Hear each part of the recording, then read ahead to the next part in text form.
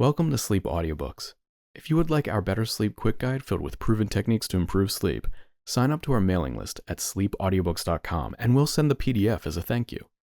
Subscribing and leaving a comment helps this channel more than you know, so please feel free to offer suggestions for future audiobooks or to just say hi. Thank you for listening. We hope you have an excellent night's sleep. This is Sleep Audiobooks.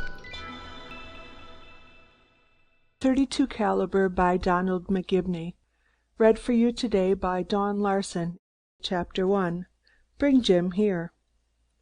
I was in the locker room of the country club, getting dressed after the best afternoon of golf I had ever had. I had just beaten Paisley 1-up in 18 holes of the hardest kind of sledding. If you knew Paisley, you'd understand just why I was so glad to beat him. He is a most insufferable conceited ass about his golf, for a man who plays as badly as he does, in addition to which he usually beats me. It's not that Paisley plays a better game, but he has a way of making me pull my drive or over-approach just by his confounding manner of looking at me when I'm getting ready to play. We usually trot along about even until we come to the 7th hole. In fact, I'm usually ahead at the 7th, and then conversation does me in.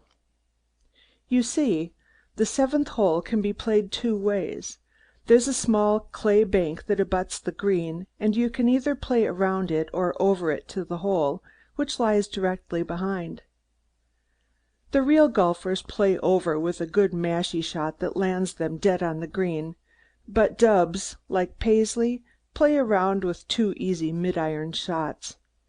When we get to the place where the choice must be made, Paisley suggests that I go around, which makes me grip my mashie firmly, recall all the things I have read in the little book about how to play a mashie shot, and let drive with all my force, which usually lands me somewhere near the top of the clay bank, where it would take a mountain goat to play the next shot.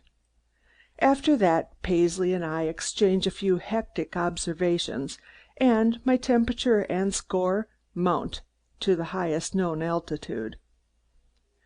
Of course, every now and then I forget my stance in Paisley long enough to send a ball in a beautiful parabola right onto the green, and when I do, oh, brother, the things I say to Paisley put him in such a frame of mind that I could play the rest of the course with a paddle and basketball and still beat him. This particular afternoon he had tried to play the 7th hole as it should be played, and though we had both foozled, I had won the hole and romped triumphantly home with the side of pig. I was gaily humming to myself as I put on my clothes when James Felderson came in.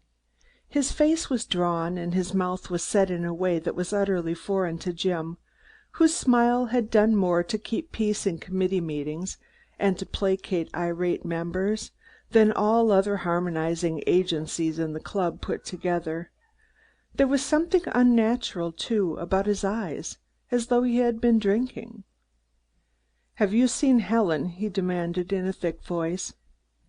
"No, not today," I answered. "What's the matter, Jim? Anything wrong?" Felderson had been my law partner ever since he married my sister Helen. I had left him at the office just before lunch, and he had seemed then as cheerful and unperturbed as usual. "Helen has gone off with Frank Woods," he burst out, his voice breaking as he spoke. It took a second for me to grasp the meaning of what he said. Then I grabbed him by the shoulder. Jim, what are you saying?" My sister left her husband? Ran off with another man? I had read of such things in stories, but never had I believed that real people in real life and of real social position ever so disgraced themselves.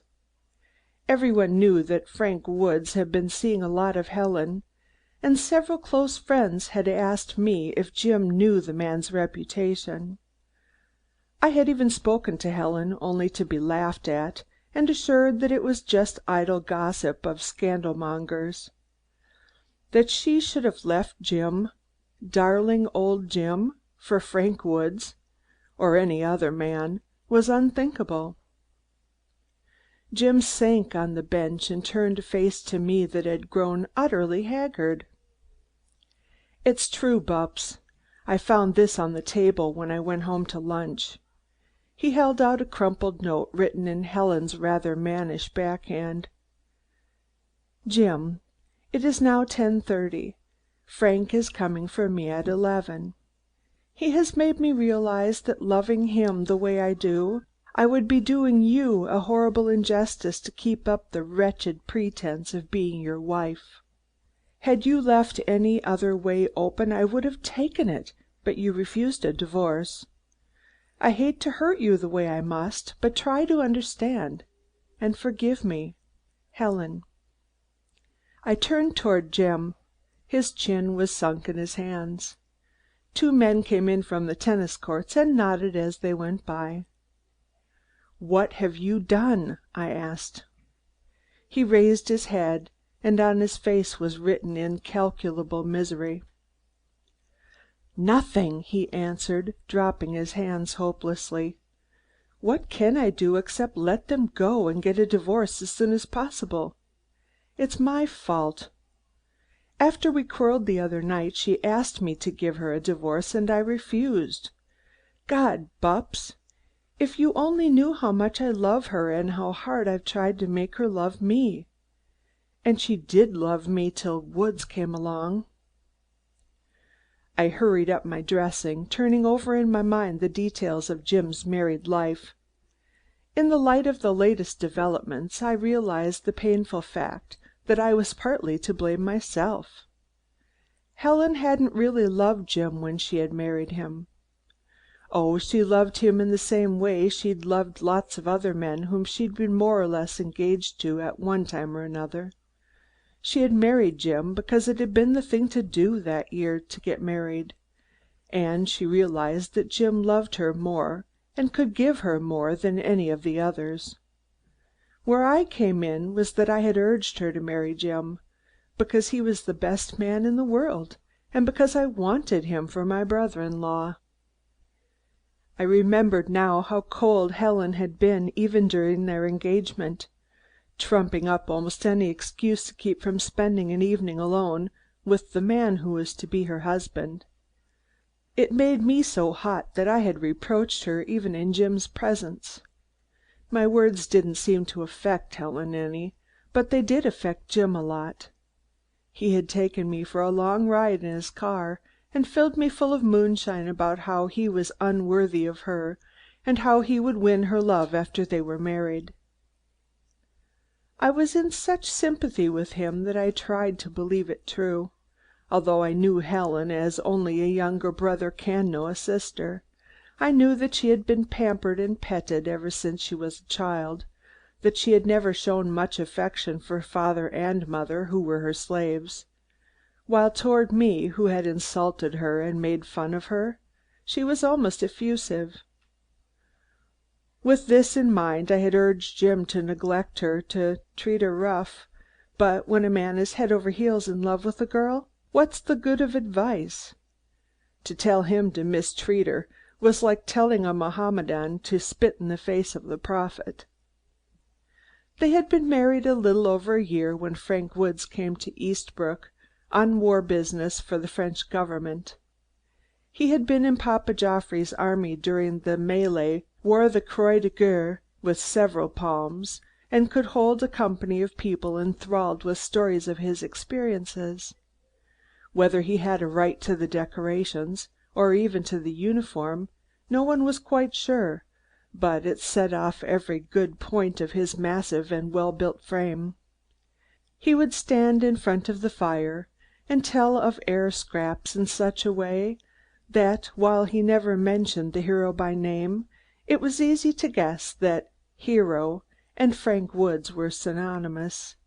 He could dance, ride, play any game, and shoot better than the best of us, and when he sat at the piano and sang, every man looked at his wife or fiancée and wondered where the lightning was going to strike.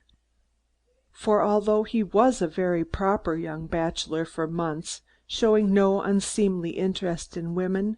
We all of us, I think, secretly felt that he was setting the stage for a grand coup.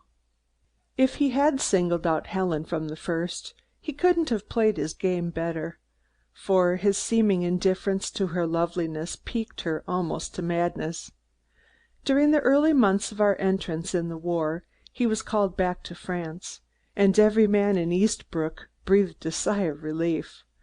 There wasn't one of us who could say why we thought him a cad, but just the same, I doubt if there was a father in Eastbrook who would willingly have given his daughter to him. He was too much of the ideal lover to make a good husband. There was something about him, too, that made no man want to claim him as particular friend, but perhaps it was because we were all jealous. While most of the younger men of the town were in France, or, like Jim and myself, in a training camp, Frank Woods came back, and this time there was no mistaking whom he had picked out for his attentions. Until the war was over and Jim home, it was not noticeable, for he was most meticulous in his behavior. But with Jim busy trying to straighten out our tangled practice, Woods lost no time in taking advantage of his opportunities. And there had been opportunities enough, heaven knows, with Jim surrounded by clients, yet trying in his clumsy, lovable way to remonstrate with Helen for seeing so much of Woods. My interference had only increased his opportunities, for the evening I told her what people were saying, she quarreled with Jim, and as a result he threw himself into his work with an energy in which enthusiasm had no part. All the time these thoughts were running through my head, and they ran much faster than I can set them down. I had been throwing my clothes on, knowing something had to be done, yet what that something was I couldn't for the life of me figure out. "Come on, Jim," I said, grabbing him by the arm and pulling him from his dejected position. "Where to?" he responded wearily.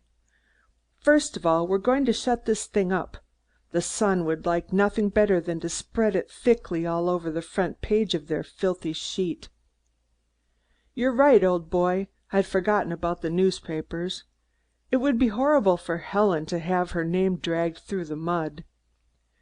"I wasn't thinking of Helen," I responded testily, "but a lot of cheap notoriety won't help our law practice any." All the spirit seemed to have seeped out of his system, so I pushed him into my car, preferring to take the wheel rather than having him drive. I can always think better when I have a steering wheel in my hands, and, knowing with what speed Jim drove ordinarily, I didn't care to trust my precious body to him in his overwrought condition. We were just backing into the drive when one of the servants came running from the club. "Oh, Mr. Thompson!" he called. I stopped the car and waited for him to come up. "What is it?" "You're wanted on the telephone."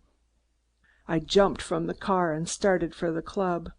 There were the usual groups of tea drinkers and bridge players scattered about on the broad veranda, and it seemed to me, as I ran up the steps, that they all stopped talking and looked at me, I thought with curiosity if not with pity. There would be no use shutting up the newspapers if that bunch of gossips were in possession of the scandal. I hurried to the telephone and slammed the door to the booth, expecting to hear the voice of some reporter demand if there was any truth to the rumor that Mrs. James Felderson had run off with Frank Woods. To my buzzing brain it seemed that the whole world must have heard that news. "Hello," I called. "Is that you, Warren?" It was Helen's voice. "Helen!" I yelled. "For God's sake, where are you?" "I am at the house. Listen, Warren, have you seen Jim?" Her voice sounded faint and strangely uncontrolled. "Yes, yes," I shouted. "He's here with me now." "Then bring him here quickly, Warren. Please hurry." "But Helen—" "Don't ask me any questions, please." There was a catch in her voice on the other end of the wire. I can't answer any questions now, but bring Jim, and hurry." The receiver clicked and I dashed out of the booth, 1,000 questions pounding in my brain. Why was Helen at the house? Had Frank Woods failed to keep his appointment, thinking better of eloping with another man's wife? Or had Helen come to her senses, seen through the thin veneer that covered the cad and the libertine in Frank Woods, and returned to her husband for good? Over and above these questions and conjectures and hopes, there was thanksgiving in my heart that the irremediable step had not been taken, that something had intervened to keep scandal and disgrace away from Jim.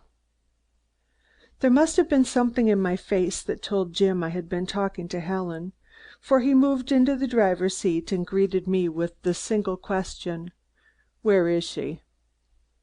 "Home," I panted, "and drive like the devil." I might have saved myself the trouble of the last, for even before I had got into the car there was a roar of exhaust and the crunching of grinding gears, and we were off down the smooth drive with a speed that quickly brought tears to my eyes and put the fear of God in my heart. How we ever escaped a smash-up after we got into the city, I can't tell to this day, for Jim never once slackened speed. He sat there with his jaws set, pumping gas and still more gas into the little car. Thrice I saw death loom up ahead of us as vehicles approached from side streets, but with a swerve and a sickening skid we missed them somehow. Once a street car and a wagon seemed completely to block the road ahead, but Jim steered for the slender opening, and when I opened my eyes we had skinned through, leaving a corpulent and cursing driver far behind.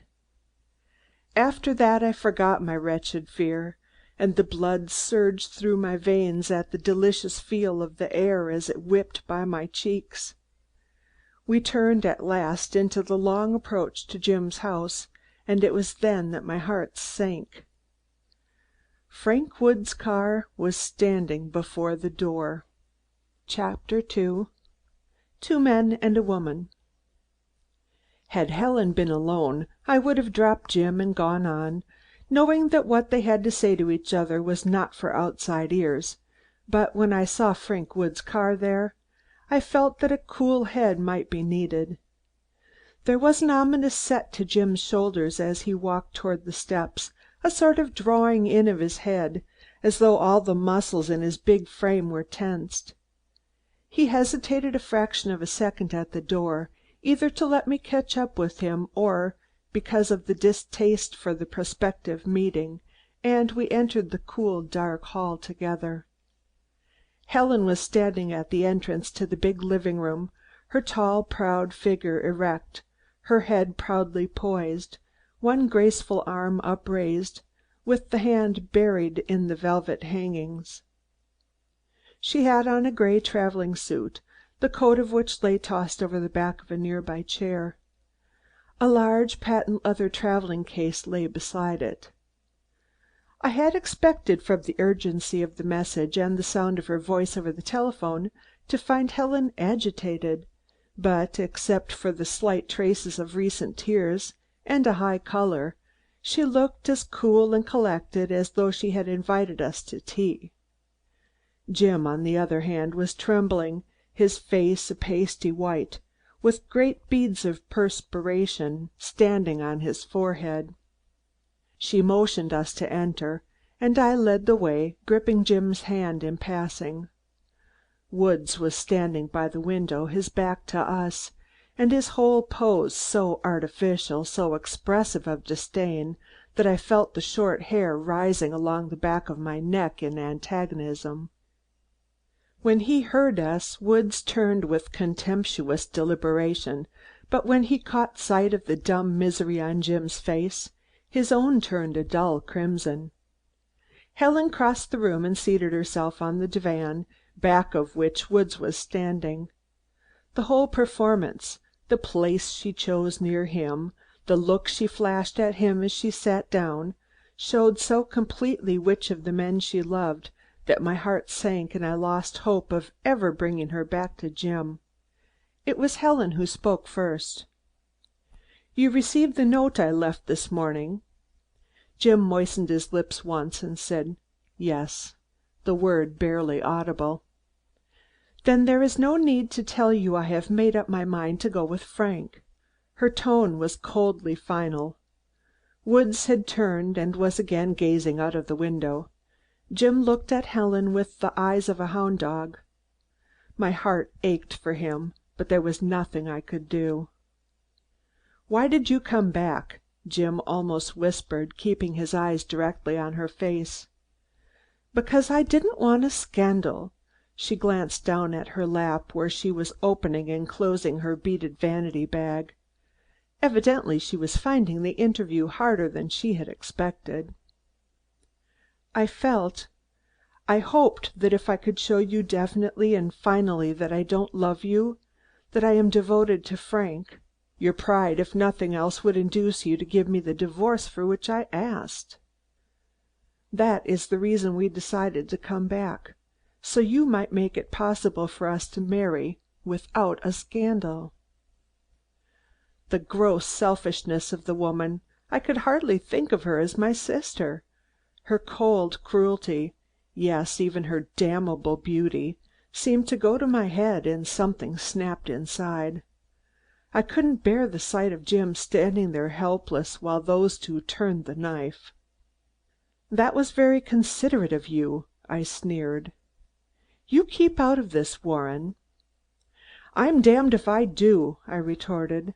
"I at least have a brother's right to tell you that a man who will sneak into another's home to make love to his wife behind his back, and then—" Woods turned quickly. "That's a lie, and you know it." Jim put his hand on my shoulder. He knew I was ready to fight. "Don't, Bupps." Suddenly he seemed to straighten into life. From the way he set his jaw, I knew that the old courage which had won so many cases in the courtroom was back on the job. "You were quite right, Helen. While I imagine your reason for not wanting a scandal was largely selfish, yet I think that consideration for my position was partly responsible for your return, and for that I thank you. When you asked for a divorce the other night, I didn't realize that your love for me was so entirely dead, or that you had fallen so completely under this man's influence. Under the circumstances, I shall give you a divorce, if only to keep you from taking matters into your own hands. I shall not do it until I have satisfied myself that your new love is real, that the man is worthy of it.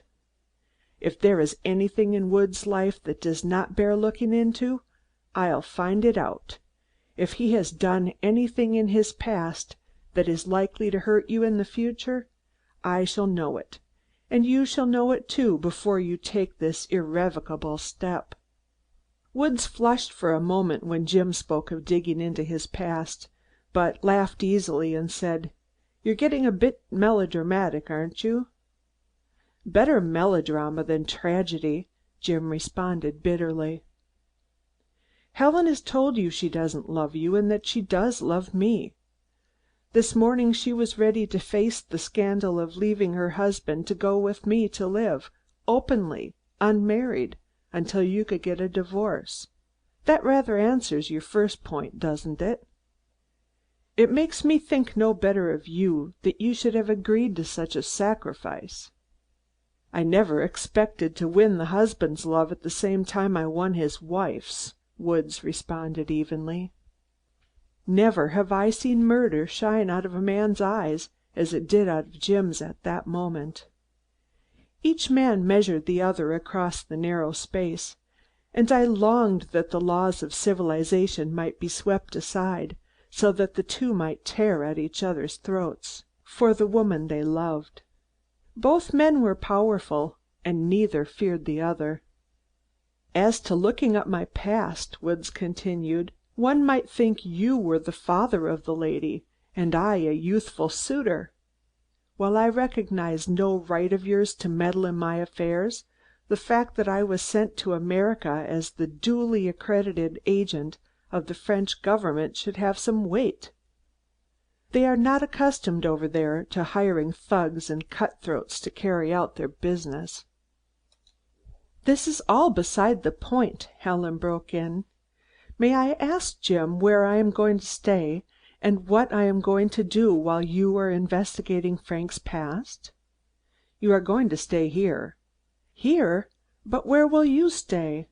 "I'm going to stay here with you." Woods came around the divan. "Look here, Felderson, can't you see Helen doesn't love you, that you've lost?" "Keep back," warned Jim huskily. "She can't stay here with you. She's no more your wife than if she had never married you. Do you think I'll allow her to stay in this house, be forced to endure your attentions?" "Who are you to say what you will or won't allow?" Jim roared, his eyes blazing. "You came into my house as my guest and stole my most precious possession. Get out of here before I kill you." Wood's face was white. For 1 minute I felt sure the two men would settle matters then and there. Suddenly he turned and said, "Come, Helen." "She stays here!" Jim cried. Helen had arisen from the divan when the two men came together. Now she stepped forward. "I'm going with Frank. We came back here more for your sake than our own. We tried to give you a chance to do the decent thing, but I might have known you wouldn't. With all your protestations of love for me, when I ask you to do the one thing that would show me that love, the one thing that would make me happy, you not only refuse, but you insult the man who means everything in the world to me. If I had ever loved you in my life, what you have just said would have made me hate you. As I never loved you, I despise and loathe you now." She started to pass him, but he grabbed her by the shoulders. His face was white and drawn, and his eyes were the eyes of a madman.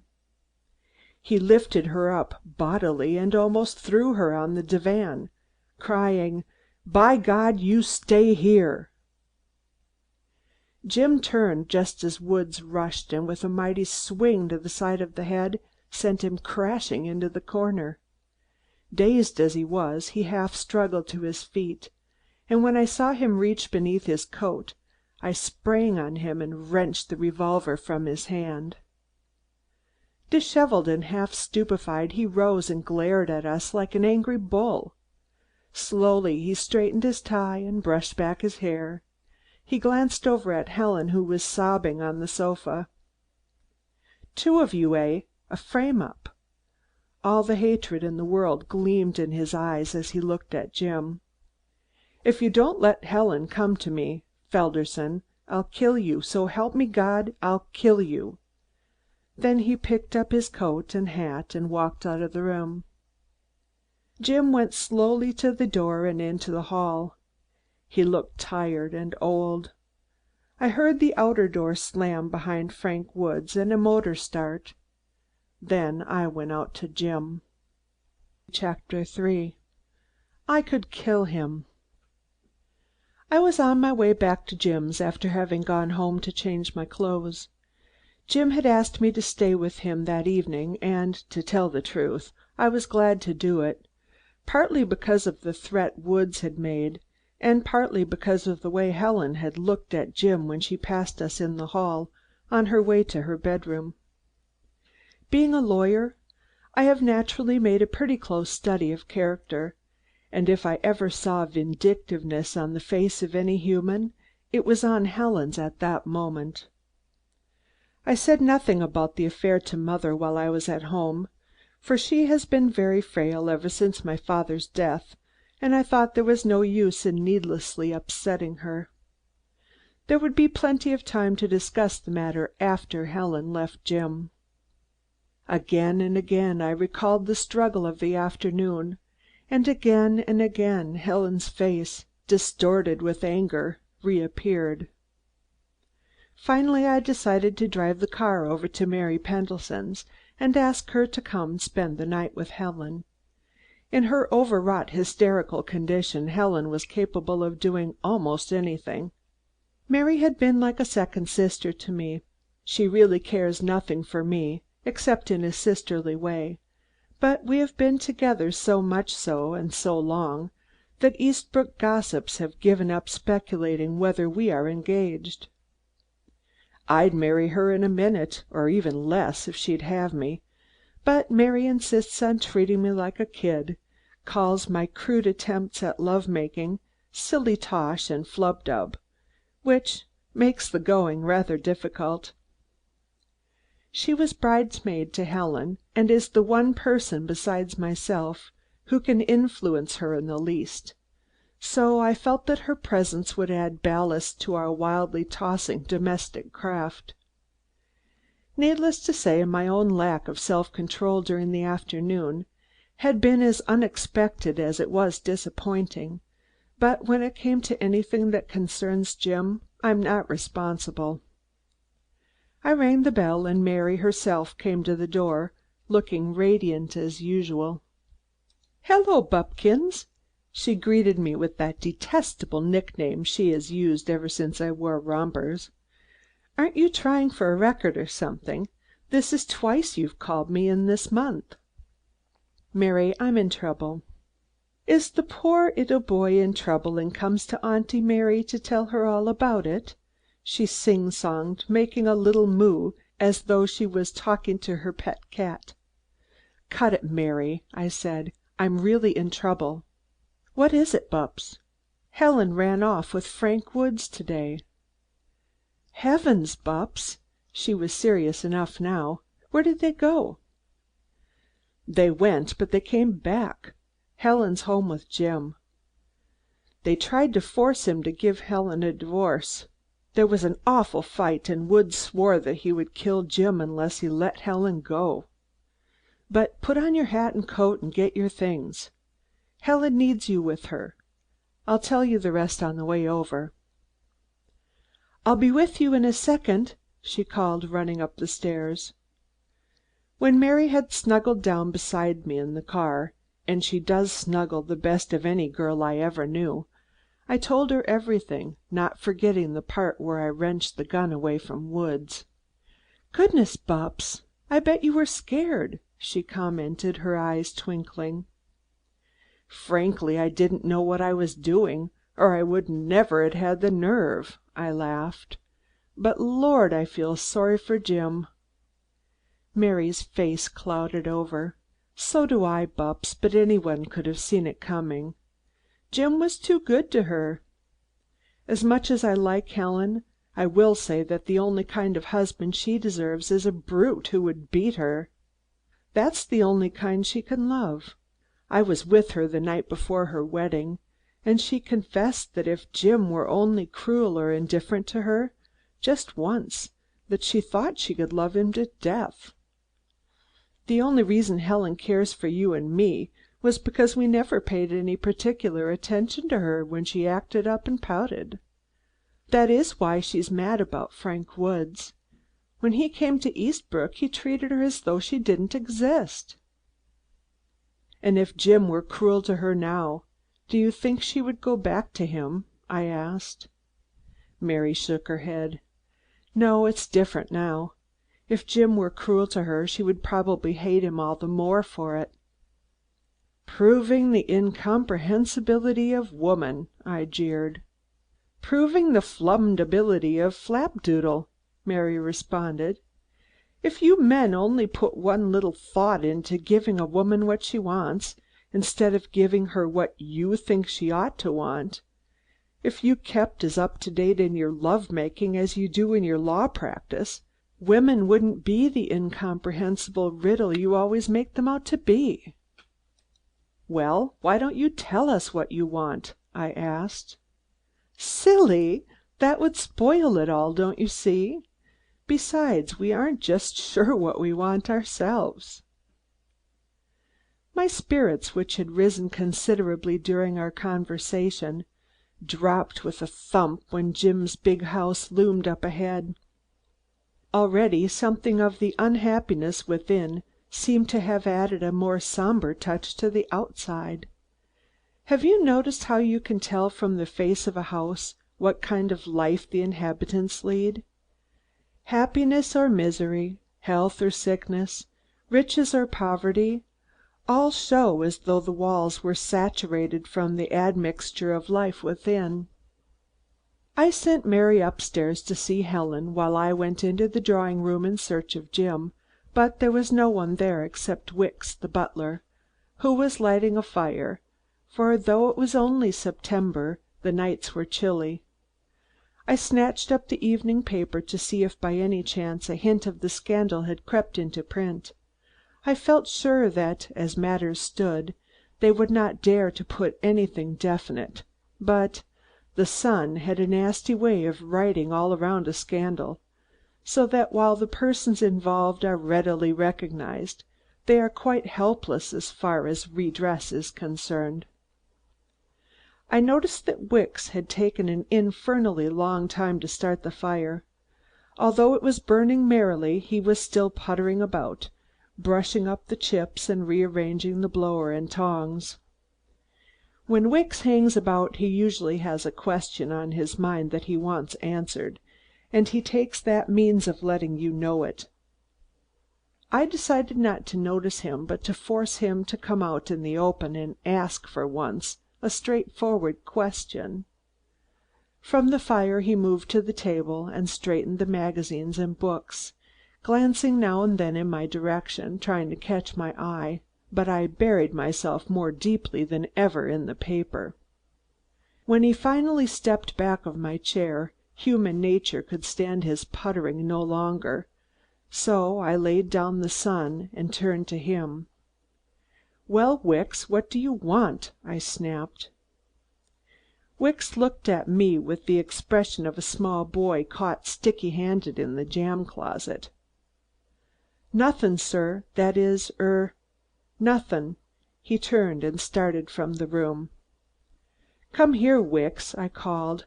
"I know when you hang around the room unnecessarily, as you have been doing the last 10 minutes, that you have something on your mind. Now, out with it." "I was merely going to ask, sir, if I had better begin looking after another place, sir." That was an extraordinary question. Wicks had been with the Feldersons ever since they were married. "What put that idea into your head, Wicks?" He was far more confused than I had ever seen him. "Meanin' no disrespect, sir, and I don't mean to be inquisitive 'bout what doesn't concern me, but I couldn't help hearin' a bit of what took place this afternoon, sir." Good Lord! I had forgotten there might be other witnesses to the scene of the afternoon besides myself. "Do the other servants know about this, Wicks?" "I think they do, sir, seein' as how Mrs. Felderson has been actin' and talkin' so queer." "What do you mean?" I demanded. Wicks struggled for composure. The subject was evidently most distasteful to his conservative and conventional British nature. "It was Annie, Mrs. Felderson's maid, sir, that upset the servants. When she came down from upstairs, she said as how Mrs. Felderson was ragin' and rampagin' around her room, sayin' that if Mr. Felderson didn't give her a divorce, she'd do violence to him, sir." "Did Annie hear her say that?" I questioned. "She says so, sir." The whole thing was so monstrous that I gasped. For this awful dime novel muck to be tumbled into the middle of my family was too sickening. My sister running away from her husband with another man, and now threatening in the hearing of the servants to kill him unless he gave her a divorce, disgusted me with its cheap vulgarity. I hid it as best I could, but the tempest inside me was brewing. "Wicks, Mrs. Felderson is not well. Tell the servants that she is greatly depressed over an accident that happened to a friend. At the present time she is so upset over that she really doesn't know what she's saying. Quiet them in some way, Wicks, and tell Annie to stay with Mrs. Felderson." "Very good, sir," and he started to leave. "And Wicks?" "Yes, sir." "There is no need of your looking for another place." "Yes, sir. Thank you, sir." Wicks departed, and I was left to my gloomy thoughts. Helen must be brought to her senses. Mary and I must work either to bring her back to Jim, or if that proved hopeless, to see that the divorce was hurried as much as possible. The very thought of having Mary along with me, with her inexhaustible fund of God given humor and common sense, gave me a vast amount of comfort and confidence. At this point Jim came in. He had had a bath and a shave and had put on a dinner coat, looking a lot more fit to grapple with his troubles than he had the last time I had seen him. Only his eyes did show the shock he'd received that day. "Communing with yourself in the dark, Bupps?" His voice was natural and easy. "Yes," I sighed. "I've been trying to see a way out of this mess." Jim lit a cigarette and threw himself into a chair. For a few moments he puffed in silence, taking deep inhalations and blowing the smoke against the lighted tip, so that it showed all the rugged strength of his superb head. "What would you say, Bupps, if I told you everything would come out all right?" "And Helen stay with you?" I asked incredulously. "And Helen stay with me," he repeated calmly. "Of her own free will?" "Of her own free will," he answered. "I should say that the events of the day had addled your brain, and that you are a damned inconsiderate brother-in-law to make a fool of me." "I mean it, Bupps," he said quietly. "What do you mean?" I demanded. "That everything will come out all right," he smiled. "But how, man?" His complacency almost drove me wild. "Bupps, have you noticed how much money Woods has been spending around here? His extravagant way of living? Where do you think that money comes from?" "His contracts with the French government," I replied. "But I happen to know he didn't land those contracts. That's the reason he beat it so suddenly when we got into the war." He tossed his cigarette into the fire. "His salary from the French, then. They must have paid him some kind of salary." "Have you ever heard what ridiculous small salaries the French government pays its officers?"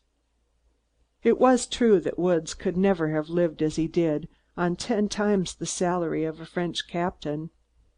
"His own private fortune, then," I suggested. "Ah, there's the point. If he has a private fortune, then my whole case falls to pieces. That's what I've got to find out. Woods has been playing for a big stake, and I think he has been playing with other people's money. Did you notice how he flushed this afternoon when I suggested looking into his private affairs? It was the veriest accident. I was stalling for time, but when I saw him color up I knew I'd touched a sore spot. No, Bupps, I don't think Woods has a private fortune." "But even if you show him up as worthless, will Helen come back to you, Jim?" The color came up in his face and he laughed with a queer twist of his mouth. "Am I as horrible as all that, Bupps?" His words brought a lump to my throat. I went over to him and almost hugged him. "Jim, you're such a peach, damn it all!" I heard light footsteps behind me. "Oh, Bupps," laughed Mary, "if you'd only make love to me in that ardent fashion, I'd drag you to the altar by your few remaining hairs." I stood up, blushing in spite of myself. She can always make me feel that whatever I am doing is either stupid or foolish. "Dinner is served and I'm starving. Come on, people," she announced, leading the way to the dining room. "Where's Helen?" I asked.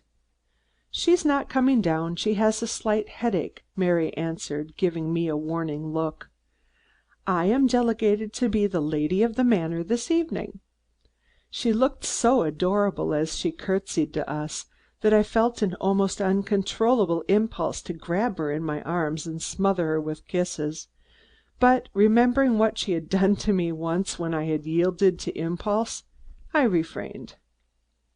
When we sat down to the table, Helen's empty place threatened to cast a gloom over the party, so Mary told Wicks to remove it. "It's too much like Banquo's ghost," she whispered, laughing merrily at Jim.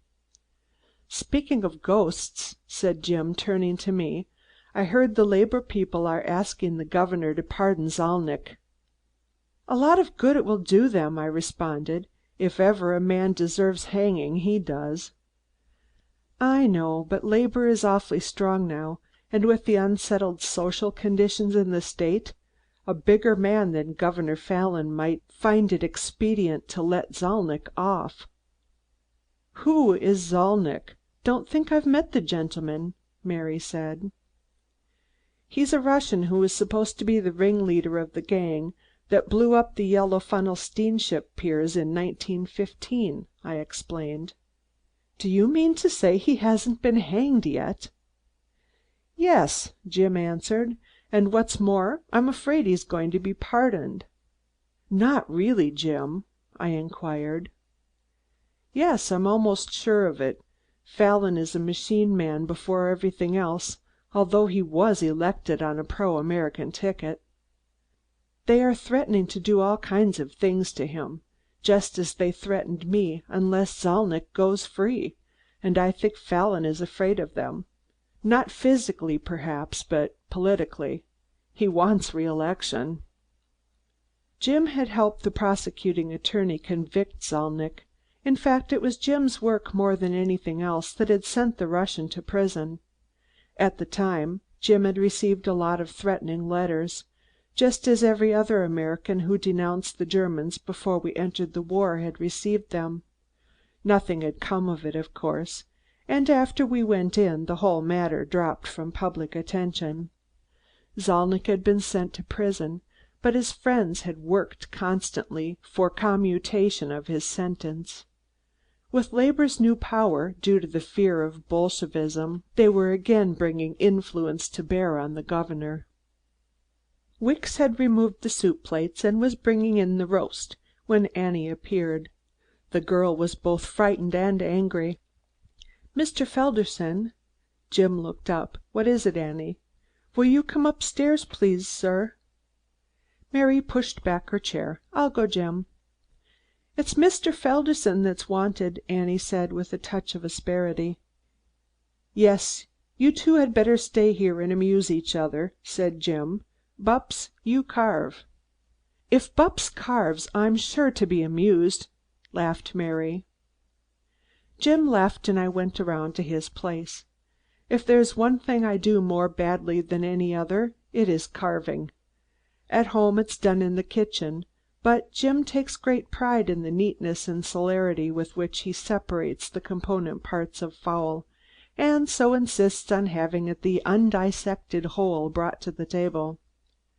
"What is it tonight?" Mary asked as I eyed my task with disfavor. "Roast duck." I tried to speak casually. "Wait, Bupps, while Wicks lays the oilcloth and I get an umbrella." "Smarty," I responded, grabbing my tools firmly. "You wait and see. I watched Jim the last time he carved one of these and I know just how it's done."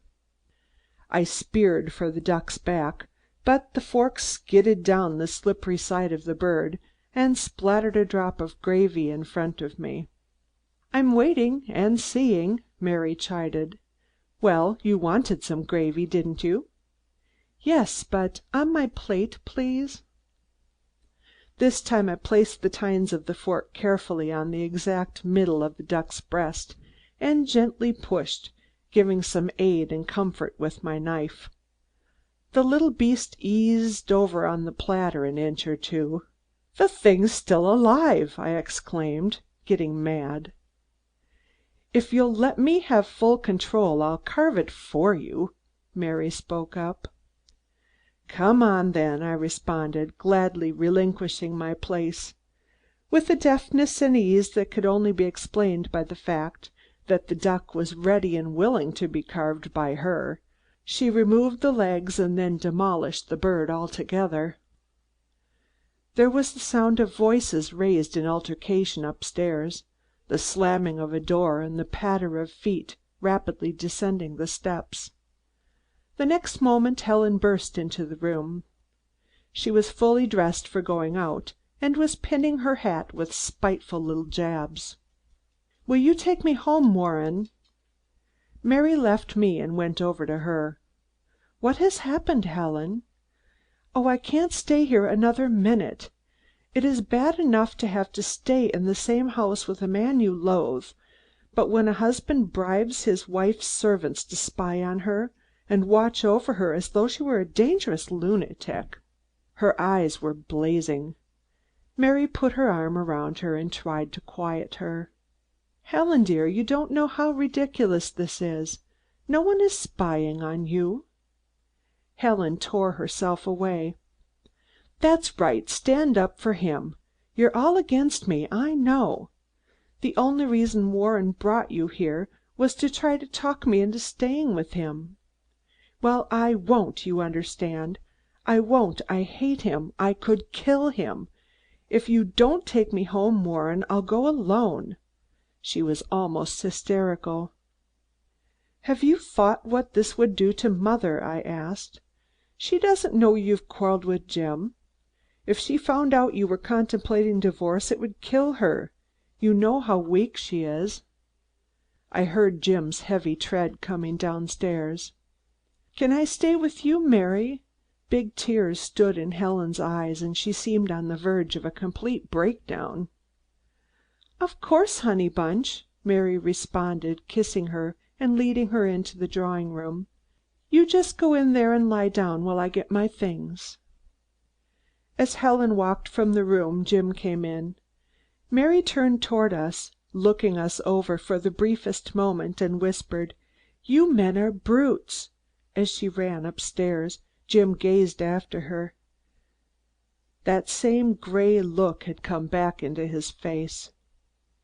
"I guess we are," he said, shaking his head, "but I don't know how or why." I patted him on the shoulder and went for my coat. Whether he realized it or not, I knew Helen would never come back to him. I went out to the car and turned on the lights. The white moon was sailing through a sky cluttered with puffy clouds, its soft radiance bathing the house and grounds in mellow loveliness. It all seemed so remote from the sordid quarrel inside that its beauty was enhanced by the contrast. Here was a night when the whole world should be in love. Nature herself conspired to that end, and yet there were thousands of men and women who were so forgetful of everything except their own petty differences that they turned their backs to the beauty around them in order to hurt each other. As Helen and Mary came out of the door, I climbed into the car and said to myself, "Damn men, damn women, damn everything." Chapter 4. The Worst Happens. I was late getting down to the office the next morning, for I had gone back to Jim's and talked until all hours. It seemed that my instructions to Wicks, to tell Annie to stay with Helen, had been taken quite literally by the estimable pair, for when Helen had told the girl to leave, she had refused, saying that Mr. Felderson had ordered her to stay. That was what precipitated the quarrel. Even when I left Jim to go to bed, I had heard him walking back and forth in his room, and once during the night I heard him shut his door. Thinking perhaps he might want to talk to me, I went to the door and knocked.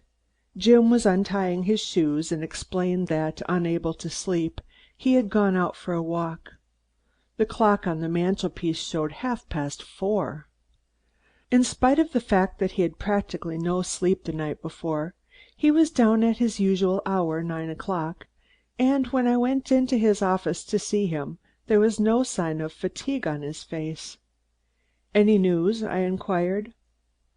"This may interest you," and he tossed over the morning paper, folded to an article on the first page. "Zalnitch freed. Governor Fallon pardons man implicated in Yellow Pier explosion. Prisoner upon release makes terrific indictment against those responsible for his imprisonment. I glanced hurriedly down the long article. One paragraph in particular caught my eye. It was part of a quotation from Zalnitch's speech to the reporters. "Those who were responsible for my imprisonment may well regret the fact that justice has at last been given me.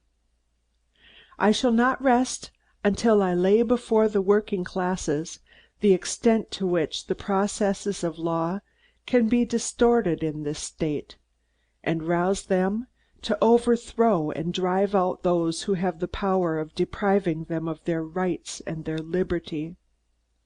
I shall not rest until I see a full meed of punishment brought to those who have punished me and hundreds like me.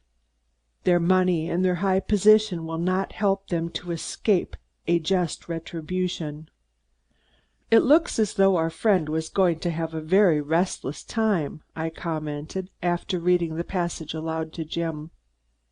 "Vengeance is mine, saith Zalnitch." Jim's eyes twinkled. "You're not afraid of him, are you, Jim?" I asked. "No more now than ever, Bupps." His face suddenly clouded over. "Wouldn't it clear the air, though, if they did carry out their funny little threats and put me out of the way? When I think of some of the things Helen has said to me during the last month, I almost wish they would." "That sounds weak and silly," I scoffed. "Not a bit like you, Jim." "Cheer up. Give Helen a divorce and let her go. She's not worth all this heartache." Jim sat for a moment thinking. "You don't know what this has done to me, Bupps. It's not as though divorcing Helen would have straightened the whole matter out. Ever since I've known Helen, I've idolized her, foolishly perhaps. She has been the one big thing worth working for, the thing I've built my whole life around. I've got to fight for her, Bupps. I can't let her smash my ideals all to pieces. I've got to make her live up to what I always believed her to be." The tone of the man, the dead seriousness of his words, made me want to disown Helen and then kill Woods. I left the room with my eyes a bit misty and did my best, in the case I was working on, to forget. For 2 days I was kept so busy I hardly saw Jim except when I had to go into his office for papers or to consult an authority. I was trying to win a case against the L.L.&G. Railroad, and though I knew my client could never pay me a decent fee, even if I should win, I was pitted against some of the best lawyers in the state, and was anxious for the prestige that a verdict in my favor would give me. The case was going my way, or it seemed to be, but the opposition was fighting harder every day, so that I had time for little else than sleep, work, and food. Frank Woods had apparently left town, either on business or to give Helen a clear field to influence Jim. Helen was still at Mary's, and her presence on a visit there was so natural that it hid her separation from Jim better than if she had gone home to mother. I was just leaving for court one morning when Jim called me into his office. There was a gleam of triumph in his eyes, and his whole attitude was one of cheerful excitement. "Have you a minute, Bupps?" "Only a minute, Jim. This is the day of days for me." There were several letters and telegrams lying on the table. Jim pointed exultantly to them and cried, "I've got him, Bupps. There is enough evidence there to send Woods up for 20 years. I wouldn't have used such underhanded methods against anything but a snake, but I had to win. I had to win."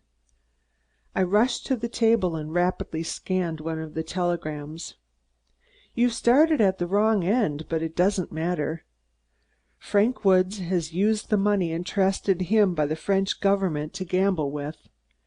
He counted on the contracts with the international biplane people to bring him clean and leave him a comfortable fortune besides. The end of the war and the wholesale cancellation of government contracts killed that. To cover his deficits, he borrowed from the Capital Loan and Trust, and they are hunting for their money now." "How did you find all this out, Jim?" I demanded breathlessly. "From friends, good friends, Bupps.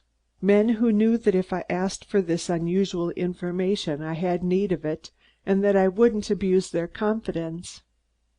"And now that you've got it, what are you going to do with it?" "I have sent messages to Woods, to his apartment, to the club and to the International plant, saying that I want to see him. I know he is working like the devil to get the contracts to furnish the government with mail planes for next year. If he gets that contract, he may possibly pull through, for the bank would probably extend his credit. But if knowledge of his illegal use of the money entrusted to him by the French government ever gets out, he knows it's the stripes without the stars for him."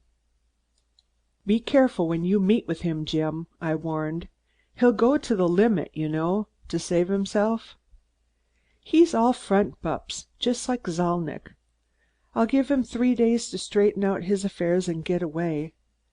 If he hasn't left by then, I'll put all the evidence I have into the hands of the Capital Loan and Trust." "Are you going to tell Helen about this?" I asked. Jim pondered a moment. "I haven't decided that yet.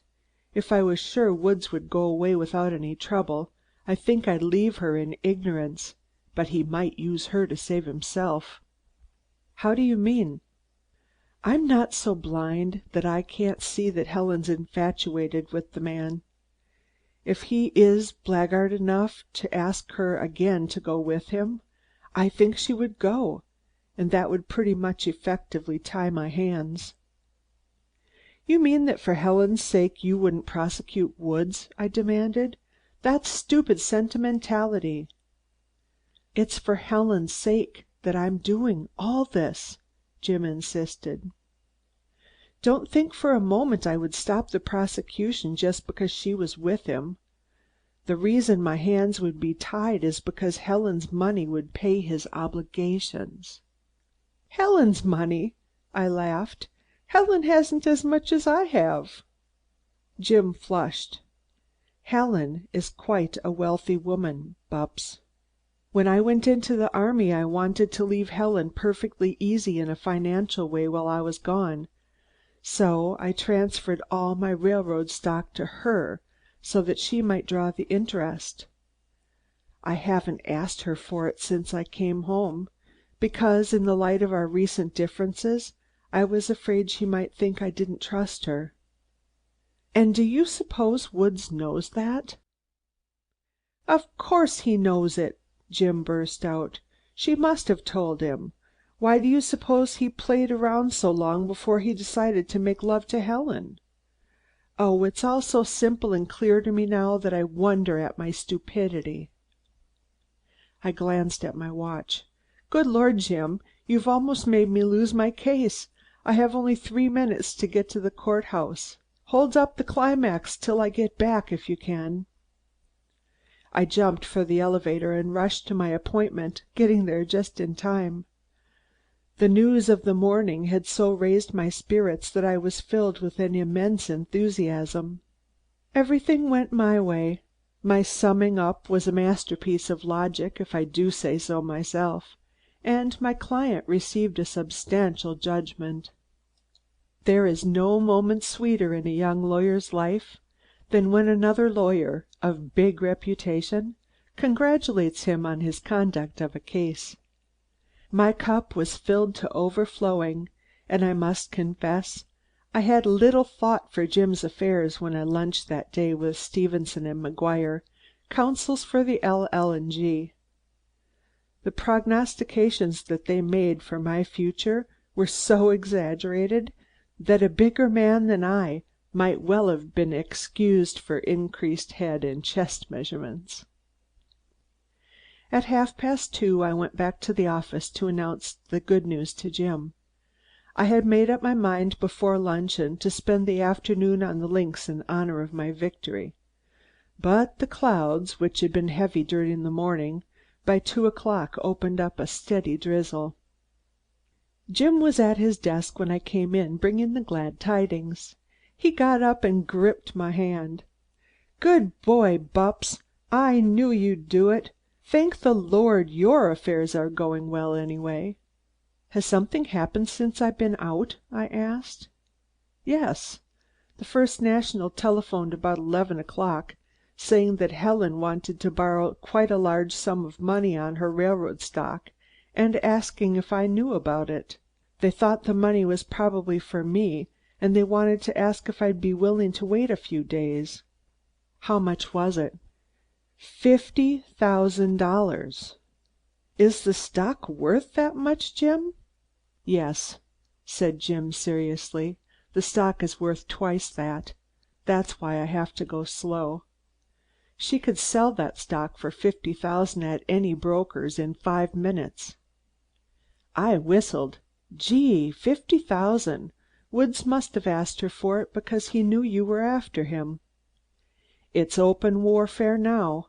I told the bank I knew what the money was for, and that it would cause no inconvenience for me to have them hold up the loan for a few days.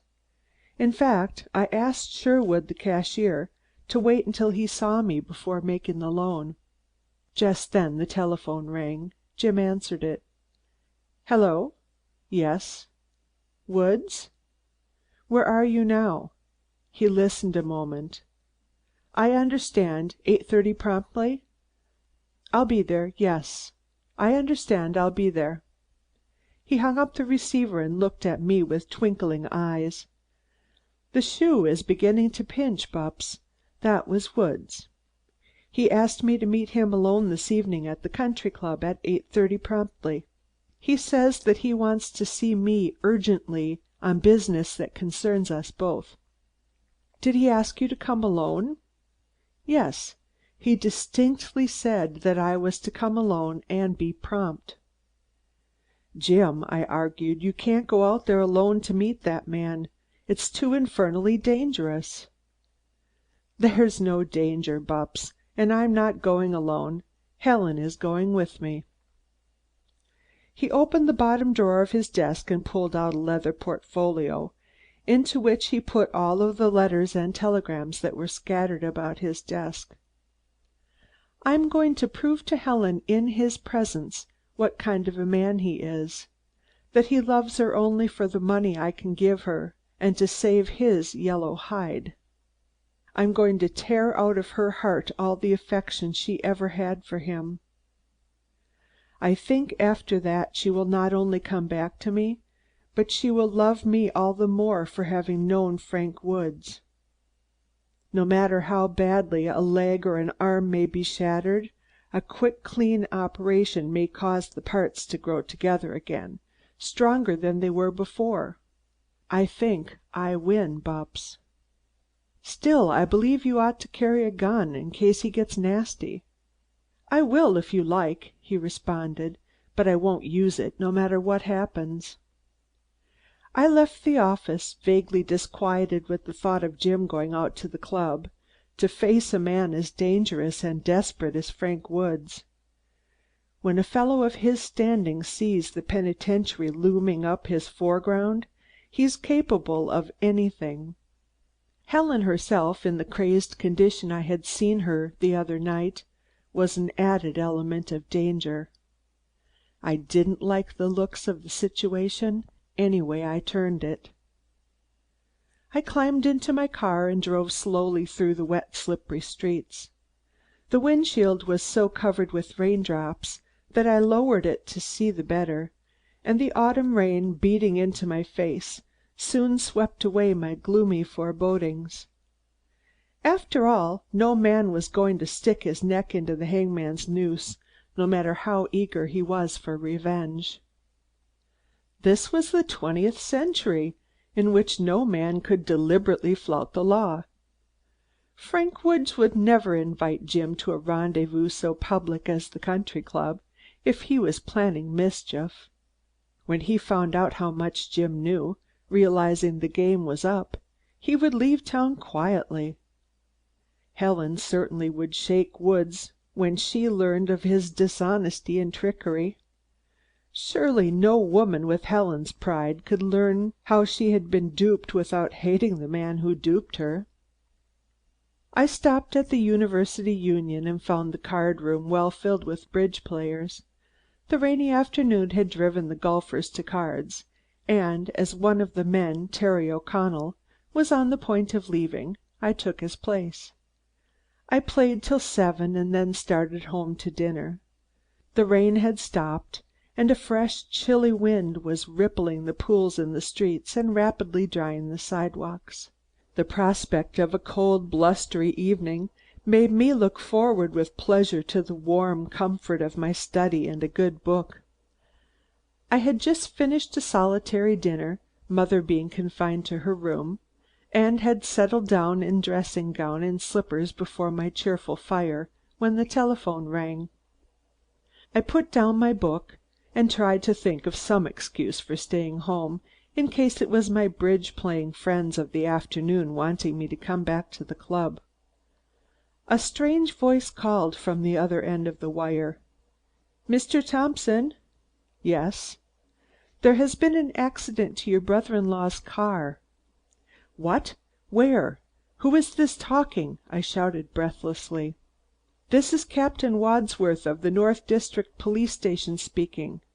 Your brother-in-law has had a very bad accident with his car at the second bridge on the Blandesville Road. Both Mr. and Mrs. Felderson were pretty badly injured." "Where are they now?" I gasped, fear clutching at my throat. "They've been taken to St. Mary's Hospital." I slammed down the receiver and tore into my clothes. I ran out to the car and drove through the dark, wet streets regardless of speed laws. From out of the gray gloom, the heavy bulk and lighted windows of St. Mary's loomed just ahead. I ran up the steps and went at once to the office. 3 nurses were standing there talking. "Can you tell me where they have taken Mr. and Mrs. Felderson?" "Were they the people in the automobile accident?" I nodded my head. One of the nurses led me to a large room on the second floor. As we neared the door a young interne, so the nurse told me, came out. He was thoughtfully polishing his glasses. "I am Warren Thompson, Mr. Felderson's brother-in-law," I explained. "Can you tell me how bad Mr. and Mrs. Felderson were hurt?" He put his glasses back on his nose and looked at me sympathetically. "Mr. Felderson is dead, and Mrs. Felderson is dying," he said. Chapter 5. Accident or Murder. Have you ever had the whole world stop for you? Well, that's what happened when that young interne told me that Jim was dead. I must have been half mad for a few moments. At least they said I acted that way. Sometimes tragic news deadens the senses, like the brief numbness that follows the sudden cutting off of a limb, the pain not manifesting itself until some time afterward. But with me, the fact of Jim's death clawed and tore at the very foundation of my brain. It stamped itself into my sensibilities with such a crushing force that I writhed under the burden of its bitter actuality. I felt as though I, myself, had died, and my spirit, snatched from the brilliant, airy sunlight of life, had been plunged into the hammering emptiness of hell. Jim is dead. Big, happy, kind-hearted Jim is dead, ached through my brain. They gave me something to drink, ammonia, I think, and my whirling head began to clear. "Can I see Mrs. Felderson?" I asked the interne. It was he who had given me the ammonia. "I'm afraid not," he replied. "She is being prepared for the operating table." "There is a chance, then, of her being saved?" I clutched at his arm. He slowly shook his head. "One chance in 1,000 only, I'm afraid. There was a severe concussion of the brain and a slight displacement of one of her cranial vertebrae. Luckily Dr. Forbes is here, and if anyone can save her, he can." He got up from the seat beside me. "Now, Mr. Thompson, I advise you to go home and get a good night's rest. You can do nothing here, and the next few days are bound to be a great strain." "You will telephone me at once the result of the operation?" I asked quickly. "I wouldn't count too much on the operation," he said kindly, "but yes, I will let you know." He turned and walked back toward Helen's room. Just then the door was opened and there appeared a sort of elongated baby cab without a top. On this wheeling table was a still white bundle, from which a stifled moan escaped now and then. Shaken with terror and nausea, I ran for the stairs and did not stop until I got into my car and was racing away. As I drove, my brain cleared, and I remembered that there were others to whom the tragedy was almost as vital as to myself, and who ought to be informed. I stopped at a corner drug store and called up Mary. Mother should not be told until a physician could assure me that she was strong enough to stand the shock. Mary was wonderfully sympathetic and tender, not voluble the way some women would have been. She asked me if I had been to the scene of the accident, and when I told her I was just going, she asked me if I wanted her with me. As it was after 10 o'clock and the rain had begun again, I told her no, and added that I'd come to see her in the morning. When I left the telephone booth, the drug clerk stared at me inquisitively. "You look all fagged out," he said frankly. "I'm not feeling very well," I replied, struggling into my raincoat. "Better let me give you something to fix you up," he suggested. I acquiesced, and he went to the shelf and shook some white powder into a glass. Then he put some water in it and it fizzed merrily. I drank it at a gulp and climbed into the car, starting for the second bridge on the Blandesville road. The drink braced me up, and as I drove I began to recall the events of the last few days, and for the first time to wonder if they had any connection with the tragedy. Captain Wadsworth had told me it was an accident. Could Frank Woods have been in any way responsible? No, certainly not, for Helen had been in the car, and he surely would never have done anything to put her life in jeopardy. But Woods didn't know that she was there.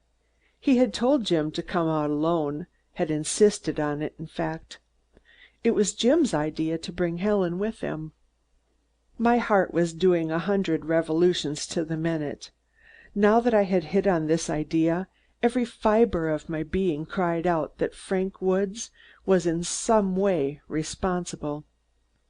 I tried to urge my car to more speed. The wreck would surely tell me something. I determined to hunt every inch of ground around that place for a clue. Woods would have to prove to me that he had nothing to do with the accident before I believed him innocent. I drove up the long hill overlooking the little bridge that had suddenly assumed such a tragic significance in my life. It lies at the bottom of a hill about halfway between the city and the country club, and on the loneliest stretch of the entire road.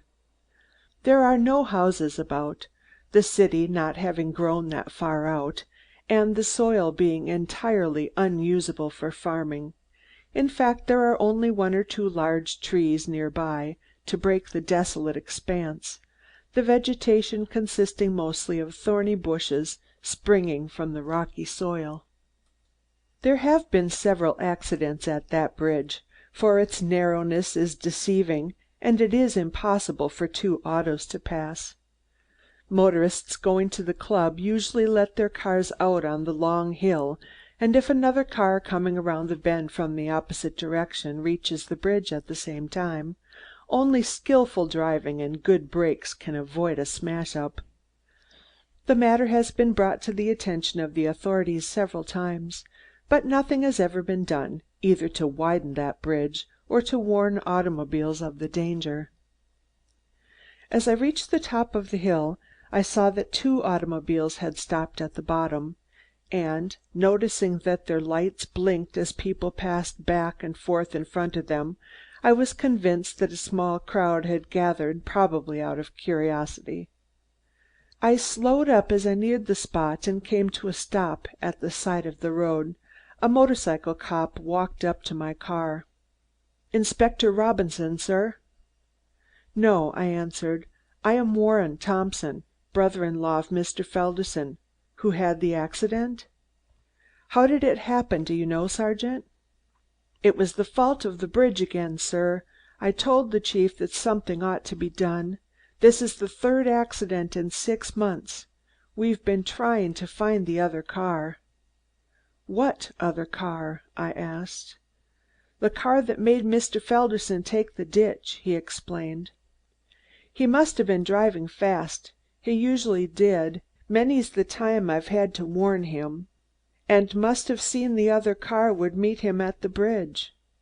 He stopped too quick, skidded off the road and turned over in the creek." I shuddered as I pictured the scene. One of the automobiles turned around and the lights picked out the upturned wheels of Jim's car. It looked like some monster whose back had been broken. It was a large Peckworth Pierce touring car, and the force of the crash had twisted and smashed the huge chassis. Several men were gathered around the car, examining it with the aid of a barn lantern. "Where were the bodies found?" I asked, my voice trembling. "Mrs. Felderson was over there on the bank. She was thrown out likely when the car left the road. Mr. Felderson's body was under the machine." While the thought of the heavy weight crushing the life out of Jim sickened me, I thanked God that the death must have been instantaneous. He pointed to a man standing by the wreck. "That man over there? He found them and took them to the hospital after sending one of his friends to notify the police." The man evidently heard our voices and came over to us. "Is this the inspector?" he asked. "No," I replied. "I am Mr. Felderson's brother-in-law." "Oh, I'm sorry," he said quickly. "May I express my deep, deep sympathy?" "Thank you. Will you tell me how you discovered the accident?" "I had been out to Blandesville on business and was returning with a party of friends. As we neared the bridge, one of them caught sight of the upturned automobile in the creek and we stopped. We found Mrs. Felderson first, being attracted by her moans. We went at once to the car, and as there were 4 of us, we were able to lift the automobile sufficiently to get Mr. Felderson from under it. We knew that the woman was still living, but none of us was a doctor enough to tell whether Mr. Felderson was alive or not. We carried them quickly to our car and hurried to St. Mary's, dropping one of my friends at the North District station to inform the police what had occurred. Afterward we drove back here, thinking we might be wanted in case there was an investigation." "Did you see the lights of any car ahead of you as you came along the road?" I asked. "Did any car pass you going in the same direction?" "A car turned in ahead of us from the Millerstown road about 10 minutes before. Do you think that might be the car that was partly responsible for this accident?" I queried. Of course no one could be sure in a situation of that kind, but I wouldn't doubt it at all. It left us behind as if we were tied. Another car had driven up while we were talking, and our policeman had gone over to it at once. He came back now, accompanied by a short, heavy-set man in plain clothes. "I am Inspector Robinson, detailed to examine into this affair. Were you the man who discovered the accident?" he asked, addressing my companion. "Yes, Inspector. Pickering is my name. I'm with the Benefit Insurance Company." He told of the circumstances of the discovery to the plain clothes man, who, all the time Pickering was talking, bustled up and down and around the car. Finally he made Pickering show him just where the bodies lay. "Distressing, distressing," the inspector chirped. "Dreadful accident. Dreadful indeed, but quite to be expected with fast driving. If they will risk their lives "Inspector," I broke in, "I am the brother-in-law of the man who drove that car. While he was a fast driver, he was not a careless one. I've never known him to have an accident before." The little man irritated me. "That's the way it always happens," came back at me. "They take risks a dozen times and get away with them, and then blooey!" "But aren't you going to find the other car?" I demanded. "What other car?" he snapped. "The one that must have been coming from the opposite direction, that caused this accident." "Do you know there was any such car?" he bristled. "There must have been," I answered. "No accident has ever happened here except under such circumstances. Besides, Mr. Pickering saw a car turn into this road ahead of him not 10 minutes before the accident." Robinson looked from me to Pickering as though we were both conspiring to defeat justice. "Did you see such a car?" he barked at Pickering. "A car turned out of the Millerstown Road and went toward the city about 10 minutes before we discovered the bodies," Pickering replied evenly. "Why didn't you say so?" the detective asked sharply. "What kind of a car was it?" "A black limousine with wire wheels. I couldn't see the number." Robinson's humor seemed to have come back. "Now we're getting on," he said, rubbing his hands. "That's better. That's much better. If you gentlemen had just told me that in the first place, we'd have saved all this time." He turned to the motorcycle policeman. "Feeney, go over to Millerstown and inquire if a black limousine with wire wheels stopped there tonight between 8 and 9 o'clock." A figure, unnoticed in the darkness, approached. It proved to be a lanky farmer, who spoke with a decided drawl. "I reckon I can help you thar. There was a big limousine tourin' car, wire wheels, went through Millerstown 'bout 8:30, quattah to 9. I know, 'cause it dern near run me down." "Do you live in Millerstown?" the inspector questioned. "Yep. Came over to see the accident." "Did that auto stop in Millerstown?" The farmer chuckled and expectorated. "It didn't even hesitate." "Can you tell me anything else about it?" I spoke up. The inspector glared at me. "I'll conduct this investigation, Mr. er." The farmer scratched his head. "Well, nothin' much. It went too blame fast for me to git more'n a good look. But I did see that it was full o' men, and the tail light were busted, and they wasn't no license on it." "You sure of that?" the inspector asked. "Yep," he said. "I'm sure, 'cause I was goin' to report 'em." Again the inspector turned to Feeney, who had been listening intently. "Feeney, go in and tell the chief to issue instructions to all the force to keep an eye out for a black limousine with wire wheels and a broken tail light and no license tag.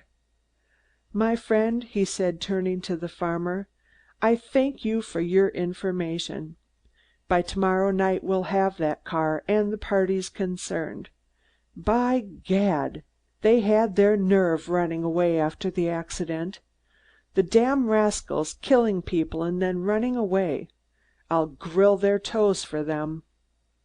The malice of the little detective, his readiness to jump from one conclusion to another, reminded me for all the world of some disagreeable little barking dog that chases every passing vehicle. I bade him good night, shook hands with Pickering, and was on my way back to my car, when another automobile drove up. 3 men jumped out, and as they passed in front of the lamps, I recognized Lawrence Brown and Fred Paisley from the club. The third man was Frank Woods.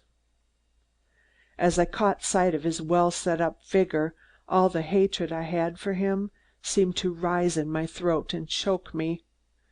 Try as I would, I couldn't separate him from the tragedy. When the farmer said the black limousine was full of men, I realized that Frank Woods couldn't have been one of them, and yet so great was my distrust of the man that I felt like accusing him on the spot. Larry Brown caught sight of me and wrung his hands. "Damn it, old man, I can't tell you how sorry I am." Paisley patted me on the back. "If there's anything we can do, Thompson." I shook my head and tears came to my eyes. They made me realize poignantly how much I had lost. Woods didn't join us. He knew if he tried to sympathize with me after the affair of the other day, I would throttle him for his hypocrisy. "Was Jim killed outright?" Brown asked. "Yes, and there's one chance in 1,000 for Helen." Both men started. Was Mrs. Felderson there? "They telephoned us at the club that Jim had been killed, but we didn't know she was with him." They glanced at each other and then at Woods, who was standing by the side of the overturned car.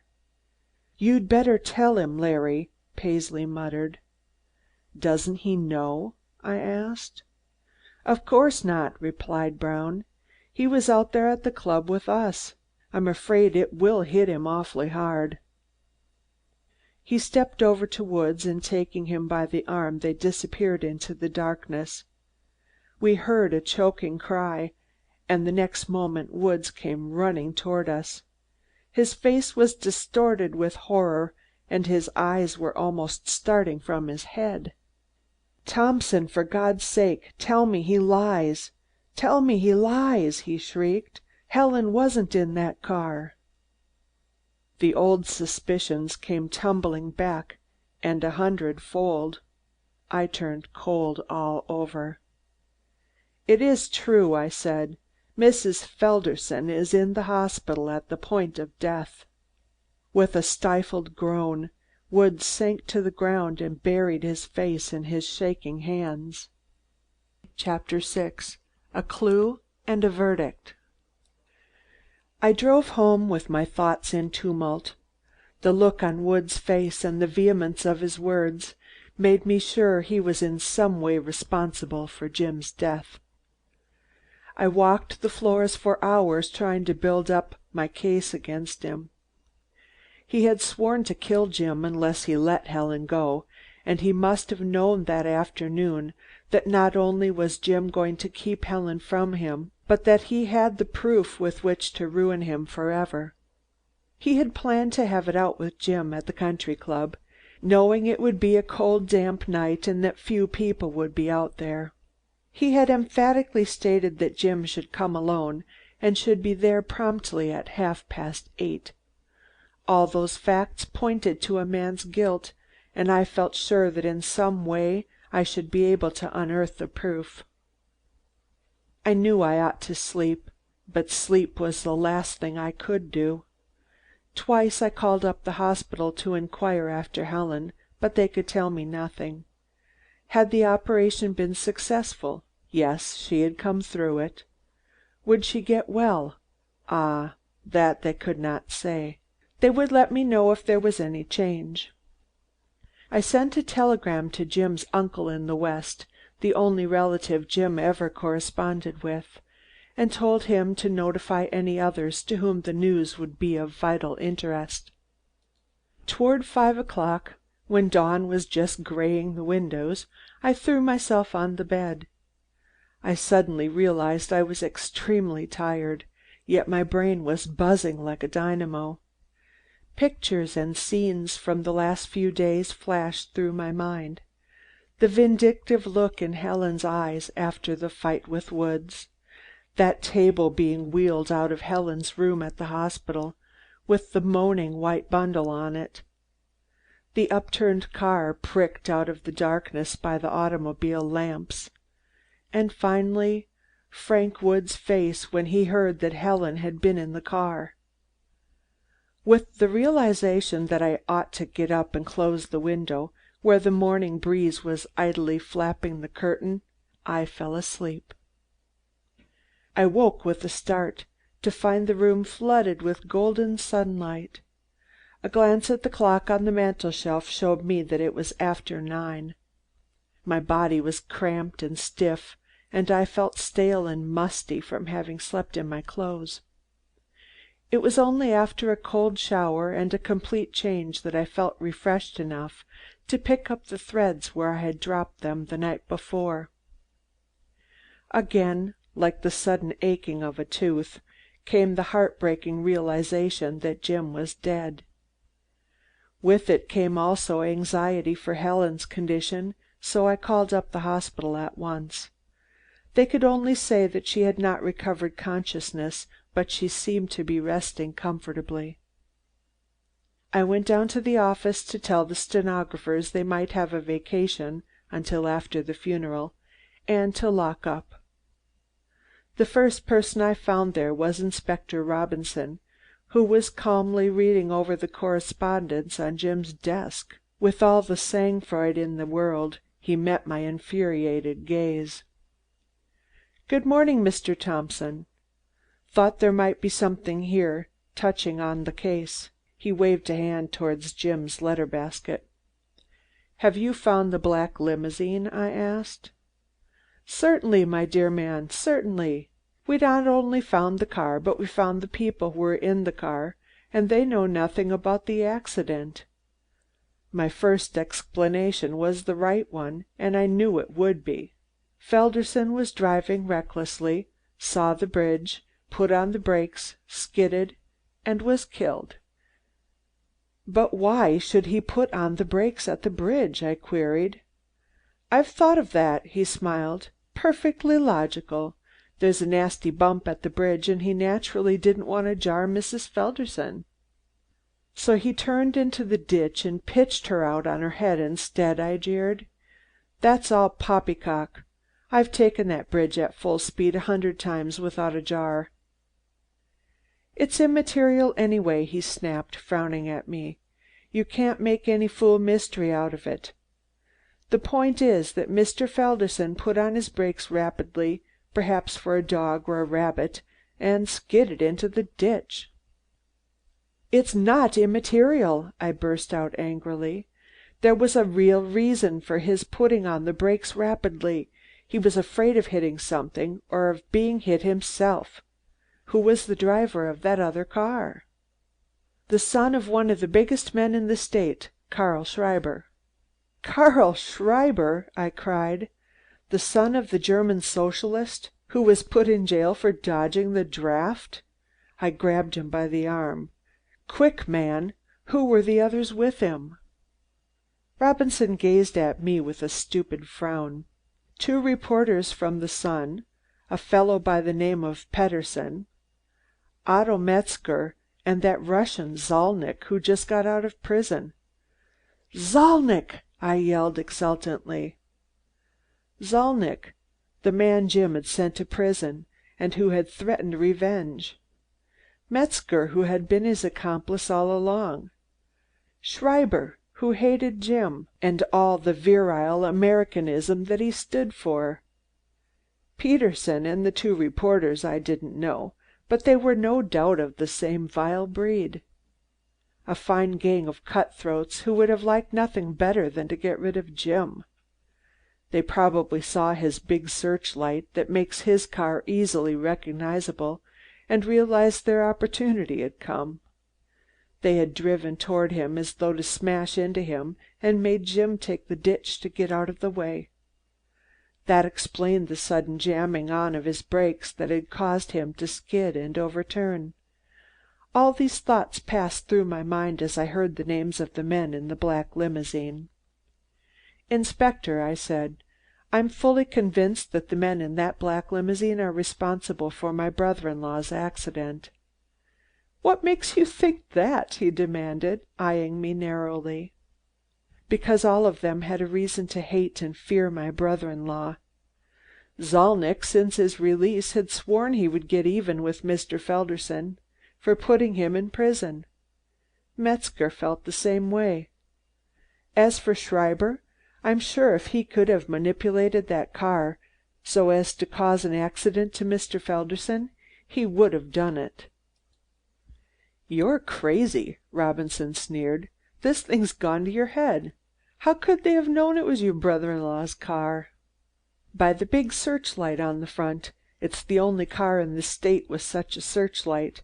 Mr. Felderson's car was so fast that the police sometimes used it, and he had their permission to wear that light, as you probably know. Also, it may have been dark enough to use the searchlight, and yet light enough so that the car could be distinguished at 100 feet. If there was any light at all, that big Peckwith-Pierce car could be recognized by anyone. He was impressed. I could see it by the thoughtful, shrewd look that came into his eyes. Already he was making arrests by the wholesale, in his mind.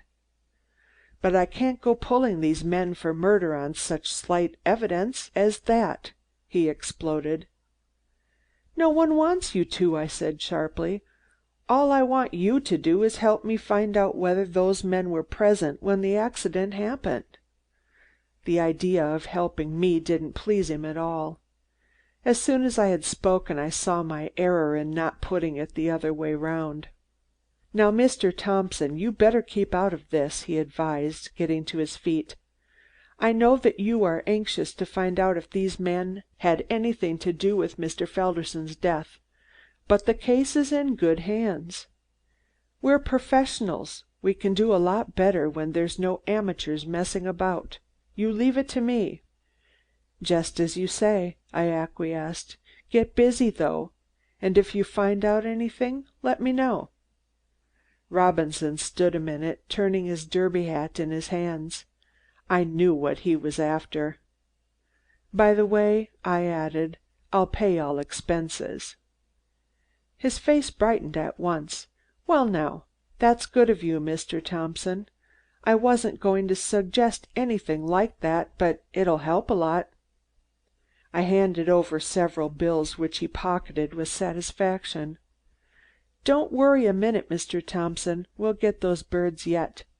I was pretty sure that they had something to do with it all the time. You've got the best man in the department on the job. He put on his derby hat with a flourish and trotted out the door. I recalled that I had told Mary I would see her, so I dismissed the stenographers and locked up the office. It was a perfect morning, with all the warm, spicy perfumes of Indian summer. Overhead a blue sky was filling with tumbled clouds of snowy whiteness.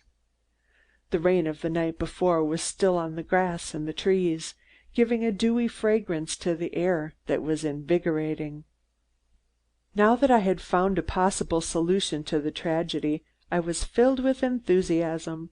I felt that if I could bring Jim's murderers to trial, I would conduct such a case for the prosecution as would send them up for life.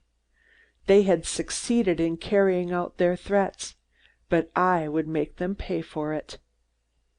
I stopped in front of Mary's house and honked the horn. She opened the door and came quickly to the car. The tragic news of the night before had taken the laughter out of her eyes and the buoyancy from her step. "I could cry my eyes out, Bupps," she said as she climbed into the car. "Don't do it, or I'll start too," I responded, a lump coming in my throat. "How did it happen?" she asked, as we drove away. "The papers gave a long account, but said it was an accident." "Zalnitch did it, Mary. At least I'm almost sure it was he." I told her what I had learned during the morning, and as I talked I finally touched on Frank Wood's strange words of the night before. "You don't think he had anything to do with it, do you, Bupps?" "No," I said. "I did think so, but I have changed my mind since this morning. I suppose it was just his grief that made him act so queerly." "He does love Helen, Bupps," Mary murmured. "Helen got quite confidential while she was staying with me, and the things she told me about Woods made me see that he really was in love with her." "Yes, I suppose he does love her," I responded, "but he had no right to take her away from Jim." "It's the man who takes a woman, whether he has the right or not, that wins," responded Mary seriously. I looked at her, wondering whether she was growing the least bit personal. She was looking straight ahead with an unsmiling gaze. As I glanced at her, there beside me, with the breeze blowing wisps of golden hair around her temples, I got panic-stricken. "Mary," I began. "Watch where you are going, Bupps." I fastened my eyes on the street ahead, but only for an instant. With Jim gone, I was going to be fearfully lonesome. I glanced at her again. "Mary, I know this isn't the right time or place, but—" "Let's go to the hospital and find out about Helen," she interposed quickly. She knew we were going there all the time. The mention of Helen brought me back to earth with a snap and made me realize I had no business talking about love at such a time. Yet never in my life did I feel more like telling Mary how much I wanted her. We had no sooner entered the cool hall of St. Mary's than the little interne with glasses, whom I had seen the night before, came hurrying up to me. "Mr. Thompson, we have been telephoning every place for you." My heart jumped to my throat. "Is Mrs. Felderson—" "No," he responded. "Mrs. Felderson is still unconscious. It's Mr. Felderson. The coroner has made an important discovery." I waved for Mary to stay where she was and hurried downstairs where Jim's body lay. It had not been moved before the coroner's inquest. The room was dark and several people were gathered around the inquest table. All eyes were turned on me as I entered the room. A portly man detached himself from the group and came toward me. "Mr. Thompson?" "Yes." "I am the coroner. In making my inquest, I find that death is not due to the automobile smash-up. Mr. Felderson was shot through the head, from behind. We have rendered a verdict of murder." Chapter 7. I turn detective. Murdered? For a moment I was stupefied by the doctor's revelation, and then, as he went on to describe the course of the bullet and certain technical aspects of the case, a sudden rush of thankfulness came over me. Let me explain. The coroner had given a verdict of murder by person or persons unknown. From the first moment I heard of the accident, I was certain there was something sinister about it, but had little on which to base my belief. The coroner's verdict substantiated my suspicions and gave me a chance to work in the open, to bring into court, if possible, the people I suspected. Murder by person or persons unknown? I knew the persons: Zalnitch, Metzger, Schreiber. They must have recognized the car as it came toward them and taken a shot as they went by. My thoughts were recalled from their wanderings by an unexpected sentence of the coroner's. I had been following him vaguely, but now my attention was riveted. One could not be sure, because of the varied course that bullets take through the body, but the shot seemed to have been fired from above and behind. Unless it were otherwise proved, I'd strongly suspect that the murderer had fired the shot from the back seat of the car. "Of course that is impossible," I said, "because in that case the murderer would have been in the accident." "I had the same idea," he said slowly, giving me a searching look. Helen? I felt suddenly sick and faint. I wanted air, sunlight, to get away from that darkened room and those piercing eyes that seemed to read my thoughts. I thanked him for letting me know what he had discovered, and hurriedly excused myself. Helen! The blood pounded through my temples. God, no! Willful, spoiled woman, if you will, ready to leave her husband without thought of the consequences, to go with another man. But premeditated murder? 1,000 times, no! I felt that with the unworthy suspicion in my mind, I could not face Mary, and I waited a moment at the bottom of the stairs before going up to meet her. There were 2 questions that had to be answered. Was Helen in the back seat when the car left Mary's the evening before? And had Jim told Helen about the proofs he had of Wood's irregularities? Mary was probably there when Helen and Jim left and could answer both questions. I wiped the perspiration from my forehead and, assuming as calm an air as possible, went upstairs. Mary was chatting with the little interne, but as soon as she saw my face, she hurried toward me. "You look as though you'd seen a ghost. What was it, Bupps?" "Not here," I cautioned. "Wait until we get outside." We walked down the broad, sunlit steps and climbed into the car. I felt like a traitor to let Mary even think that I suspected Helen, but my questions had to be answered. "Will you have luncheon with me, Mary?" "Certainly," she answered. "Let's go to Luigi's. We can talk quietly there." I headed for downtown and kept my eyes on the road, dreading to put my question into words. "What was it, Bupps?" Mary asked. I decided to ask what I had to ask before telling her the coroner's verdict. "Did you see Helen leave the house with Jim yesterday?" "Yes, I was looking out the window when they started. Why?" I could hardly force myself to go on. Did Helen get into the front seat with Jim?" I faltered. "No, she climbed into the back," Mary replied. "They had some sort of an argument before they left. I knew Jim was excited and that Helen was angry. Of course I didn't hear all that passed between them. I tried not to hear any, but they talked very loud and were right in the next room." "What did you hear?" I asked, my heart sinking. "Once Jim laughed, a hard sort of laugh, and I heard Helen say, 'You lie! You know you are lying. He will disprove everything you say.' Another time I heard Helen exclaim, 'Give me that pistol. You shan't threaten him while I'm there.' I knew of course they were speaking of Frank Woods, but I didn't know what it was all about. Why do you ask all this, Bupps?" "Mary," I said, and I couldn't look at her, "the coroner has given a verdict of murder." "Murder!" she gasped. I nodded. "Jim was shot from behind while he was driving Helen out to the country club to meet Woods, and Helen was in the back seat." "She didn't do it!" Mary burst out. "She couldn't have done it." "Of course she didn't do it!" I exploded. We were glaring at each other as though each defended Helen from the other's accusation. "We know she didn't do it, but there are many who wouldn't take our word for it.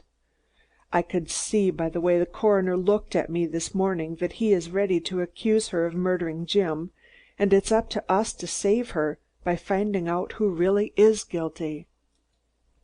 We drove up in front of Luigi's, and I was able to get a small table in the corner by ourselves.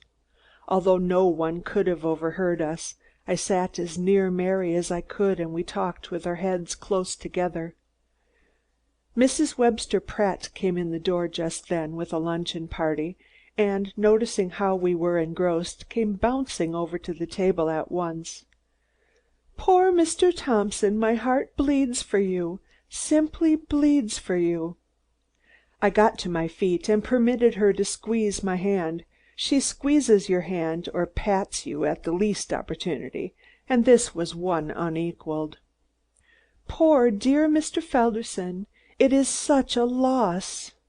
I was shocked to death when I heard it. And Mrs. Felderson, the poor child, is she going to I was afraid so when I read it in the paper.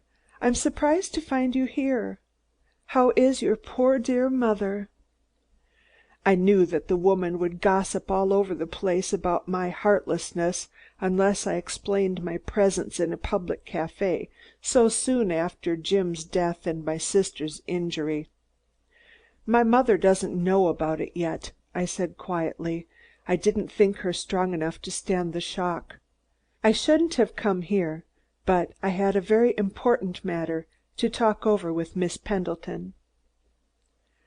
"I could see that from the way you were sitting," she giggled. "I'm afraid that you are going to give Eastbrook something to talk about as soon as this distressing thing is over. She patted my arm and beamed at Mary and swished over to her party. "We shouldn't have come here, Mary," I said with a sour grimace. "I forgot that old cat sometimes comes here.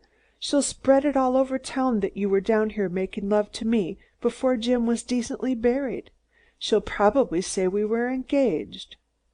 Well, I wish we were. I know I must have shown the longing in my eyes. "Don't, please, Warren," Mary whispered, putting her hand on my arm. "We've got too much to do. That Pratt woman drove everything out of my mind for a moment. I wish she hadn't seen us here." I didn't feel as though I could eat a thing, and neither did Mary, so I told the waiter to bring us a light salad, and sent him away. "Mary," I said after he was gone, "we know Helen didn't do this thing, but if you are called by the grand jury to tell what you just told me, they will bring an indictment against her in a minute." "They couldn't," Mary expostulated. "They couldn't believe such a thing." "Don't you think Mrs. Webster Pratt would believe it if she knew everything that we know?" I argued. "She'd believe it with only half as much proof, and she has just about as much mental equipment as the average juryman.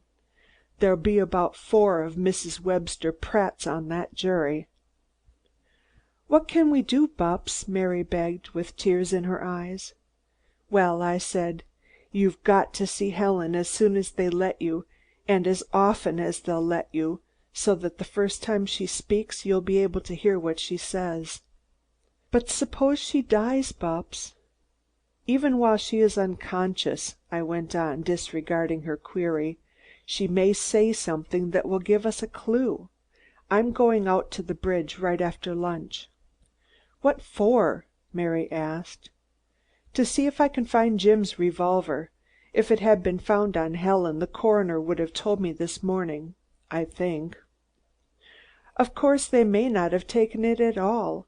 In that case it will still be at your house.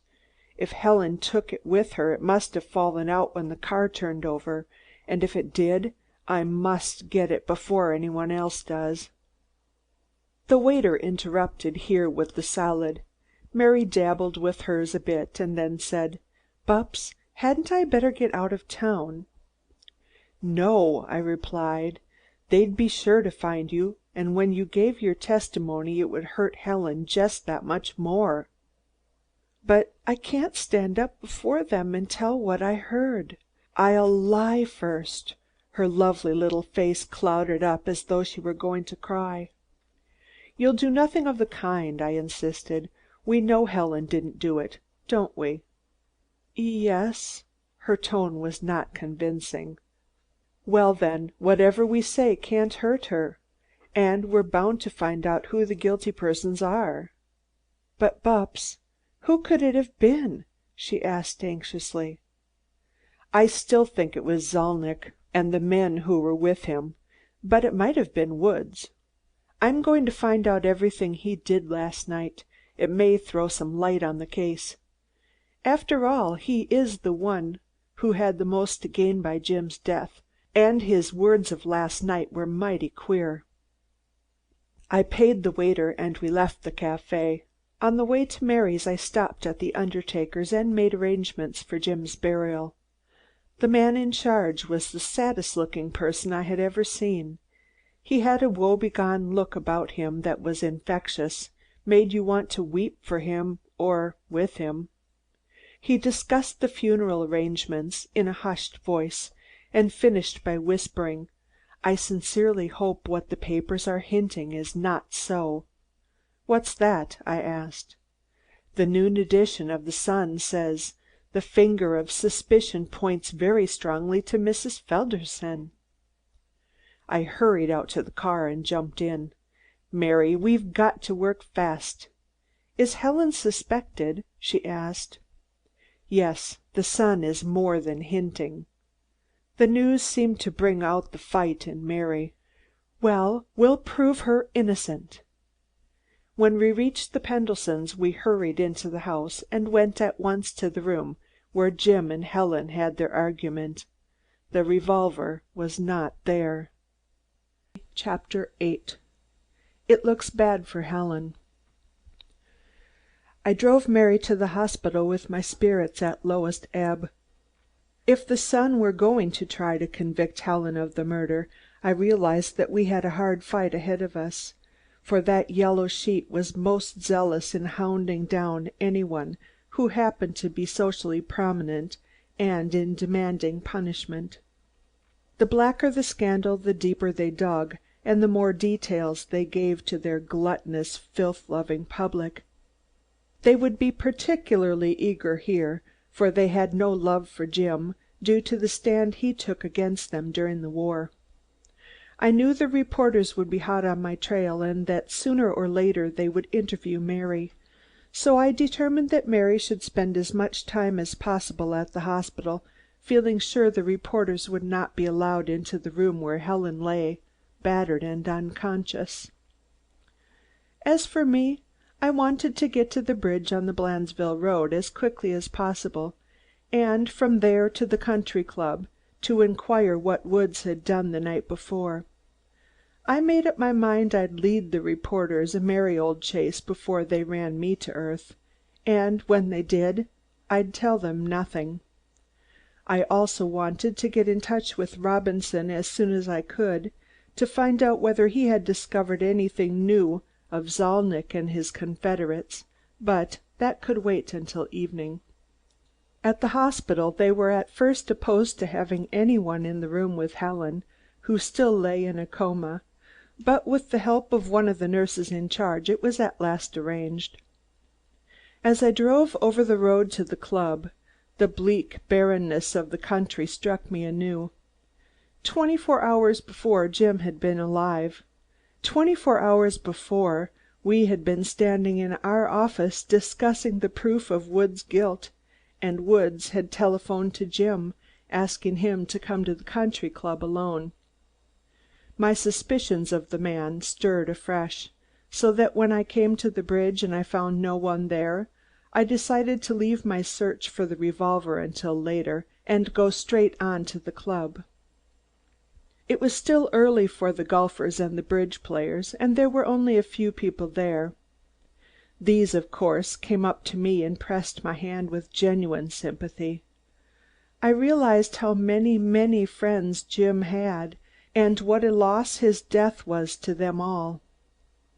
As soon as I could disengage myself, I hunted up Jackson, the negro waiter and general houseman, who knows everything that happens at the club. He had just finished his dinner, and I drew him into the cloakroom so that our talk might be uninterrupted. I took out a $5 bill and held it up before his expectant eyes. "Do you see that, Jackson?" I questioned. "Yes, indeed, I sees it, suh. I may be gettin' old, but I ain't blind yit. I'll give you what you wants instantly." He started to leave, but I grabbed him. "That's not what I want, Jackson," I laughed. "Since the Prohibition law went into effect, it has been only through some such ritual that wets can get theirs at the club. All I want is to ask you a few questions." "For dat money?" His teeth gleamed. I nodded. "Mr. Woods was here last night?" I asked abruptly. "Yes, suh." "What time did he come in?" "I can't rightly say, Mr. Thompson, but he had dinnah out heah 'bout 7:30," he answered. "Did he leave the club after that?" "Not till de telephone call come what say Mr. Felderson been kilt. Den he lef with Mr. Brown an' Mr. Paisley." "You sure he was here all that time?" I asked. "No, suh, I ain't, suh, but I seen him every now and then through the evenin'." "Was he here at 8:15?" I questioned. "He was here at 25 minutes past 8. I knows, 'cause I done brought him a drink." "You sure of that?" "Yes, suh, positive," the negro answered, "'cause I look at de clock right den and dere." As near as I could figure, the accident had happened about 8:10 or 8:15, and the bridge was 6 miles away from the club. Woods couldn't have been at the bridge at the time of the tragedy and got back to the club by 8:25. Still, he might have had an accomplice. "Thank you, Jackson," I said, giving him the money. "Just forget that I asked you any questions." The darky chuckled. "I done forgot 'em before you asked 'em, suh. Thank you, suh." As I passed into the big central living room, Paisley came in. "What was this I saw in the Sun?" he asked. "The sort of rot that nasty sheet always prints," I said. "Nothing to it, of course. I thought not. You don't feel like golfing?" I shook my head. "Not today, old chap. By the way, were you with Frank Woods when the news of Jim's death reached the club?" "Yes. Why?" he asked. "You won't think it too strange if I ask you how he appeared to take it," I said, trying to make my remark seem as casual as possible. Seeing the puzzled expression on his face, I added, "I know it is a peculiar thing to ask, but please don't think any more about it than you can help, and just answer." "Why," Paisley began, a little flustered, "why, he took it just the way the rest of us took it, I suppose. I don't remember exactly." "Did he seem surprised?" I questioned. "Of course," Paisley answered. "He didn't seem relieved?" "Say, what the devil are you driving at, Thompson?" Paisley burst out. I saw I could get nothing from him, so I left him looking after me with a perplexed and somewhat indignant gaze. As a detective it seemed I might make a good plumber.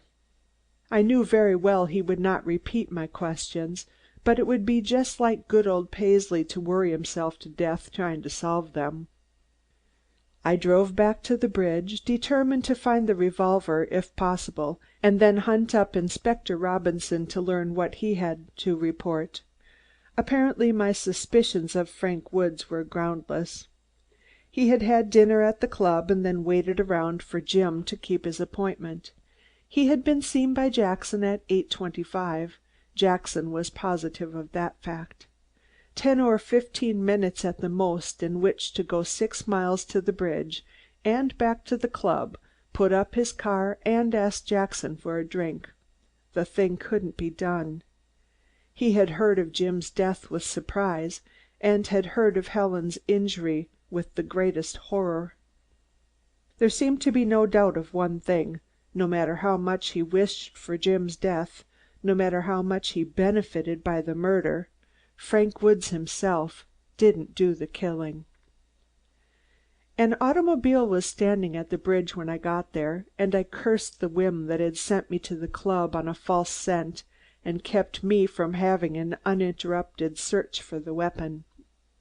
When I saw, however, that the driver of the automobile was Inspector Robinson, I was greatly relieved, for this would not only give me a chance to learn what he had discovered concerning the men in the black limousine, but would not interfere with the search for Jim's gun.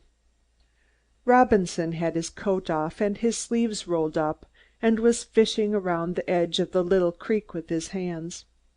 So engrossed was he in his task that I was almost upon him before he looked up. "Good afternoon, Inspector," I addressed him. "What are you doing, digging for gold or making mud pies?" "I'm getting bait to catch a sucker," he snarled. "You must have thought you had one this morning." "What do you mean?" I asked. "All that bunk you handed me about Schreiber and the men in the black limousine. That was a fine stall you pulled. I might have known you were trying to cover up somebody's tracks." He dried his hands on a rather flamboyant yellow handkerchief. "I haven't the least idea what you are talking about," I replied coolly. "Oh, you haven't you?" the little man burst out malignantly. "You're innocent, are you? Too damn innocent. I suppose you didn't know that your brother-in-law was shot in the back of the head, and that your sister was the only one that was with him when it was done. I suppose that's news, eh?" My heart stood still as I heard his words. So he was after the proof that Helen did it. He read the insinuations in the Sun, and had abandoned his work against Schreiber and Zalnitch for the fresher trail. I found out this morning that my brother-in-law was shot, but that only makes the case look the blacker for those who openly threatened his life." "Among whom was your beautiful sister?" the detective retorted acidly. "How do you know that?" I demanded. "From her maid and all the rest of the servants in the house. I found that out when I went up to take another squint at the automobile. You thought you were pretty smart sending me on a wild goose chase after a couple of cracked socialists, when all the time you knew it was your own sister done the thing. Tried to keep me off the trail by slipping me a little dough. Well, it didn't work, see? There's your dough back." He threw a crumpled wad of bills on the ground at my feet. "No one saw you give it to me, but I ain't taking any chances. You might have marked those bills. From now on I work alone without any theories from you." "Look here, Inspector," I demanded. "I was in earnest when I told you I wanted you to find out all you could about the men in the black limousine. I'm sure they had something to do with Mr. Felderson's death. I didn't try to bribe you nor throw you off the right track. Even though my sister did have a little unpleasantness with her husband, it was no serious difference." I determined to find out just how much Robinson knew. She was utterly incapable of doing an act like this. What possible motive could she have? I could see that Robinson was rather impatiently waiting for me to go before he continued his search. "Well, I ain't found out her motive yet. That can wait. It might have been money or jealousy." "Money?" I scoffed. "My sister has plenty, more than she could use. And as for her being jealous of her husband, that is even more ridiculous." The little man eyed me angrily. "I said that the motive could wait. There's no telling what a society woman will do. She may have been crazy for all I know. But I ain't, and all your arguing is just so much time wasted. You think those guys in the automobile done it? I don't. I think your sister done it. You don't. All right then. You take your road and I'll take mine, and we'll see who comes out ahead." He turned and started back to where he had been hunting when I came up. "May I ask what you expect to find here?" I queried, walking after him. "Sure, you can ask," he replied. As he found me following, he turned and snapped, "Say, what the hell are you hanging around here for anyway?" "I merely wanted to ask you what you had discovered about the men in the black limousine. That's why I stopped." "Well, you've found out, haven't you?" "Nothin'. All right then. You go on into the city and see if you can find out anything more." I walked on down the sloping bank, searching the ground to see if I could find the gun that might reveal so much. I could feel the eyes of the inspector boring into my back. "What are you looking for?" he demanded. "A cuff link," I answered easily. "I think I lost one here last night." "You didn't happen to find it, did you?" "A cuff link? Huh!" he grunted. "No, I haven't found it, but I wouldn't be surprised if I was looking for that same cuff link." All this time I was searching the bank with my eyes. A scrubby little bush overhung the creek and I kicked at it with my foot. There was a plop, as though something heavy had dropped into the water. Instinctively I knew it was the object for which we were both searching, and I turned to find the inspector eyeing me quizzically. "What was that noise?" "What noise?" I asked. "Sounded as though that precious cuff link of yours had dropped into the water." He started for me, and as he did so I bent down and plunged my hand into the water.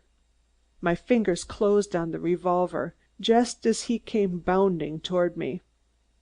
With a quick shove I pushed it far into the soft clay of the bank, and grabbing a rock off the bottom of the creek, withdrew my arm from the water and slipped the rock into my pocket.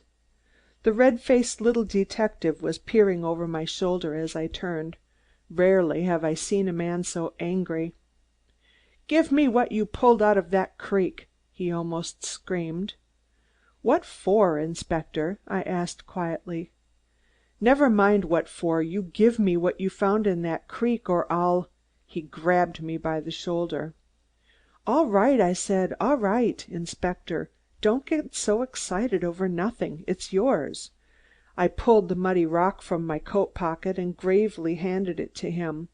"It was only an ordinary, everyday rock. I didn't know you were a geologist." He pounced on me and ran his fingers over my person. Red-faced, he surveyed me.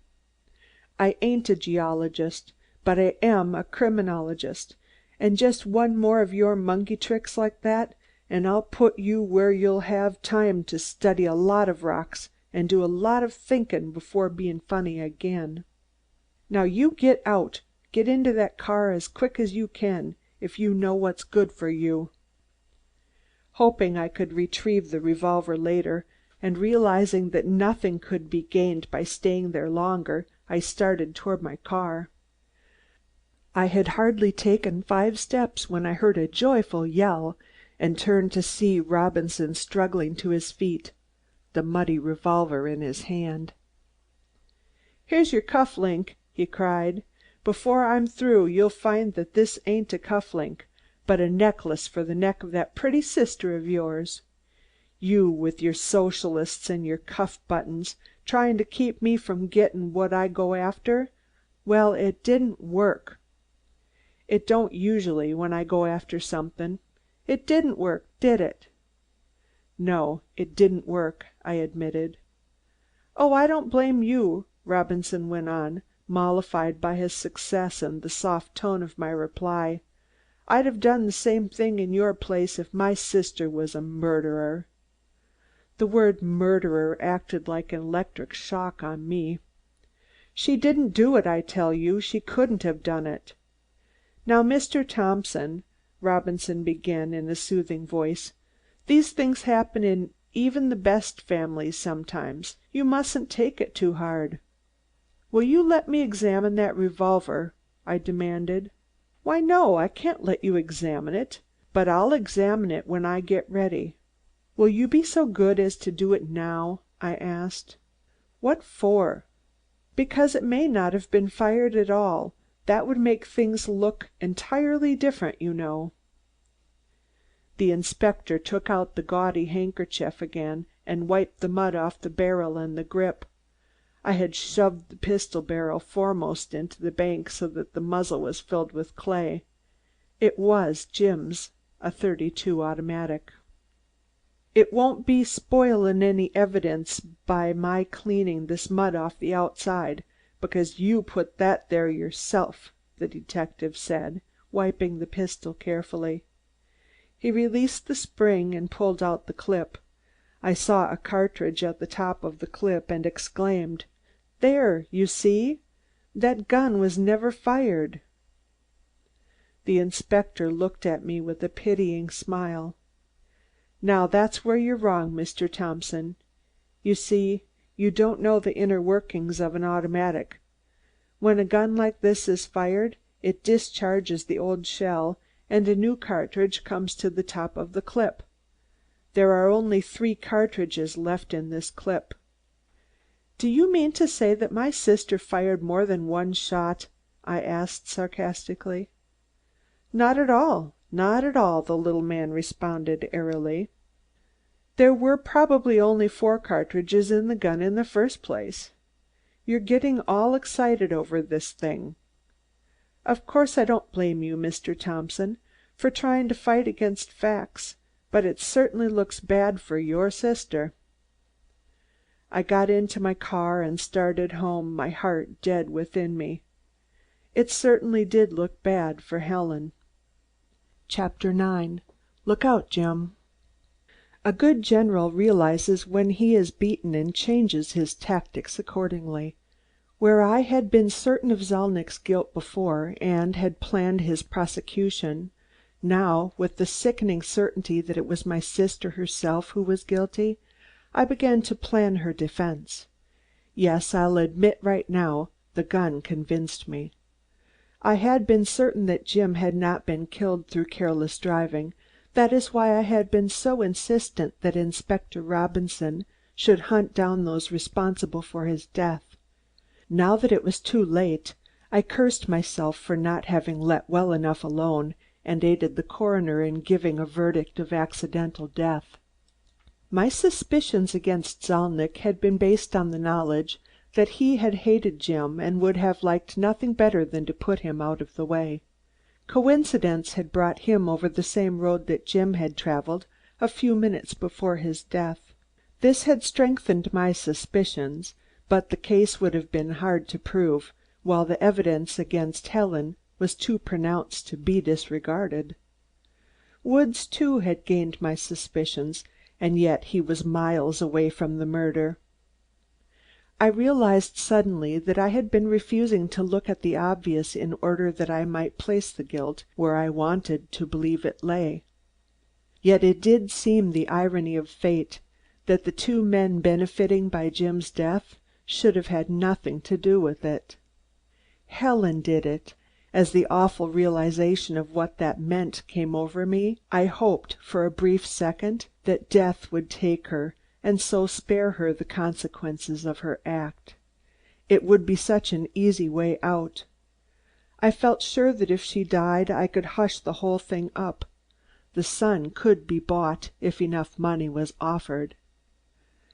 These gruesome thoughts carried me into the city almost before I knew it. I stopped at the house to change my muddy clothes before going to the hospital to get Mary, and learned from the maid that Mother had been asking for me. I went quickly to her room. She was lying in bed, and at first I thought she was asleep, but she turned as I approached her. "Is that you, Warren?" she asked softly. "Yes, Mother. Stella said that you wanted to see me." I bent down and kissed her lightly. She reached up and put her thin, weak arms around my neck. "Warren, is there anything wrong? If there is, you must tell me." "No, Mother. What made you think that?" I asked. She slowly withdrew her arms and let them fall at her side. "I don't know. I seemed to feel that something had happened. Just lying here, I felt afraid for you children. And then there were so many people ringing the bell and the telephone. I was afraid that some accident had happened to you or Helen." I patted her wan cheek. "It's just your imagination. The only thing wrong is that my dearest little mother isn't as well and strong as her good-for-nothing son." I kissed her again, and she smiled up at me. "I'm so glad," she whispered. "I was so worried." I almost choked when I got outside. If Helen should recover and be put on trial, it would kill Mother, I felt sure. And I would be left alone in this world. Downstairs I asked Stella who had called, and she told me the reporters had been trying to find me all day. During the drive to the hospital I tried to focus my mind on Helen's defense, but all the force seemed to have been sapped out of me. I felt weak and miserable and unutterably lonely. At the hospital they received me with the quiet sympathy that strengthens you in spite of yourself and gives you hope. Dr. Forbes, who had operated on Helen the night before, was in the office. He had just come from Helen's room, and he reported her condition to be extremely satisfactory. "There is only one thing that worries me," he said. "Your sister seems to have something on her mind that keeps her from resting as quietly as I could wish. It is some real or fancied danger that repeats itself over and over in her delirium. If we could only hit on something that would ease her mind of those fears, I should have every reason to believe she'd get well. I say this to you because you are her brother and are no doubt acquainted with what had happened to her in the last few weeks, and may be able to suggest what it is that she fears." "Perhaps it is the accident itself," I offered. He shook his head. "It may be, but I think not. However, suppose you step into the room and listen to what she says, If we can only rid her of her fears and get her to rest quietly, I am positive she will recover." I shook his hand warmly and went upstairs to Helen's room. I knew what it was Helen feared, the consequences of her crime. The terrible fear of public prosecution for the murder of her husband was torturing her poor delirious brain. For a moment I forgave her everything and pitied her from the depths of my heart. The smell of ether lay thick in the air as I walked down the long corridor to Helen's room. I knocked softly at the door, and a white-capped nurse opened it a little way, her fingers to her lips. I beckoned her outside and told her Dr. Forbes wished me to find out, if I could, what troubled my sister's mind. As we entered, I saw Mary sitting by the bed holding the hand of the poor white figure that lay, death-like, beneath the sheet. Helen's head was swathed in bandages, except for the oval of her face. She looked quite like some fair nun who had said her last Ave. It was impossible to believe that it was her hand that had fired the shot that killed Jim, and if she lived, that she would have to face the world a murderer. Mary only glanced at me for a moment and then turned her eyes again to Helen's lips to catch any sound that might pass them. As I watched her sitting there so patiently, a little pale from her cramped vigil by the bedside, a great tenderness welled up in my heart for her. Just then Helen's lips began to move. At first the words were inaudible, although Mary leaned forward to catch them. Then, with a half cry, in which there was a perfect agony of fear, "Look out, Jim! It's going to hit us! Oh, oh, oh!" The voice died away and was succeeded by moans, low and trembling. Mary glanced up with a startled look in her eyes. The nurse went quickly to the bedside and soothed the impatient hand that was plucking at the sheets. As for me, my forehead was bathed in sweat and tears were running down my cheeks, but a joy throbbed and sang through my heart till I felt that I should suffocate unless I left that ether-filled room for the open air. I tiptoed toward the door and caught a nod from Mary as I passed, which said she would join me later. For a second after I closed the door, I couldn't move. My legs failed me, and I felt I was going to faint. Gathering all my strength, I stumbled over to a chair by the window and sat down. I think I should have dropped to my knees and thanked God right there, if I hadn't feared that my prayers would have been interrupted. That cry, "Look out, Jim!"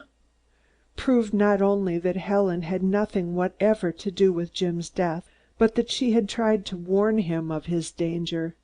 "It's going to hit us!" What could that mean but that my first theory was correct, that the men in the black limousine had recognized Jim's car and had tried to run him into the ditch? Schreiber and Zalnitch were at the bottom of it after all, and Helen was innocent. As I had hoped she would die when I thought her guilty, now I hoped and prayed she would live. I recalled Dr. Forbes' words. If we could only hit on something that would ease her mind of those fears, I would have every reason to believe she would get well. I could at least tell him the cause of the fear and leave it to him to find a remedy. With Helen well, ready to testify as to the details of that tragic night, we could certainly bring Jim's murderers to trial. The door opened and Mary came out. I rose and walked over to her, my eyes still betraying the emotion Helen's words had roused in me. "You heard what she said," Mary breathed. "We knew she didn't do it, didn't we? But, Warren, the things she says are all so weird and mixed up. Sometimes she talks of things that happened just recently, and then again she babbles of things that took place a long time ago when we were kids. Once when the nurse came into the room, Helen began crying as though her heart would break, and begged that we wouldn't think too harshly of her.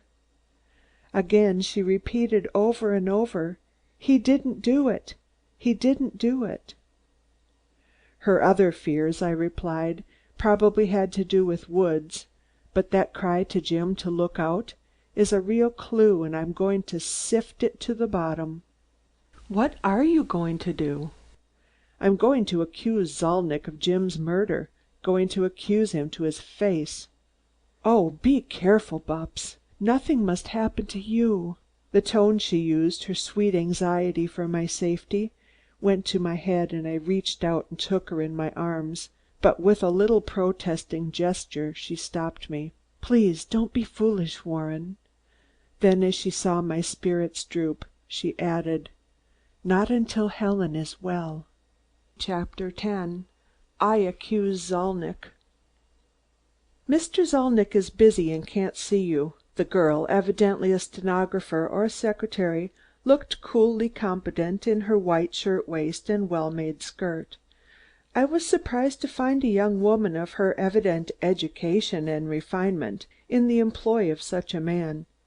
"Did you give him my message?" I asked. "Yes. He said he was not interested." I felt vaguely disappointed that my strategy had not worked. I had given the name of Anderson and had represented myself as the head of the Steamfitters' Union of Cleveland, anxious for instructions on how to settle a labor problem in our local union. I had done this, feeling that if I gave my own name he might refuse to see me. Apparently my alias was to have no better success. "When will he be free, can you tell me?" "I couldn't say," the girl answered. "He is very busy at present, but if you will come in and wait, perhaps he will see you later." It seemed to me that there was the faintest suggestion of a smile on the girl's face as I stepped across the threshold and into the small waiting room, but I hadn't a chance to observe more closely, for she turned her back on me and once again resumed her typewriting. The room in which I found myself was one of a dingy suite in an old warehouse that had been converted into a newspaper building to house the Uplift, a weekly paper, edited by a Russian Jew named Borsky and financed by Schreiber.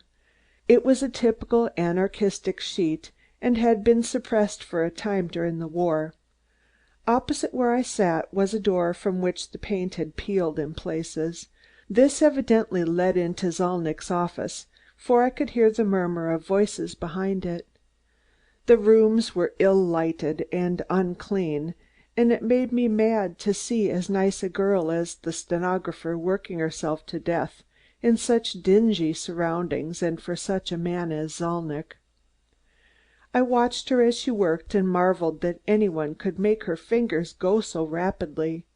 I noticed with admiration and dissatisfaction that unlike my stenographers, she didn't have to stop to erase a misspelled word every 2 minutes. I wondered what salary Zalnitch paid her and if she would like to change employers.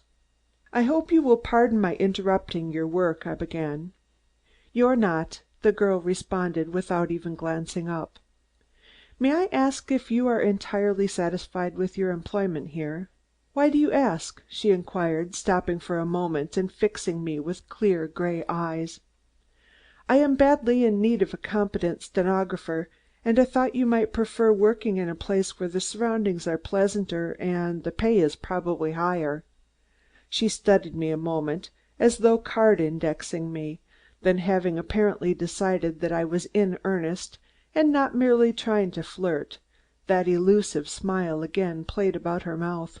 "You are the first steamfitter I ever met that found himself badly in need of a stenographer." Caught! I bit my lip at the stupid blunder, but had to laugh in spite of myself. "Your make-up is all wrong, Mr. Anderson, if your name is Anderson. I don't know what you are trying to do, nor why you picked out steamfitter as your mythical life work, but I do know you aren't a detective." This time the smile came out in the open. I liked her immensely. She might make an ally. She would at least know what had happened in the office during the last few days. "Miss Miller," she added. "Miss Miller, I am a lawyer and my sister is about to be accused of a terrible crime which she didn't commit. I think I know who did commit it, but so far I haven't been able to connect him definitely with the crime. I think you can help me. Will you?" "What makes you think I can help you?" she asked. "Because you are so situated you can observe the person I believe to be responsible for the crime," I replied. Her gaze changed from pleasant questioning to indignant surprise. When she spoke, her voice was coldly final. "I think you have made a mistake in judgment of character. Please let me finish my work now. Miss Miller, please don't think for a minute that I—" Behind me a door opened, and as I turned I found myself looking into the wrathful eyes of a stunted little man with an enormous head. Anyone who has once seen Zalnitch can never forget him. His wizened, misshapen body is a grotesque caricature of a man's, which, surmounted by his huge head with its bushy hair, makes him look for all the world like some scientist's experiment. In the doorway to Zalnitch's private office stood Schreiber, a heavily jowled, unsmiling mastiff of a man. "What do you want that you should be keeping my stenographer from working?" Zalnitch's voice rose in a shrill crescendo. "Get out of here! You have no business here. Get out!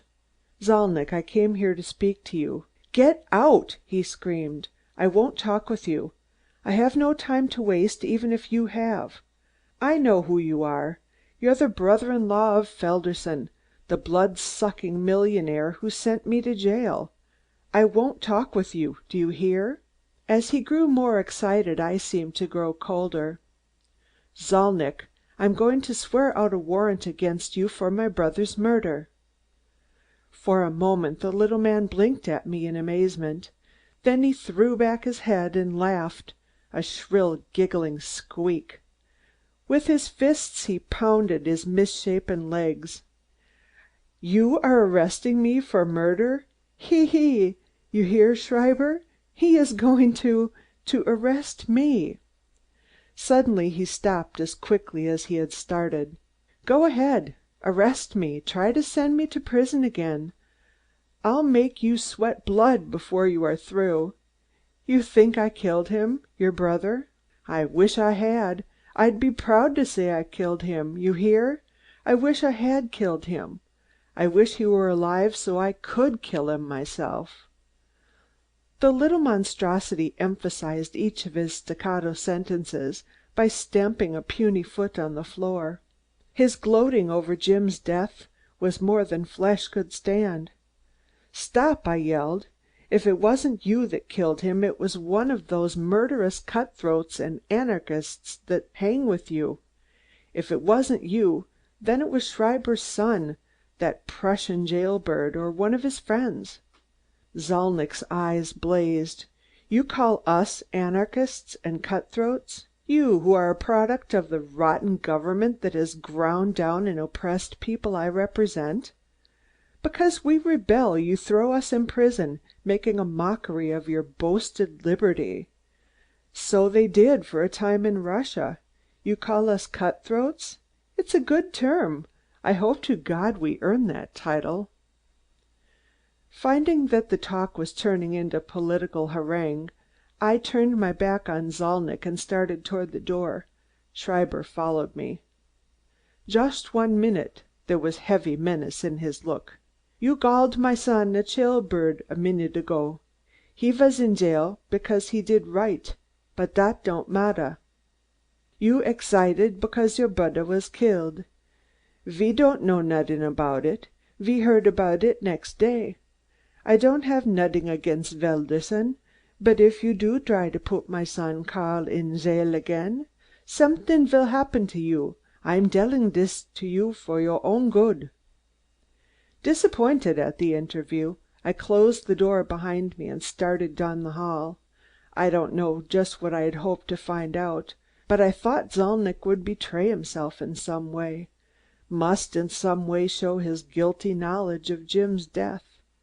Instead he had laughed at me when I threatened to arrest him, even wished he could claim the credit for the crime.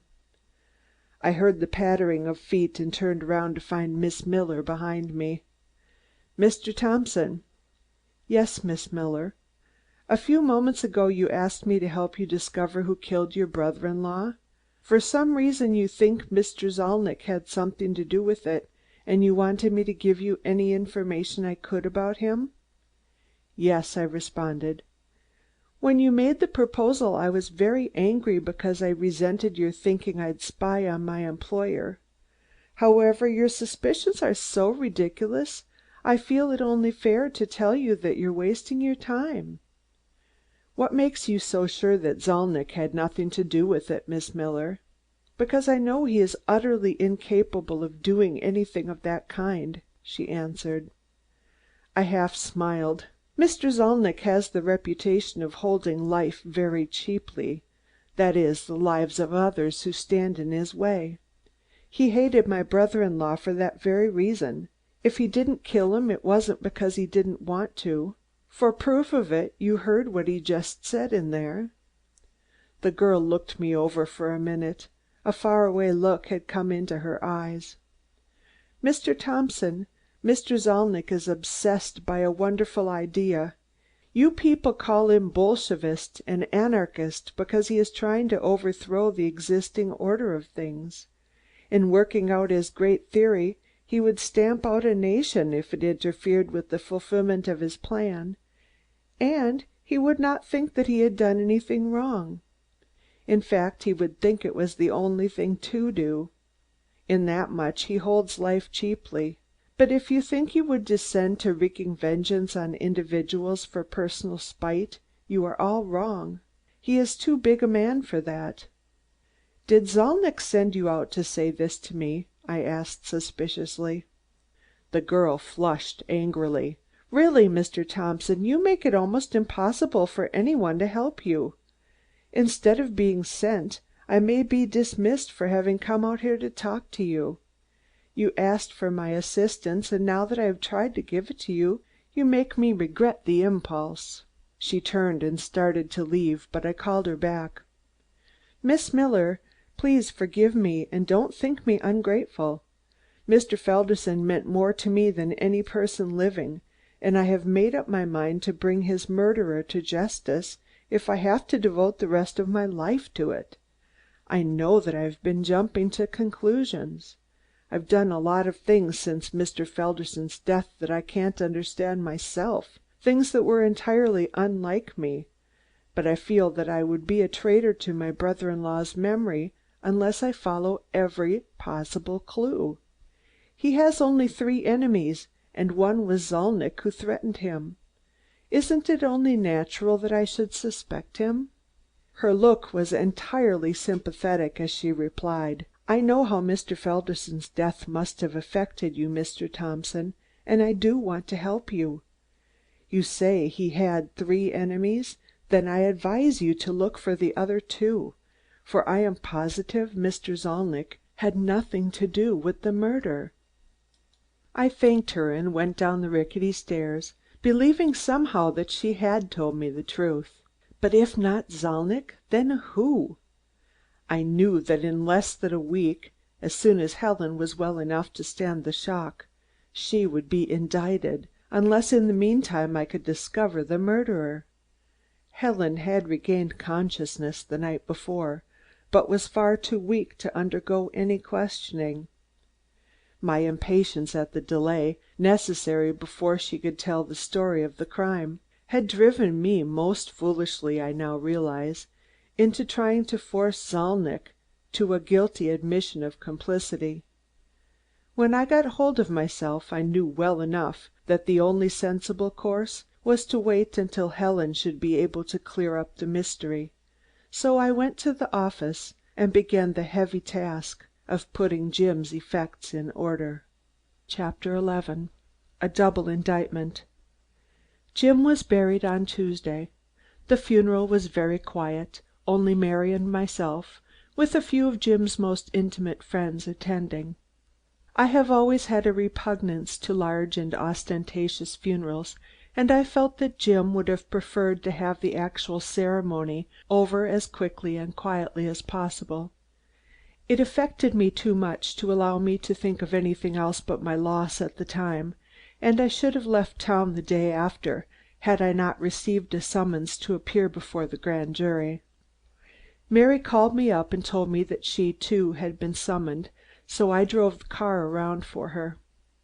She was nervous and frightened at the thought of having to testify, and she asked me all the questions she could think of on what to do and what to say. I reassured her, telling her the district attorney was friendly to Jim, and that I was confident our testimony as to Helen's words would stave off any indictment until Helen was well enough to testify. "But, Warren, the fact that she was delirious will make it pretty shaky testimony, won't it?" Mary argued. "Yes, that's true, but I don't think that they will want to bring an indictment while Helen is ill. You see, the indictment couldn't be served anyway, and I think our testimony will convince them there's a reasonable doubt as to Helen's guilt." She seemed convinced until the gloomy bulk of the courthouse came into view, when terror rushed back fourfold. "Oh, Bupps, can't I get out of it?" "No, dear, it's got to be gone through with. Remember, it depends on you and me." "But what if they ask me Jim's and Helen's conversation before they started for the country club?" "Tell them as little as possible, but stick to the truth. We know Helen's innocent, and the truth can't hurt her." We passed Inspector Robinson in the hall downstairs, and the half smile on his lips irritated me. It was his report to the grand jury that had stirred things up. He knew only too well that with the sensational Sun to back him, an indictment would be taken by the public to mean proven guilt. At the entrance to the anteroom we found Wicks, his face drawn into lines of the most acute misery. "I couldn't help it, sir. They made me come." "I know it, Wicks. Don't worry. It is merely a formality," I reassured him. "I 'ope so, sir, but I don't like it." "None of us do, Wicks, but it can't be helped," I replied. "Did Annie come with you?" "No, sir. Strange to say, she wasn't called, sir." "Good. That helped our case some." Mary and I walked into the anteroom to wait our turn. The coroner was already there. Wicks had followed us and took a seat close by. Mary's face was a study in suppressed nervousness. "Couldn't you go in there with me, Bupps?" she asked. "No, Mary, the grand jury does its work in secret." A clerk called the coroner, and as he passed from the room, Robinson and Pickering came in. Robinson didn't even glance in my direction, but Pickering walked over quickly and shook hands. "Devilish sorry things have taken the turn they have, old man," he said. "You mean about my sister?" "Yes. Robinson seems to think he has all the proof he needs. I wish I could help you." "Thanks awfully," I replied. He had only been seated a few moments when he was called to testify. As the coroner left the room, I tried to read in his face the nature of his testimony, but it was inscrutable. Pickering was out in less than 10 minutes, and then Wicks was called. His legs seemed a bit shaky as he started for the door, and he gave me a parting look, half awe, half terror. Robinson paced up and down, his short, stubby legs expressing confidence and satisfaction. Every turn he scrutinized Mary as if trying to place her in some criminal category. At last Wicks came out, perspiring as if he'd been in a steam bath. Robinson looked him over once, gave a snort of derision, and passed into the jury room. I wanted to ask Wicks some questions, but the poor man fled before I could attract his notice. Mary got up and walked over to the big windows, where a flood of warm September sunlight poured into the room. For a moment she stood gazing down on the crowded square below, then suddenly turned and half sobbed, "Bupps, I can't stand it. I may say something that will hurt Helen." Great sobs shook her slender body. I went over and clumsily tried to comfort her. "Mary, dear, Helen didn't do it. When she is well enough, we'll be able to find out all about it. Even if they do bring an indictment, Helen can prove her innocence." The sobs diminished to sniffles and then to occasional sighs. She opened her bag, extracting a miniature powder puff, and dabbed at her small upturned nose spitefully. I knew that the storm had passed. "I know that I'm foolish to cry, but I couldn't help it." A clerk opened the door and called Mary's name. She gave me a startled glance and her face blanched. I thought she was going to break down again, but suddenly I saw her raise her chin defiantly and an angry sparkle come to her eyes. She snapped shut her vanity bag and marched toward the jury room like a soldier, sentenced to be shot, yet determined to die bravely. It was only after she had left that I began to think about my own testimony. After all, the evidence was terrifyingly strong against Helen. She had threatened to kill Jim. She had quarreled with him just before their last ride, had chosen the back seat purposely, had Jim's revolver with her, and knew she was being taken to see her lover humiliated and threatened. Against all this I had only a brother's faith in his sister, and those half-dozen words cried out in a delirium. A sickening certainty that they would indict Helen came over me. What if she did? What if she should confess? In some way I had to save Helen, if only for mother's sake. After all, Woods too had threatened Jim. He knew Jim had proof of his dishonesty. He had made the engagement and had asked Jim to come alone. At this point of my review of the facts I decided to tell the jury all. If Woods was at the country club the entire evening, he would be able to establish a complete alibi, and my testimony would not hurt him, while it might be enough, if I could make it so, to hold the jury until Helen could testify. Hearing steps outside, I turned to see the object of my mental attentions walk into the room. "You're here, Woods?" I queried. "Yes.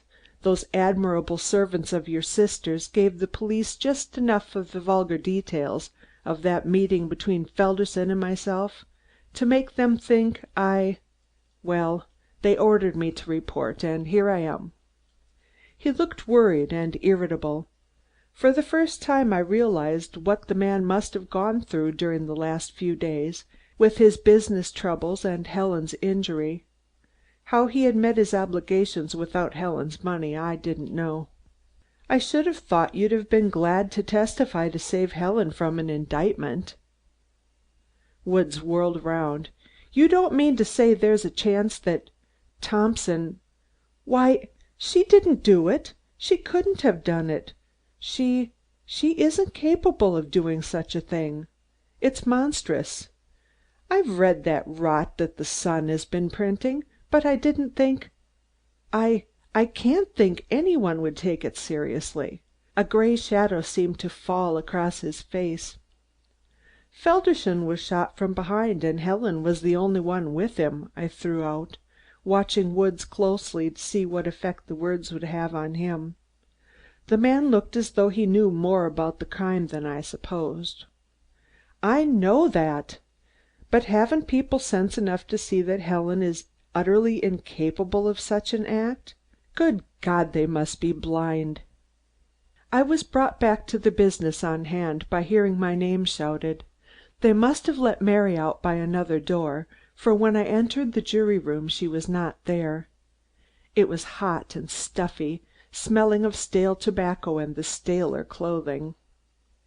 I noticed that the jurymen seemed deeply interested, and that they were for the most part a rather intelligent lot.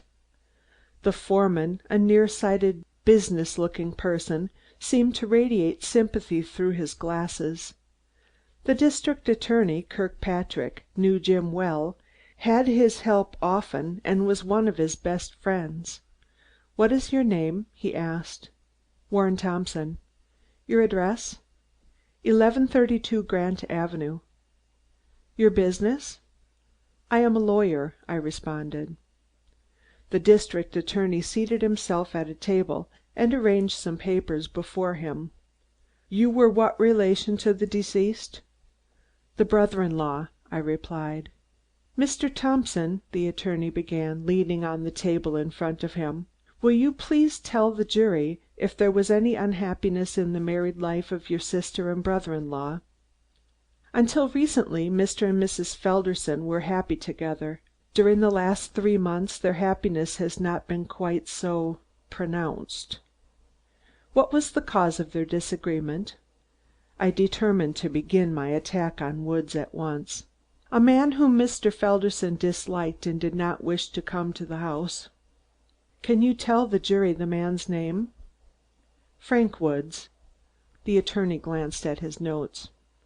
"Did this man Woods make love to Mrs. Felderson?" "I couldn't say. He was very attentive to her." "Did Mrs. Felderson ask her husband for a divorce?" "Yes," I replied. "And Mr. Felderson refused?"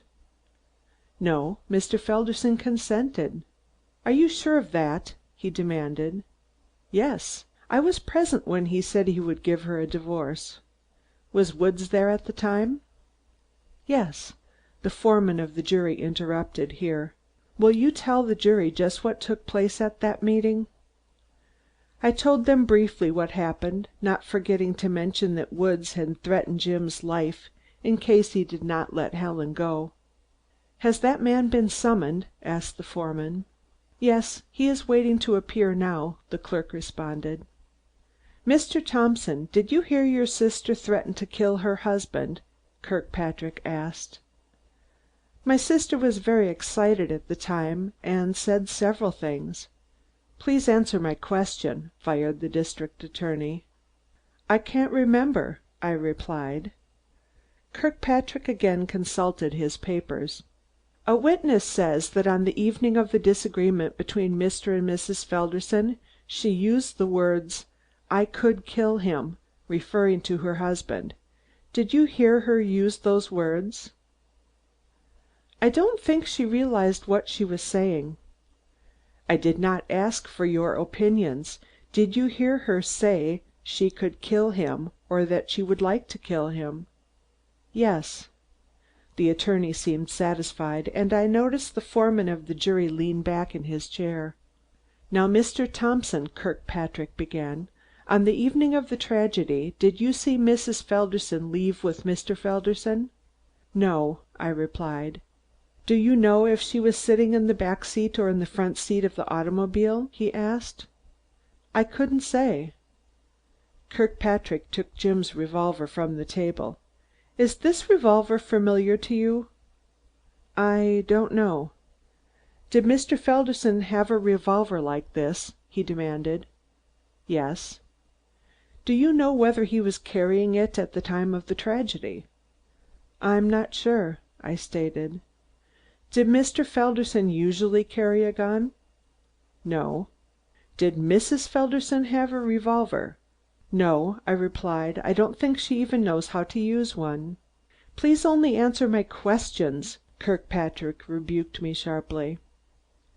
"You have stated to the jury that Mr. Woods had threatened Mr. Felderson's life in case he did not give Mrs. Felderson a divorce. When did Mr. Felderson intend giving his wife the promised divorce?" "I don't think he really intended to give Mrs. Felderson a divorce." "But you stated that he consented to a divorce." "He did, but with certain reservations," I answered. "What were those reservations?" "That there should be nothing in Mr. Woods' past that would cause Mrs. Felderson trouble in the future in case she married Woods." "Did Mr. Woods know of Mr. Felderson's intention not to divorce Mrs. Felderson?" he demanded. "I don't know. I know that Mr. Felderson had made an important discovery about Mr. Woods' past life." "Was this discovery of such a nature as to cause Mr. Felderson to refuse a divorce?" "It was," I answered. "Can you tell the jury what this discovery was?" "No, I cannot." "Did Mr. Woods know that Mr. Felderson had made this discovery?" "I think he did." "Aren't you certain?" "No." "This is important, Mr. Thompson. Will you tell the jury why you think Mr. Woods knew of Mr. Felderson's discovery?" "Because Mr. Woods called Mr. Felderson up shortly after the discovery was made and asked for an interview at the country club." "Was Mr. Felderson on his way to that meeting when he met his death?" the attorney inquired. "Yes," I responded. "Do you know whether Mr. Felderson intended to inform Woods that he would not divorce Mrs. Felderson?" "I think he intended to accuse Woods of dishonesty," I replied. "Mrs. Felderson knew the purpose of this meeting, did she not?" "I couldn't say." Kirkpatrick turned to the jury. "Has the jury any questions they wish to ask?" I seized my opportunity. "I would like to say a few words with the permission of the jury." Receiving a nod of consent, I related to them as briefly as possible my conviction of my sister's innocence, her cry of danger to her husband, and the coincidence of the black limousine on the road at about the same time as the tragedy. I also told of the enmity of Zalnitch for Jim, and of his presence with the others in that black limousine. The foreman of the jury leaned forward. "Will you repeat the words that your sister uttered?" "She cried, 'Look out, Jim, it's going to hit us.' Your sister was delirious at the time, was she not?" "Yes," I answered, "but from the tone of her voice I feel perfectly sure she referred to something that occurred on the night of the tragedy." "You think she referred to the black limousine when she said it's going to hit us?" the foreman continued. "Yes." "Yet the coroner's verdict was that your brother in law was killed by a bullet, fired apparently from behind and above." I felt the weakness of my ground. "The bullet might have been fired from the automobile and ricocheted from some part of Mr. Felderson's machine." I saw the incredible smile that played on the face of the prosecutor. "That will do, Mr. Thompson," Kirkpatrick announced, and passed out of the stuffy room into the corridor. Wicks had returned and was standing with Mary. They looked at me with wide and anxious eyes. Mary saw the droop in my shoulders and caught my arm. "What happened, Warren?" she asked. "Nothing yet," I responded. "Are they going to—" "I don't know." Tears welled up in Mary's eyes. "Oh, Warren, that man was terrible." "What man?" I asked. "The man who asked me all the questions," Mary sobbed. "There wasn't anything he didn't ask me." "Did he ask you about the conversation between Helen and Jim?" "He asked me everything, I tell you," Mary exclaimed angrily. "He twisted and turned everything I said into something horrible." Discouraged, I led the way to the car. I drove out into the country, thinking the fresh air might quiet Mary's nerves. Twice I tried to start a conversation about some trivial thing to take her mind off the unpleasant experience of the afternoon, but with no success. It always came back to the jury room. Our drive, for the most part, was a silent one. At length we turned back, and as we walked up the steps of Mary's home, her father came from the house with a newspaper in his hand. "This is terrible, Warren." "What is it?" I cried, reaching for the sheet. It was an extra edition of the Press, our only respectable paper. In black headlines I read the words, "Society Leader Indicted for Husband's Murder." Then underneath in small type, "Frank Woods, well known business man, released on $10,000 bail." Helen and Frank Woods had both been indicted. Chapter 12. Who am I? I jumped into the automobile and drove as fast as I could to the offices of Simpson and Todd, the best criminal lawyers in the state, to retain them as counsel for Helen. Simpson had already gone home, but George Todd was there, and I talked the case over with him. "You can get a stay of proceedings, can't you?" I asked. "Surely," he replied. "I'll see that the warrant isn't served until Mrs. Felderson's doctor, assures me she's out of danger. The trial needn't come off for 3 or 4 months, 6 if you wish. We can see to that. In the meantime, when will you be able to see Mrs. Felderson?" "I was going up there now," I answered. "The chances are the doctor won't let me question her yet, but it may be we can see her. Will you come with me?" "I'd like very much to. Wait till I get my coat." We ran up to the hospital and asked if we could be admitted, if only for a few moments, to Mrs. Felderson's room. Johnson, the little interne with the glasses, had just come in, and when he heard my request, he was sputteringly indignant. "What the devil do you think Mrs. Felderson is suffering from? A broken ankle? Don't you realize she has been desperately ill? If you tried to question her now, she'd become excited and it might result in a serious relapse. Of course you can't see her. You won't be able to talk to her for 2 or 3 weeks yet." "I'm sorry," I said. "I should have known better. It was stupid of me. But then, I've been little else than stupid for days. This tragedy has been too much for me. You will let me know as soon as she can be seen, won't you, Johnson?" "I'll let you know," he murmured. "You may be able to see her to morrow, but I won't let you bother her with any infernal questions until she is well." The week passed only too slowly. Each day I went to the hospital and sat for a brief 15 or 20 minutes by Helen's side. She was fully conscious and I thought I could see at times that there were questions she wanted to ask me. Remembering the doctor's emphatic instructions, I said very little, never asking any questions, only telling her a few of the unimportant happenings of the town. She seemed uninterested and lay apathetically, except when some apparently perplexing question corrugated her brows. They told her of Jim's death early in the week, but far from being shocked, she had appeared almost indifferent, showing only too plainly how little he meant in her life. Woods she never referred to. Mary, of course, was her devoted slave, hardly leaving her bedside, and in our daily meetings at the hospital I fell more in love with her, if such a thing were possible. Once when I was coming up the corridor with a large bunch of flowers, I met her outside Helen's door.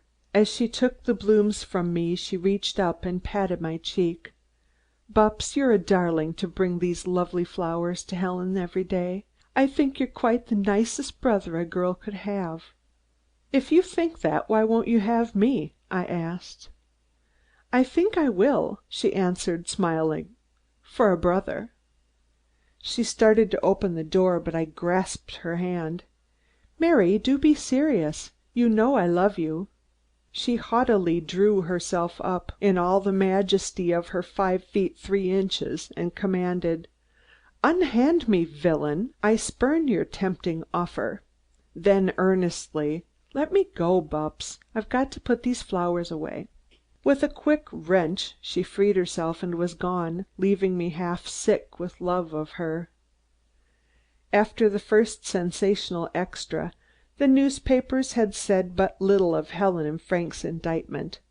Somehow I was confident that Helen would be able to clear herself. Woods had published a statement in which he said he would be able to prove where he was every minute of the evening of the tragedy, and so had had no difficulty in finding bail. In fact, since the indictment, he seemed to have gained a good deal of sympathy and popularity. Everyone who knew of his devotion to Helen felt that he had indicted himself to try to save her. One morning about a week after my interview with the bespectacled interne, I met Dr. Forbes as he was coming from Helen's room, and he gave me permission to ask her a few questions. "I'm trusting to your good sense, Thompson, not to overdo it," Forbes cautioned. "Remember, she is still in a very weak condition, and don't be surprised if she fails to respond to your questions as you expect. Above all things, do not refer in any way to the fact that she has been indicted. The shock might be too much for her." "Thank you, doctor," I replied, eager to get away. "I'll be very careful. And remember, no more than 10 minutes this first time." I nodded and opened the door. Helen was propped up in bed and showed unmistakably the great suffering she had been through. She was pale and wan, but smiled when she saw me and gave me her cheek to kiss. "Good morning," she whispered. The flowers were lovely. "I'm glad you liked them, Sis dear," I said, sitting down by the side of her bed. I asked her the usual questions, how she felt and if she wanted anything, and then tried to lead up to the only question that was of any consequence to either of us. "Helen dear, there are certain questions about your accident that have puzzled us. The doctor said that you could talk for 10 minutes this morning, and I want to ask you some questions." "Wait a minute," she interrupted. "Did the doctor say I might really talk this morning?" "Yes, dear." "There are 100 questions that you must answer me. I want to know so many things."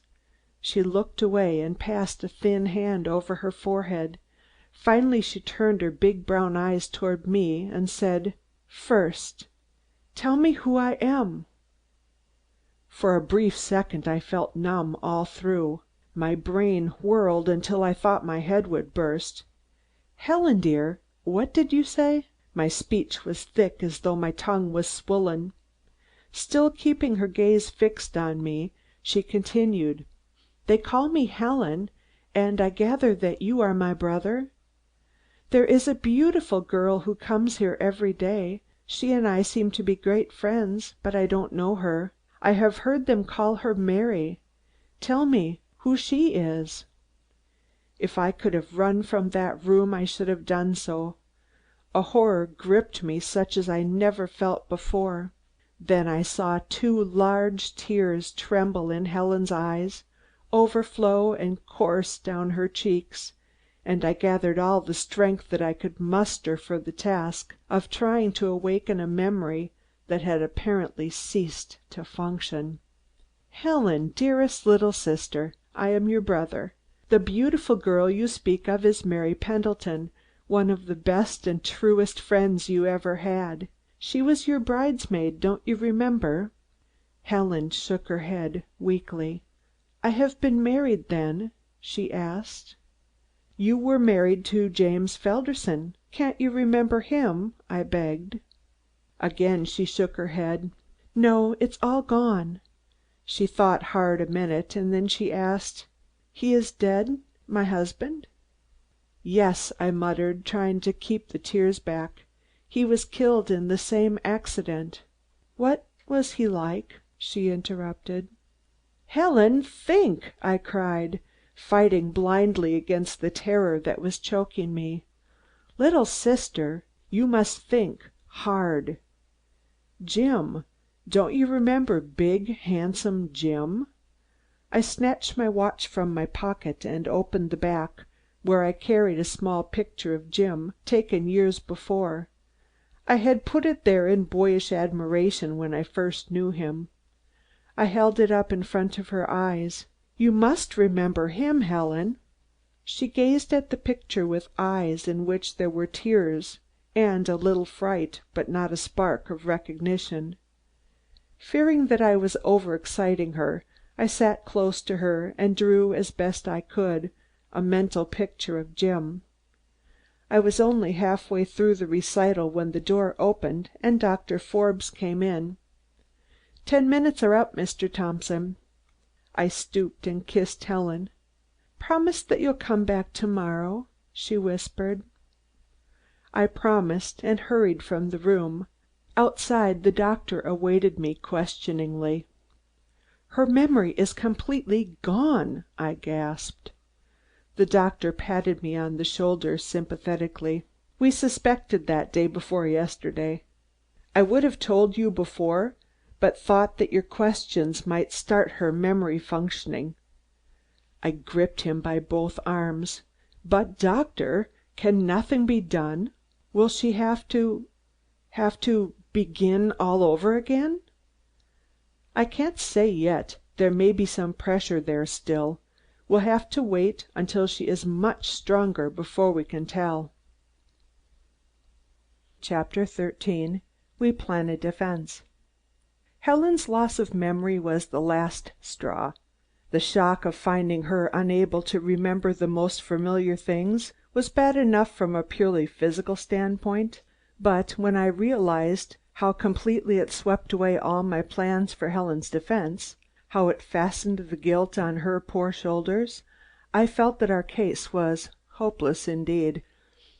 I drove to the offices of Simpson and Todd and was lucky enough to find them both in. Simpson, a slender man with steel gray hair and eyes, at once ordered a closed session to thrash out the whole affair.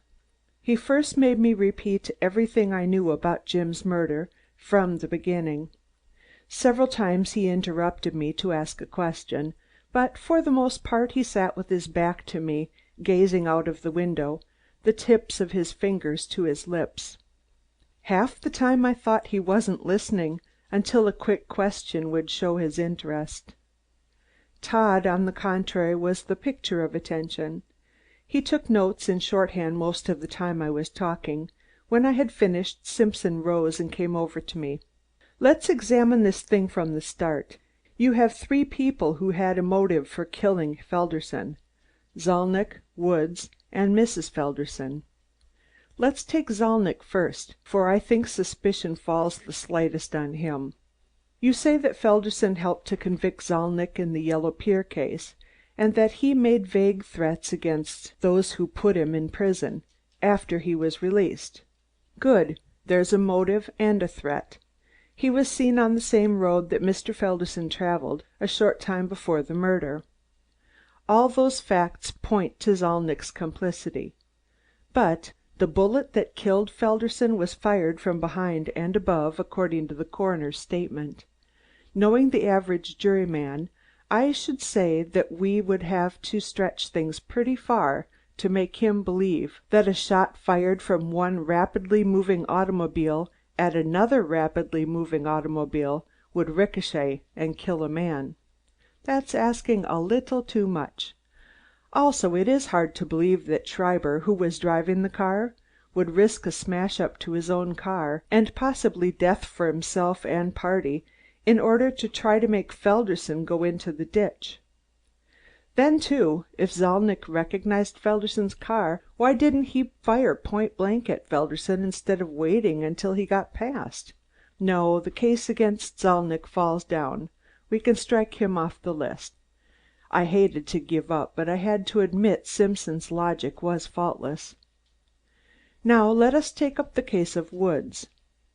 Here is a man who threatened Felderson's life unless he gave his wife a divorce, which you say Felderson did not intend to do. There again is a motive. Woods knew that Felderson was in possession of certain papers that would ruin him. There is a stronger motive." He turned to me. "By the way, you have those papers, haven't you?" "I hadn't thought of them until that very minute." "I don't know where they are right now, but I'm pretty sure I can find them." He nodded. "Get hold of them by all means. They may be important to us." He lit a cigar and threw himself into a chair. "Well, let's go on. Woods had all the motive necessary for killing Felderson. He made a definite engagement with Felderson on the night of the murder, to meet him at a certain time and place specified by Woods. That's important. Everything up to that point is as clear as crystal, yet you say you have positive testimony that Woods was at the country club waiting for Felderson at about the time the murder took place, and Woods claims that he has an absolute alibi. If that is true, it lets him out." "I'm not so sure he was at the country club at the time the murder took place," I explained. "I only know he was there just before and just afterwards." "What do you know of his movements that night?" Simpson asked. "I know he dined there at 7:30 or thereabouts, and that he ordered a drink at 8:25. "And what time was the murder?"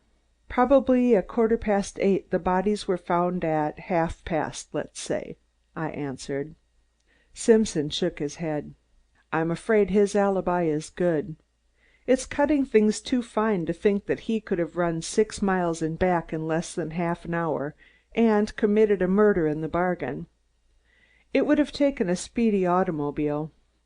Do you know whether he had an automobile that night?" he queried. "I think he did. I can find out in a minute," I added, going to the telephone. I called up the country club and finally succeeded in getting Jackson on the wire. Jackson thought Mr. Woods did not have an automobile that night because he had gone to town in Mr. Paisley's car. "He might have used somebody else's car," Todd suggested. Simpson shook his head again. "We're clear off the track now." An idea came to me suddenly, and I called up Pickering at the Benefit Insurance Company. "This is Thompson speaking, Pickering," I said. "Yes." "Do you remember if an automobile passed you on the night of the Felderson murder, going toward the country club?" "No." "Do you mean you don't remember?" "No, I remember perfectly. There was only one automobile passed us, and that was the black limousine." "You're sure?" I asked. "I'm positive, old man. We only saw one car from the time we left Blandesville until we reached the city." I put up the receiver and sank back into my chair. "Well?" Todd flung at me. "I'm out of luck," I responded. Simpson rose. "Let's go on.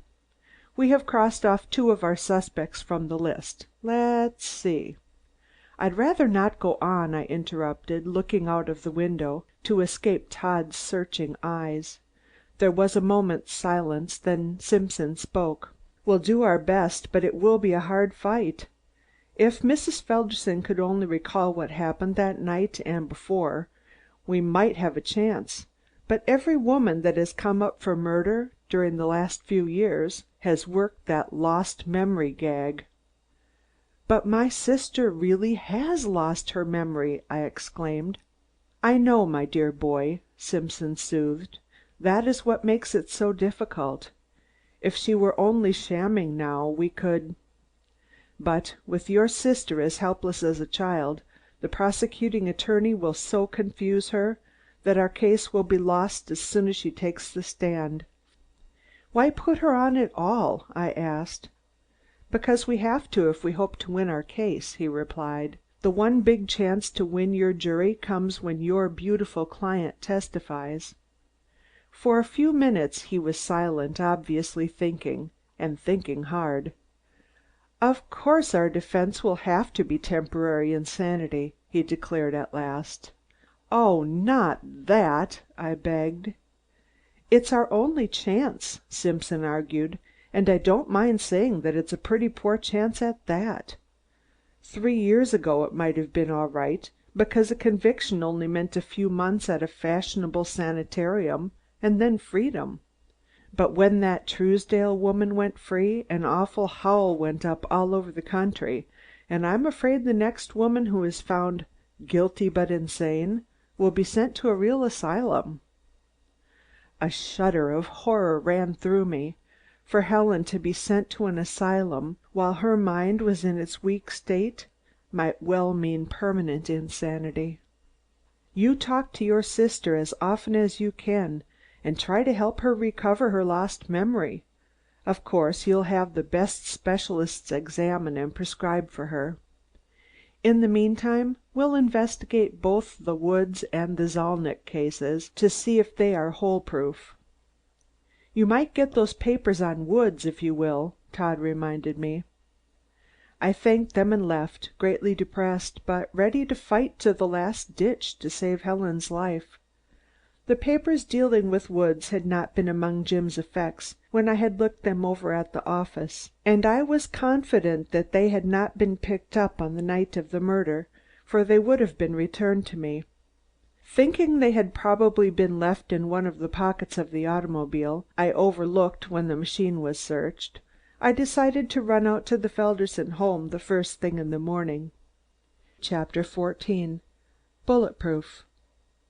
Jim's car had been moved to his own garage the morning after the accident, and as I had a pass key to the place, I found it unnecessary to go to the house at all. Wicks and Annie were taking care of the establishment until Helen should come home or the house be sold. I opened the door of the garage and shuddered involuntarily as I caught sight of the wrecked Peckwith Pierce. It had been more badly smashed than I had at first supposed.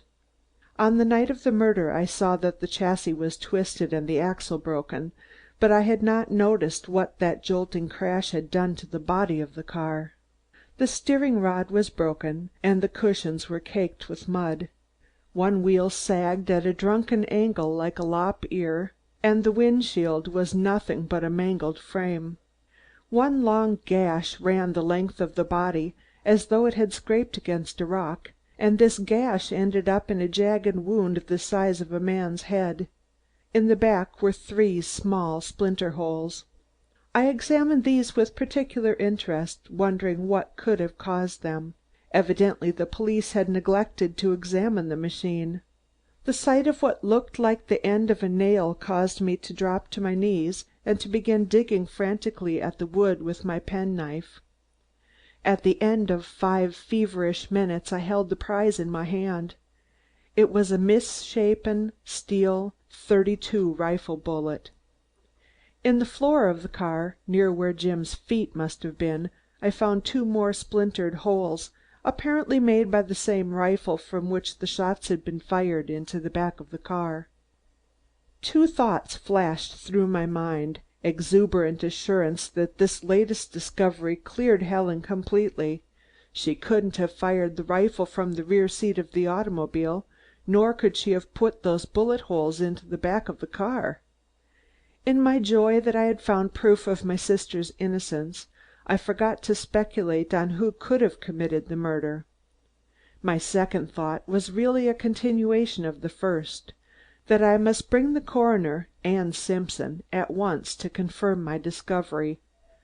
I carefully locked the door of the garage, as though fearful somebody would rob me of my find, or that the automobile might move away of its own volition. Then I ran to the house and rang the bell.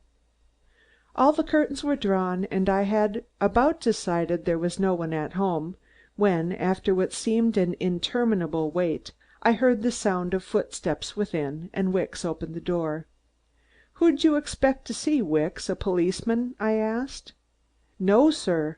One of those blarsted reporters, sir." "Poor old Wicksy," I sympathized. "Well, it'll soon be over now. I want to use the telephone." I ran down the hall to the table where I knew the telephone to be, and called up Simpson. He promised he would come right up.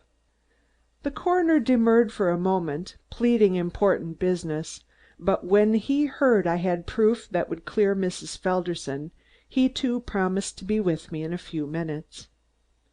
Wicks, who had been listening, was so excited that he momentarily forgot himself and clutched me by the arm as I put down the receiver.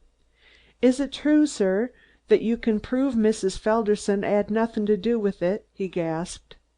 "Truest thing you know, Wicks." "I fear I'm going to act unseemly, sir. I feel like yelling, 'Yip, yip,' sir." Then he noticed he had me by the arm and hastily murmured apology. "That's all right, Wicksy, old top. Go as far as you like," I cried. "I'm so happy and relieved I could kiss the Kaiser."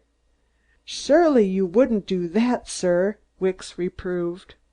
"All right, Wicks. I guess it's not to be done this year." The butler turned to leave, but stopped at the door to say, "Mr. Woods called about a week ago, sir." "What did he want?" I demanded. "He stated as 'ow he was after some papers concernin' a business deal that he and Mr. Felderson were interested in." In the excitement over my discovery, I had completely forgotten the real errand that had brought me to the house. "What did you tell him, Wicks?" "I told him that you 'ad charge of all Mr. Felderson's effects, sir, and that he could probably obtain them from you," the butler replied. "That was right. Did he leave after that?" "Shortly after that, sir," Wicks answered. "But first he asked for the key to the garage, sayin' he would like to hinspect the auto." "Did you give it to him?" I snapped. "Yes, sir. I saw no 'arm in that, sir." I ran to the garage and quickly searched the broad pockets of Jim's car. The portfolio was not there.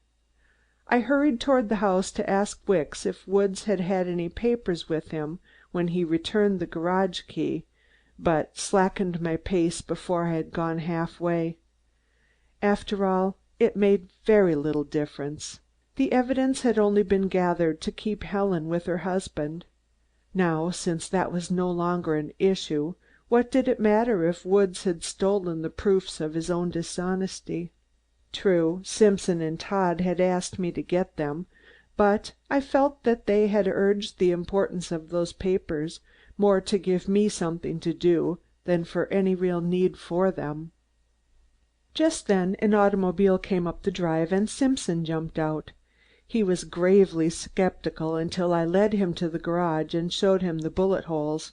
Then he was enthusiastic. He examined the back of the car minutely, and at the end of his scrutiny he turned to me. "I'm not at all sure that we were justified in giving that Zalnitch a clean bill of health so soon. It is just possible he had a lot more to do with this than we supposed." While we were talking the coroner drove up. He took the bullet I had extracted from the back of the car and looked at it as though he expected to find its owner's name etched there, after which he examined the holes in the back of the car and in the footboard. Then I eagerly related our suspicions against Zalnitch, but he shook his head. "That would seem to clear Mrs. Felderson, but it also makes it look as though every other suspect is innocent. Look at these holes in the floor. The bullets that lodged there must have been fired from above. Also, you will notice that there are 3 bullet holes in the back of the car and 2 in the footboard beside the shot that killed Mr. Felderson. Unless your friends, the socialists, were carrying a young armory with them, they could never have fired that many shots in the short space of time that it took Mr. Felderson to pass them.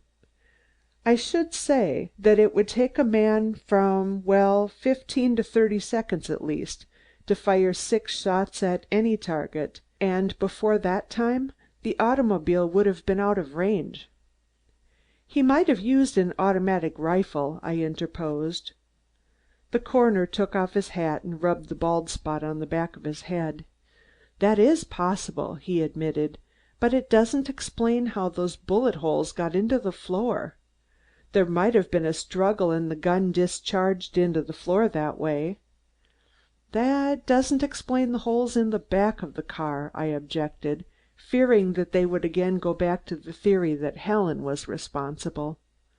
"The holes in the footboard seem to me positive proof that the shots were fired from above," Simpson argued.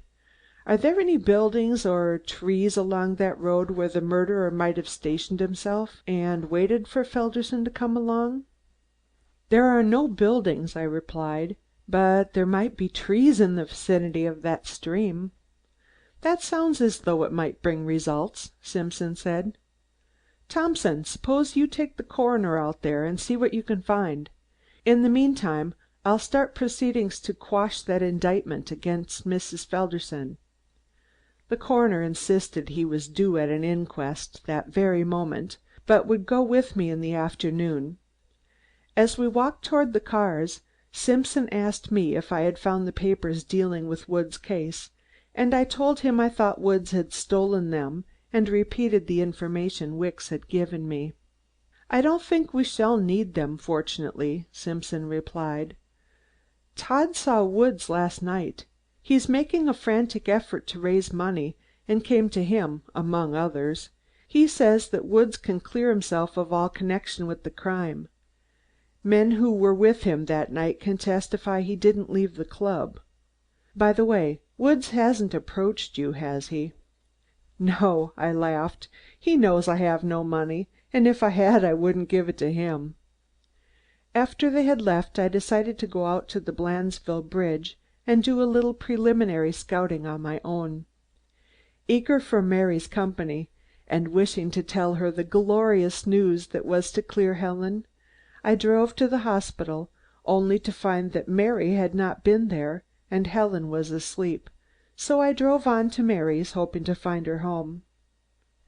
"Miss Pendleton is just going out, but I will ask if she will see you," the maid informed me. I stepped into the living room and picked up a magazine. As I took it in my hand, it fell open to a story entitled "Who Murdered Merryvale?" I looked at one of the illustrations and quickly laid the magazine down, conscious that I'd never again read a mystery story built around a tragic death. Then I heard Mary's light step pattering down the stairs and turned to greet her. She was dressed in a smart, semi-military costume, which she had worn while a volunteer chauffeur during the war, and she looked simply radiant. "Mary, we've made certain discoveries which absolutely clear Helen of suspicion," I cried, taking her hands in mine. I told her of my find of the morning, and watched her eyes widen with joy and surprise. "So while we haven't found out yet who murdered Jim, we know that Helen had no part in it."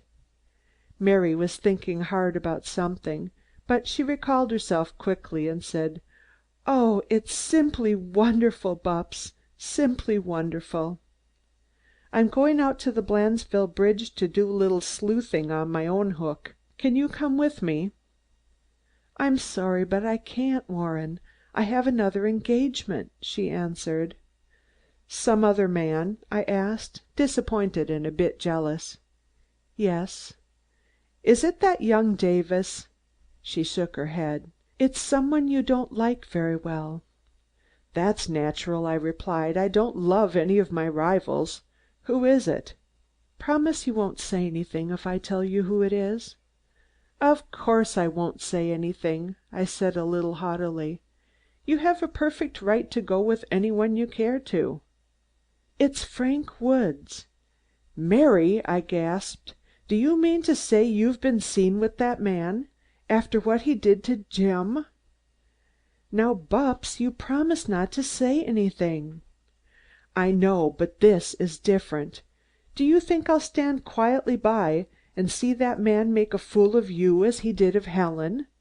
Do you think I'll let that rake make love to you?" "He's not going to make love to me," Mary answered with some asperity. "That's what you think. That's what Helen thought and Jim thought. That's what all of them think when he starts. Do you know what he wants to do? He asked you to go out with him so he could try to borrow money off you, to save his rotten hide." "But, Bupps, he didn't ask me to go riding with him. I asked him to take me." "You asked him to take you?" I cried. "Don't talk so loud, Bupps. People on the street will hear you." If there was anything she could have said that would have made me angrier than I already was, it was that. "I'm not talking loud," I shouted. "And what if I do? The people on the street may hear me, but they will see you with Frank Woods, which is 100 times worse. Why, it is as much as a girl's reputation is worth to be seen alone with him." "I'll take care of my reputation," she replied coldly. "You think you will," I said, flinging myself into a chair. "Warren, do you know that's insulting?" Mary exclaimed angrily. "You're acting like a schoolboy. I have a good reason for wanting to go out with Frank Woods." "Reasons?" I sneered. She went into the hall and I followed. "Mary, I don't know what your reasons are and I don't care. I'm not going to have that man making love to you. Either you don't go out with him or I quit." Mary turned and looked me straight in the eyes. "What do you mean?" she asked. "Any girl who is Frank Woods' friend, after the mess he stirred up in my family, isn't my friend."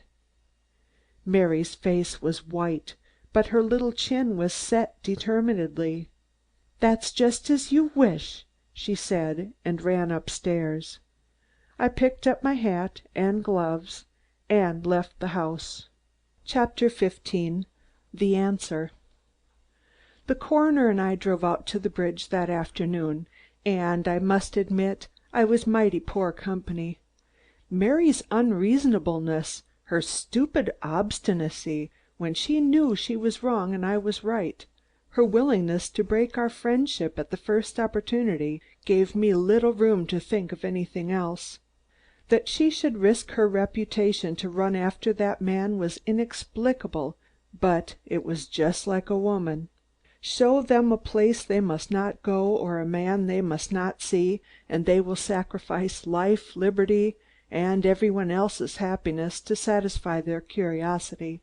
It has been true from Pandora to Pankhurst.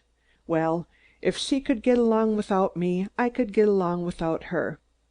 I'm the easiest going person in the world, but when it comes to allowing the girl you are practically engaged to make a fool of herself over another man, I won't stand for it. I knew she would probably come to me afterward and say that she was sorry and she didn't know, but I made up my mind that she would have to give me an awfully good reason for her sudden interest in Frank Woods before I would forgive her. These thoughts held my attention all the way out. Now and again I would be recalled from my gloom by some question from the coroner.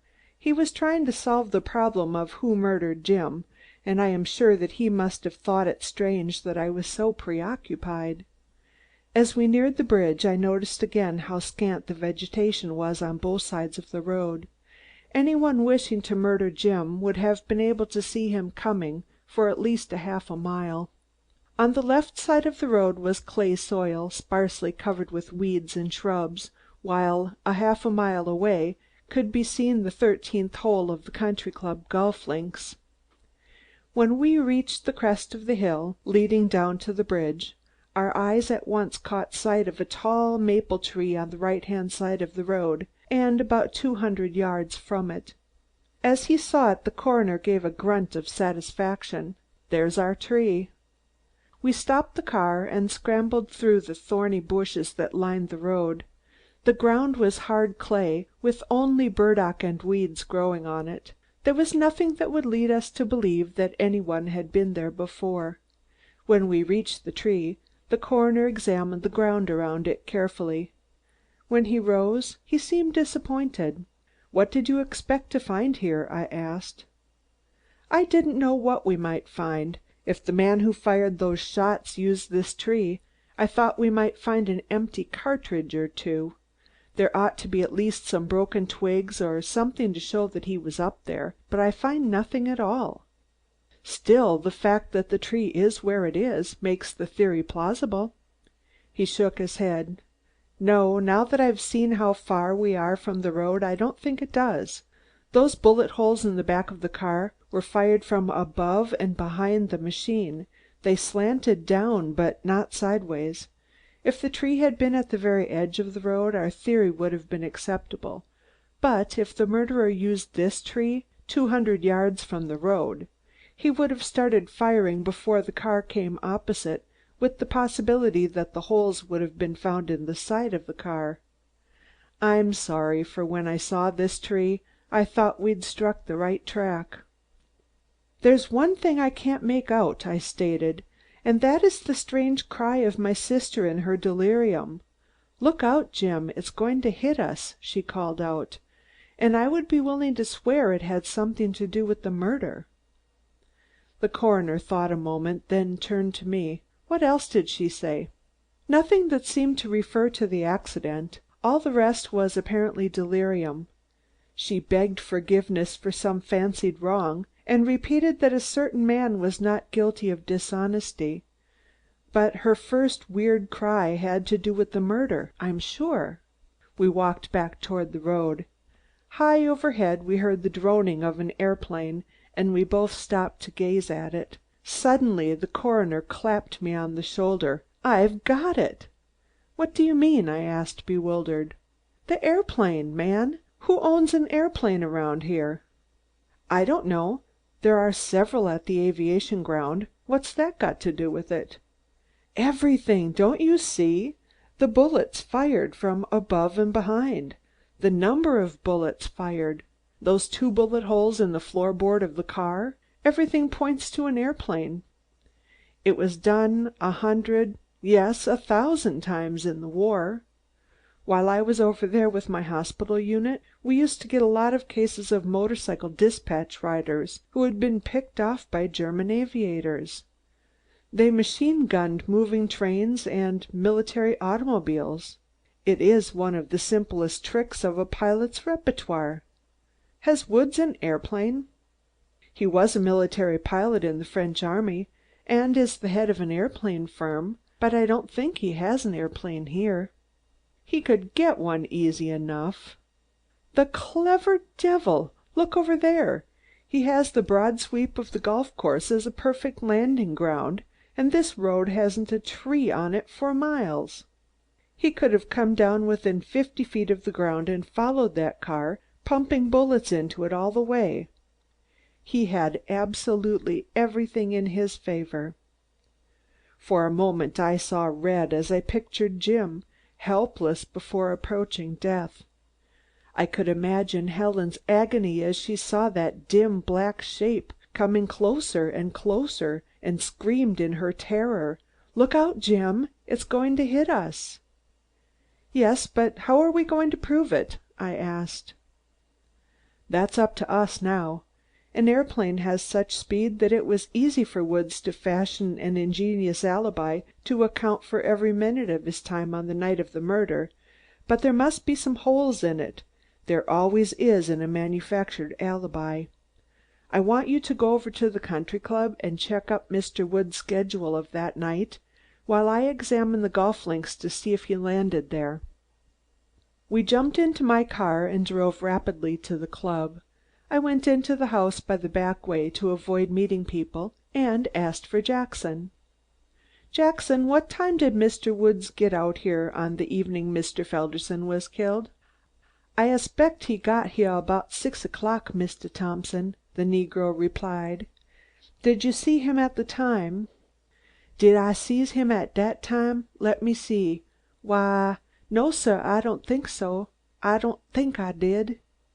"When was the first time you did see him, Jackson?" "I guess it was at dinner time, sah. He was here den."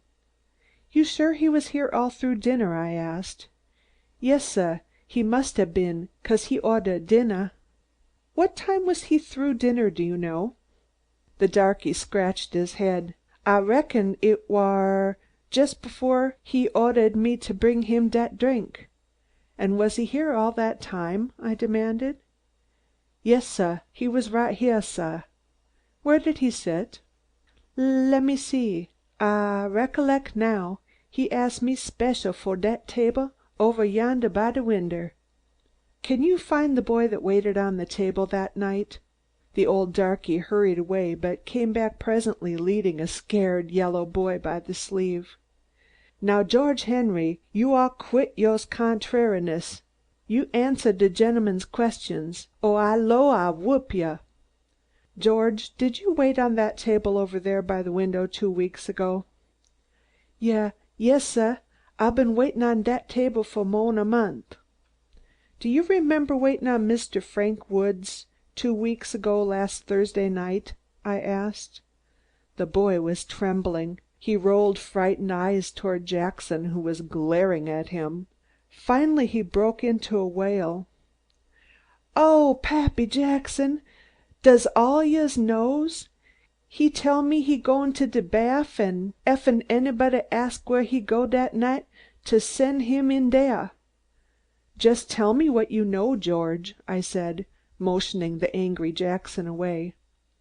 He set down at de table, but he ain't et none," the boy stuttered. "What do you mean, George?"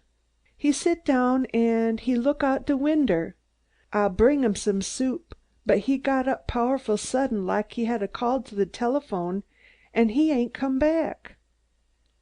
"Are you sure of that, George?" "Yes, sah.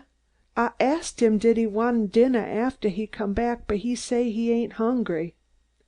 "What time was it when he came back?" I asked. 8:30, sah." I gave the boy $1 and he went away happy. Jackson had a sheepish look on his face. "Then Mr. Woods wasn't here all through dinner, Jackson?"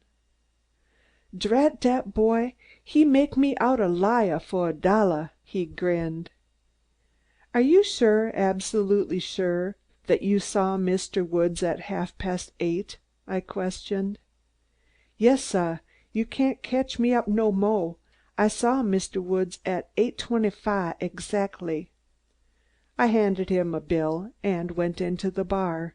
Grogan, the old bartender, was there alone. Grogan, do you remember who was in the bar between 7:30 and 8:30 on the night of the Felderson murder? Only one or two of the gentlemen, sir.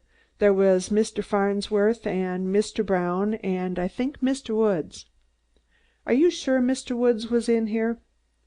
Well, no, sir, not exactly. I remember Mr. Farnsworth and Mr. Brown. There were probably some others. The reason I think Mr. Woods was here was because he called my attention to the fact a few nights after the murder. There were a few gentlemen in here and they were talking of Mr. Felderson's death. Mr. Woods said, in view of the fact that the murderer hadn't been found, almost anyone might be accused. Someone asked him if he was worried. We all knew, sir, that Mr. Felderson and Mr. Woods were not very friendly, and Mr. Woods laughed and said that fortunately he had a perfect alibi, and called my attention to the fact that he was here at about the time the crime was committed." "And you're not so sure that he was?" I asked. "Oh, his alibi is good, of course, because he was around the club all that evening. I guess he was here, and I don't remember it." I shook hands with him and left. Far out on the golf links the coroner was bending over, examining something on the ground. When I reached him, he grabbed me by the sleeve and pointed to barely discernible tracks paralleling each other for almost 100 yards. Between them ran a shallow, jagged rut where the spade of an airplane had dug up the turf. Chapter 16. The Mechanician. "We've got it! We're on the trail at last!" I exclaimed. "I just found out at the club that Woods left the dinner hurriedly and was not seen again until 25 minutes past 8. "We've got to go slow," cautioned the coroner. "A man who is ingenious enough to devise this means of murdering a man won't be tripped up for lack of a perfect alibi. I found out what that is, too. He has the bartender at the club, half believing that he was in the bar at the time the murder was committed." I told him briefly what I had discovered. "See," the coroner pointed out, "if they bring him into the court, the bartender won't be able to swear he wasn't in the bar, and the short time that he was absent will convince the jury that Woods is telling the truth and that our theory is all bunk. But we're not going to leave things as they stand, just when we are hot on the trail. What do we do now?" "I'm of the opinion that there is a short cut to the solution of the whole affair. Woods must have had a mechanician with him on the night of the murder." "What makes you think that?" I asked rather impatiently. "Because we know Woods came back to the club immediately after the murder and played cards the rest of the evening. He returned to the city in another man's car. Obviously, then, someone else must have taken the airplane back to its hangar, since it would have caused too much comment had it been on the links in the morning. Our plan, then, is to find the mechanician and bribe or threaten him into telling us the truth. If Woods hasn't got rid of him, he ought to be around the aviation grounds. We must wait until we are certain Woods is not there before trying to see our man." "Then there is no better time than right now, for I know Woods is taking a certain young lady automobiling this afternoon." "Let's go then, quickly!" exclaimed the coroner. We climbed into the car and sped toward the city. Since Eastbrook is on the aerial postal route, we have a well-equipped aviation field just outside the city. Several of our younger set with special sporting proclivities have taken up aerial joy riding since the war, so that there is always a group of mechanicians and hangers-on around the field. I proposed to the coroner that we stop for Simpson, and he agreed. When Simpson heard who it was, he came down at once. As we sped toward the aerodrome, I told him of our findings of the afternoon. He was astounded. "You know, I'll hand it to the man who thought up that scheme. That's the cleverest piece of work I ever heard of. If your theories are correct and he really did do it." "What makes you think Woods didn't do it?" I questioned. "Not a thing," Simpson answered. "Only I didn't know Woods kept a plane in Eastbrook. Of course it would be easy enough for him to get one." Lord, think of the possibilities it opens up. It fairly takes your breath away. Automobile bandits aren't in it. Imagine trying to cope with a gang of thieves who add an airplane to their kit of tools. Suppose they try to rob the Guarantee Trust Company of New York, or Tiffany's. The robbery itself would be the simplest part of the thing. It's getting the swag away that worries the criminals. Suppose they pull this robbery off, and the police put a net around the city to guard against their escape. Mr. Thief and his gang sail away calmly over the heads of the police. Think of your diamond smugglers. Why, that big British dirigible could have flooded the American market with diamonds and laughed in the face of the customs authorities. I say, it gets you." "Yes, but in the meantime we get Mr. Woods," I said grimly. "Don't be too sure of that," Simpson warned. "The man who thinks up such a scientific way of murdering people isn't going to be an easy man to catch." Memories of big, whole-hearted Jim came to my mind, and I swore I would get Woods if I had to hang for it. Woods, murderer of Jim, after stealing his wife away, and now making love to Mary Pendleton, putting his bloody hands on her. The thought almost drove me mad. We stopped our machine at the entrance to the field and walked toward the hangars. 3 airplanes were out being tuned up. They looked like birds ready to take wing at the slightest disturbance. The coroner walked over to one of the helpers. "Can you direct me to the hangar Mr. Frank Woods uses?" "Woods?" the man repeated with a puzzled frown. "I don't remember any such machine here. I know most of 'em, but I don't think any Woods has a machine here. Wait, I'll ask Bill.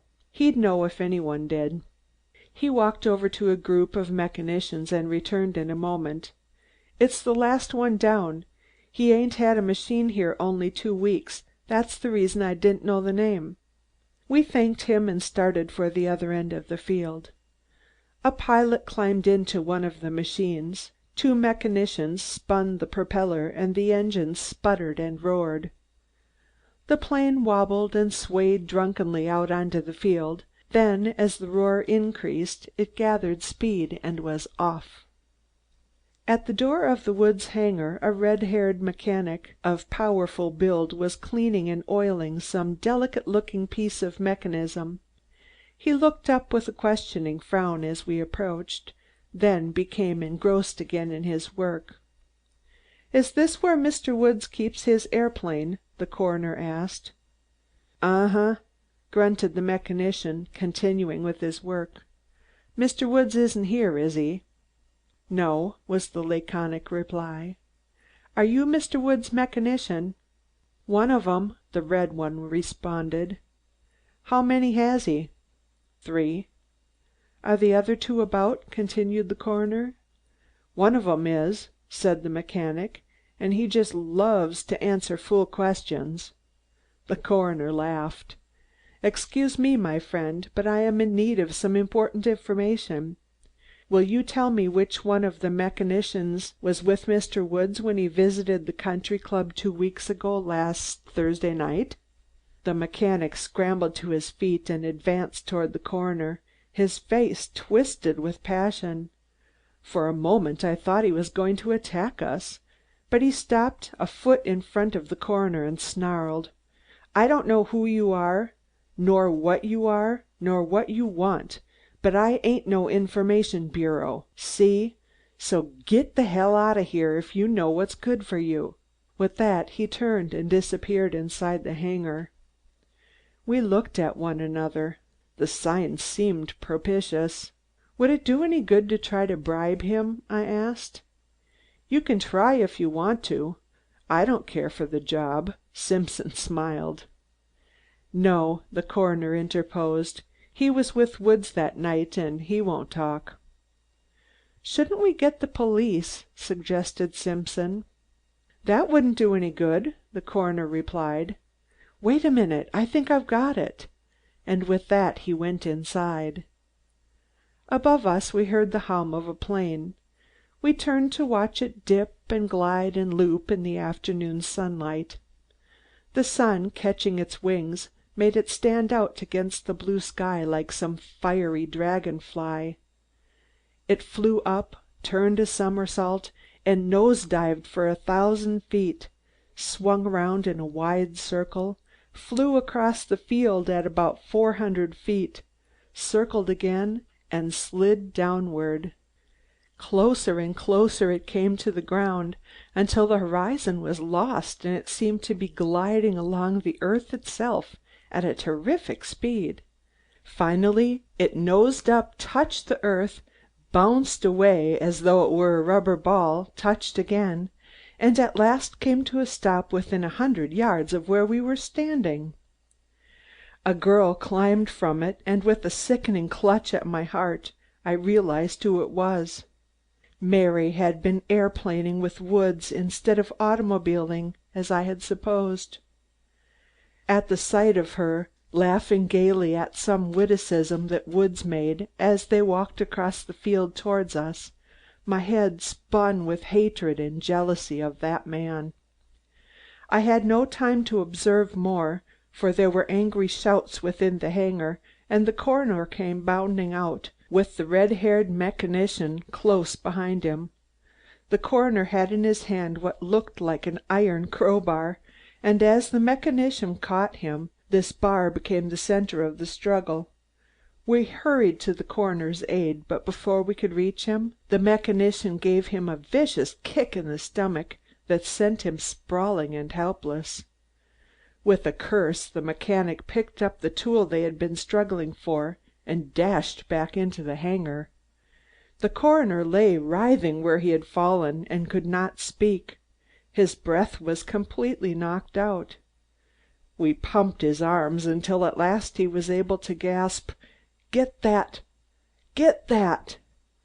"It looked as though you had a little disagreement here," a laughing voice sounded behind us.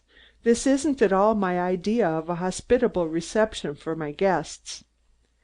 We all turned to look into the smiling face of Woods. As we helped the coroner to his feet and began brushing him off, Woods continued, "Gentlemen, if you are going to present me with the key to the city, please make it as unostentatious as possible." His smile still continued, but there was an odd glint in his eyes. Mary had left his side and was walking away. She had evidently seen me and had not wanted to speak to me. The coroner cleared his throat. "Mr. Woods, I am not here to make any presentation speeches. I am here to accuse you of the murder of James Felderson." Not for an instant did the smile leave Frank Woods' face, nor did he change his expression. He looked us over calmly and slowly, and then said, "Why, that is very interesting, but you seem to forget that I have already been accused of that murder once. You were accused on mere suspicion before, but now we have the proof." The red-haired mechanic sauntered out of the doorway and walked over toward the airplane. Behind him followed another youth with a bunch of waste in his hand. The coroner pointed to the former. "I had the machine gun with which you did the murder, until your man there kicked me in the stomach and jerked it away from me. It's in the hangar now, but we don't need the gun. We've got enough evidence without it to convict you." Woods looked us over carefully. He was by far the calmest one of the party. "Gentlemen, I have already sent to the papers a statement that I am able to produce testimony as to my whereabouts during every minute of the night when James Felderson was killed. When the trial comes, I shall produce that testimony. If you think that a machine gun is any proof against me, just step inside and I'll show you that it is of entirely different caliber from the gun that killed Felderson." We hesitated for a second, I think because of the brazen effrontery, the splendid calmness of the man. A doubt began to form in my mind as to whether he had anything to do with the murder at all. Woods noticed my hesitation and turning to me said with a smile, "Surely you aren't afraid of me, Thompson, when you so readily trust me with both your sister and your fiancée." I longed with all my soul to hit that man between the eyes, to crush that half sneering smile into his face with my heel, but I let the insult pass and followed the others inside. "Here is the machine gun, gentlemen. If you will notice, it is a 36 caliber and not a 32 at all. If you will wait 1 minute, I'll get you the magazine. That will prove it to you beyond a doubt." He left the hanger and the coroner picked up the gun. I could have sworn that the gun that I had hold of was a 32. The barrel seems too small for a 36. "Why, look here. This is a 32. Here is a caliber marked on it." From outside came the sputter and crack of an airplane engine. Simpson caught it first and dashed to the door. "It's Wood's plane! He's going to escape!" We ran out of the hangar and across the field toward the airplane, which by now was enveloped in blue vapor. Before we had gone halfway it was taxi-cabbing across the field, careening first to one side and then to the other. Suddenly it swerved and turned in our direction. We stood there a little breathless to see what it would do. The engines of the plane droned higher as it came toward us. Suddenly Simpson clutched my arm and yelled, "Look out, he's trying to run us down."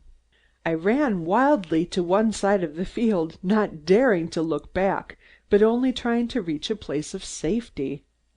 The sound of the engines came crashing to my ears like the staccato roar of 100 machine guns. My legs felt as if they were lead. I seemed to be standing still. One frightening glance over my shoulder showed me the machine, like some monstrous vulture, bearing down on me. I could feel it gaining and gaining. The heavy drone of the engine seemed to fill the air with its noise.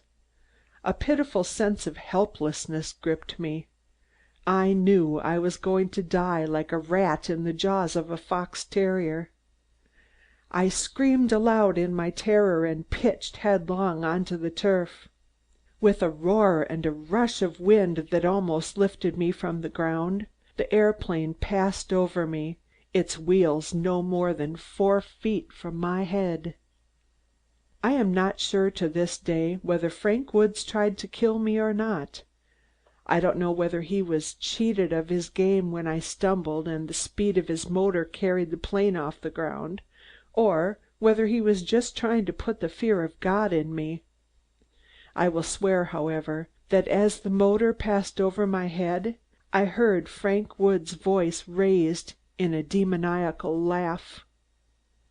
As the drum of the motor passed and I knew that I was safe for the moment, I raised my head to see if the devil should be planning to come back. With joy I saw that he had risen to a height of 15 or 20 feet. Suddenly the plane swooped up as though Woods were trying to loop. For a second it tipped sideways like a catboat reeling over in the wind, and then there was the sound of splintering wood and tearing silk, and the plane crashed miserably to the ground. Chapter 17. Red Capitulates. We hurried over to the smashed plane, the coroner leading. Woods, in his effort to run me down, had forgotten the telegraph wires at the end of the field. Too late he had seen them and vainly tried to lift his machine clear of them.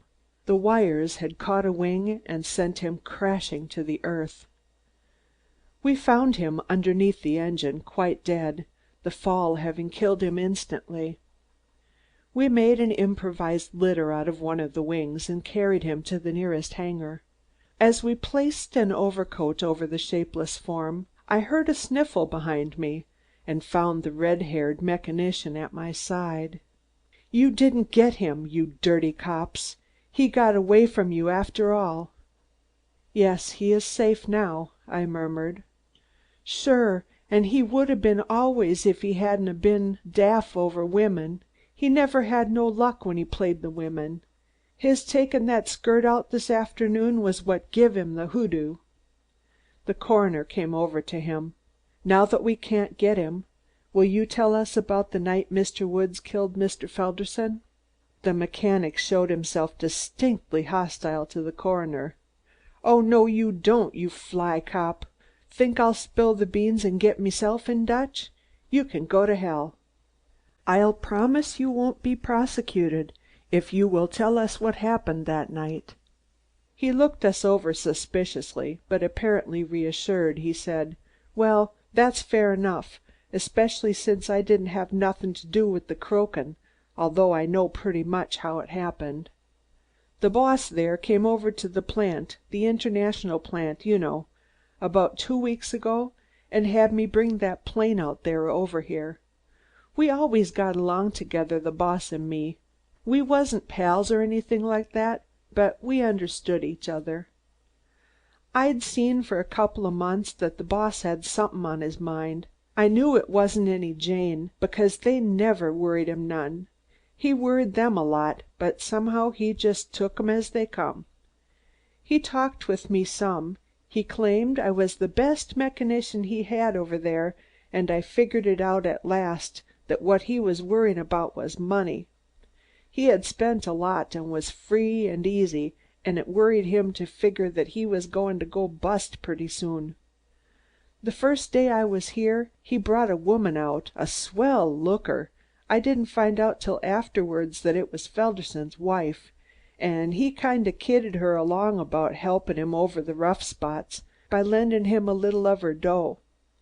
I sort of figured out he was going to run off with the woman, 'cause the next morning he come out and said we could take a month's lay off if we wanted to, as he was going on his honeymoon. I thought he was going to take me along, but when he said that, I made up my mind to beat it back to the plant, to keep from going bugs watching them other guys, calling theirselves mechanics, tinking around them busses when they didn't know their job. It's a darn wonder more of these fool dudes out here ain't been killed. Something must 'a' slipped up, because he come out late that afternoon cussin' like the devil. He had one whale of a temper when he got started, the boss did. He took me with him in the bus, and we cruised around the country for a while. Every time he spotted a straight stretch of road without too many trees, he'd come down and look it over. Finally we found that straight stretch of road out by the golf links at the country club, and that must 'a' suited him, 'cause that was the only place we come to after that.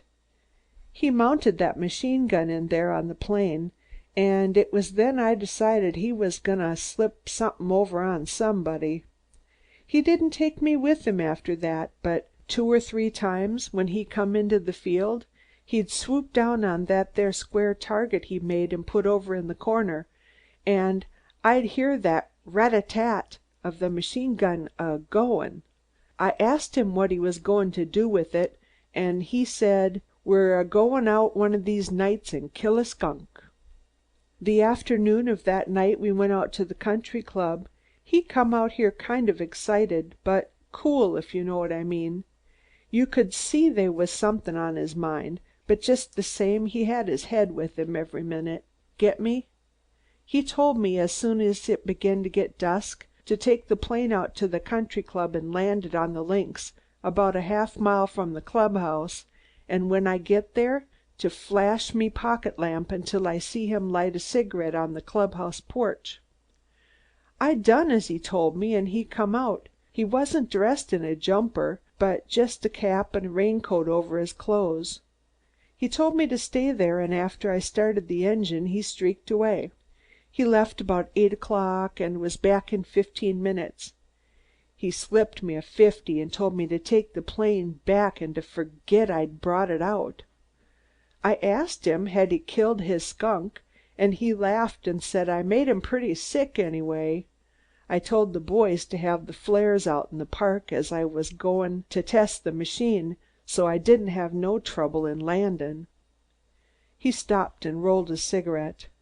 "That's all you know, is it?" the coroner asked. "That's all I knows, so help me Henry. But ain't it enough?" He looked around at the three of us who had been listening intently to his story. "I should say it is," said Simpson. Chapter 18. I listen to my forebears. Helen had come home. She preferred living with Mother and myself rather than opening up Jim's house, which she had been told belonged to her. Yes, her memory of past events was gone, and each night I sat with her and repeated bits here and there of the experiences through which she had lived. Every now and then a thought would come to her and she would be able to fill in parts of the narrative, but this was seldom. In a way it was fortunate, for I was able to leave out all the sordid details of her past and give her only the recollections worth keeping. As soon as she is quite strong, Dr. Forbes is going to reconstruct the tragedy for her, and he says he has every reason to believe that she will be successful in restoring her memory. In the meantime, she is entirely happy and content, and even more beautiful than ever. Mary has not spoken to me for a month. Somehow we could not get together.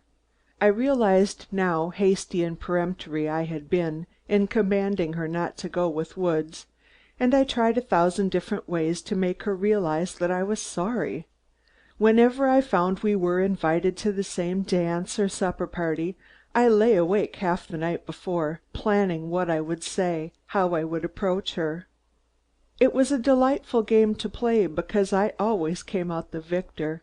I made her say and do just the things that would make reconciliation easy, but when we actually met, it was vastly different. We were both invited to the Rupert Smiths' ball, and I made up my mind that before that evening was over, I would be back in her good graces on the same old footing.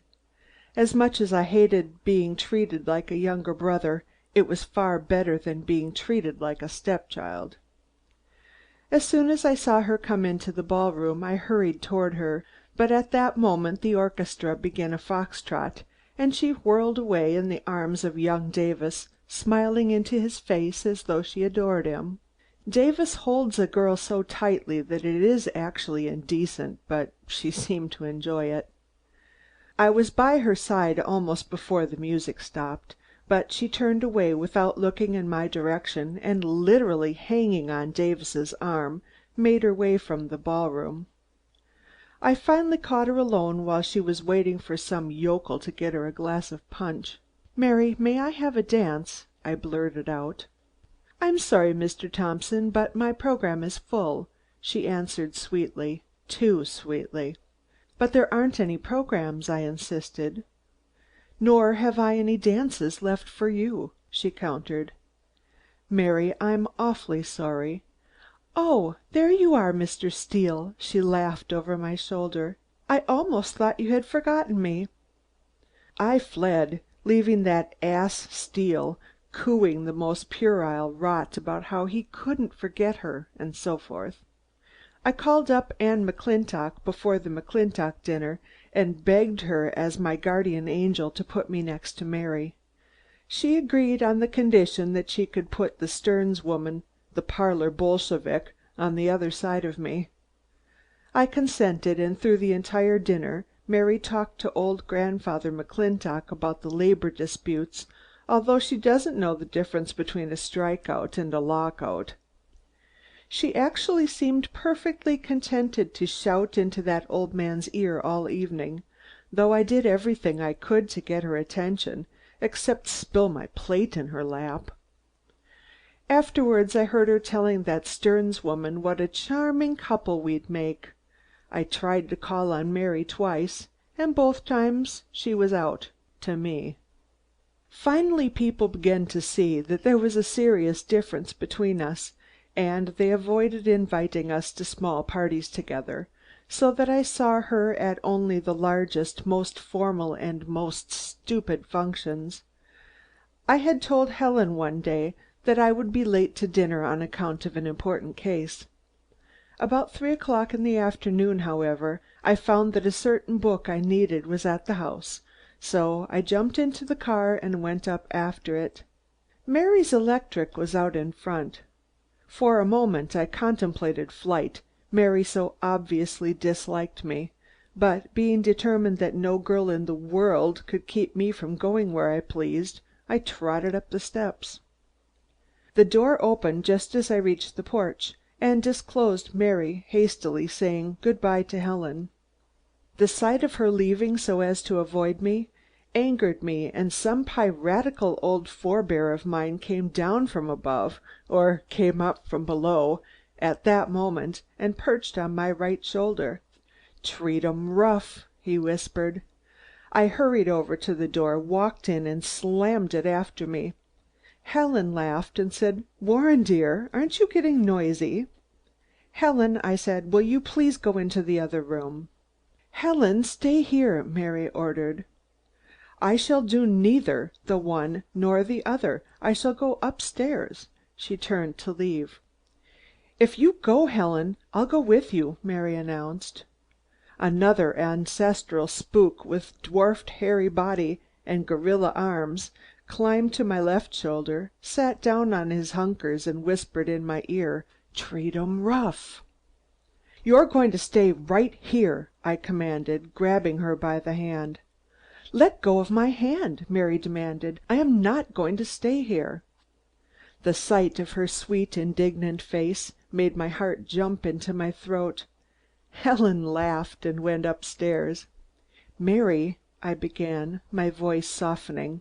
My ancient forebears made wry faces at each other and hopped down from my shoulders. "He's a fool," announced the cave man. "I'll say he is," answered the pirate. "I'm not going to stay here a minute longer. Will you please get out of my way?" Mary said coolly. "No, I won't," I yelled. "I've had about enough of this, Mary. You think you can dangle me on the end of a string like a damned jumping jack until you see fit to let me have a little rest." My guiding ancestors hopped back on my shoulders. "That's the stuff to give 'em," yelled Hunkers.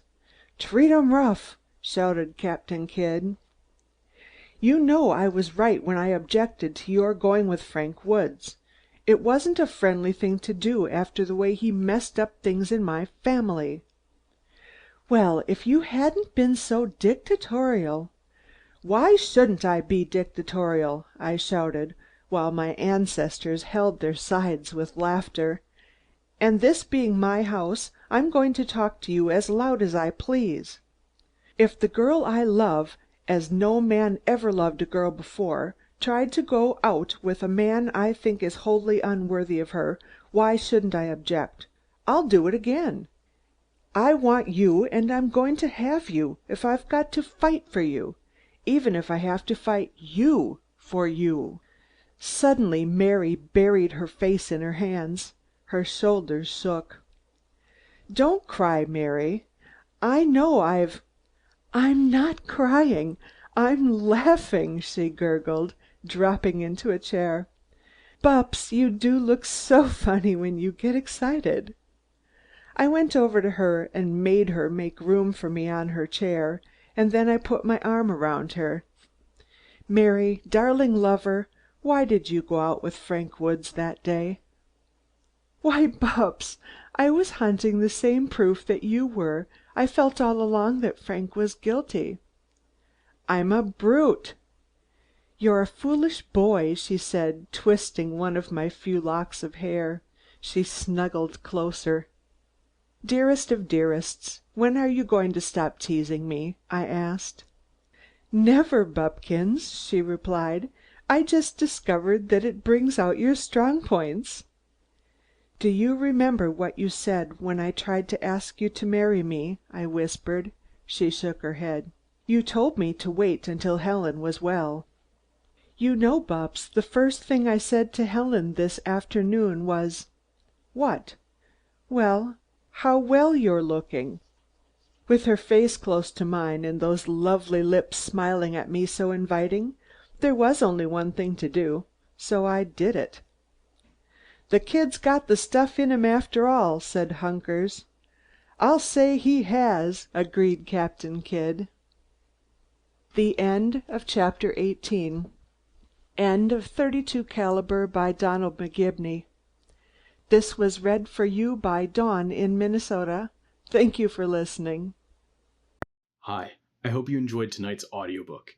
This channel's mission is to become the best resource for bedtime audiobooks, and while we're just getting started, we're continually growing our library of audiobooks so that you can get a great night's sleep and live your life fully during the day. If you'd like to see more content, please feel free to check out the channel. And if you'd like to see our entire collection of audiobooks, you can find them at sleepaudiobooks.com. All likes, comments, and subscriptions are greatly appreciated and help this channel more than you know. We appreciate you watching. Thank you so much. This is Sleep Audiobooks.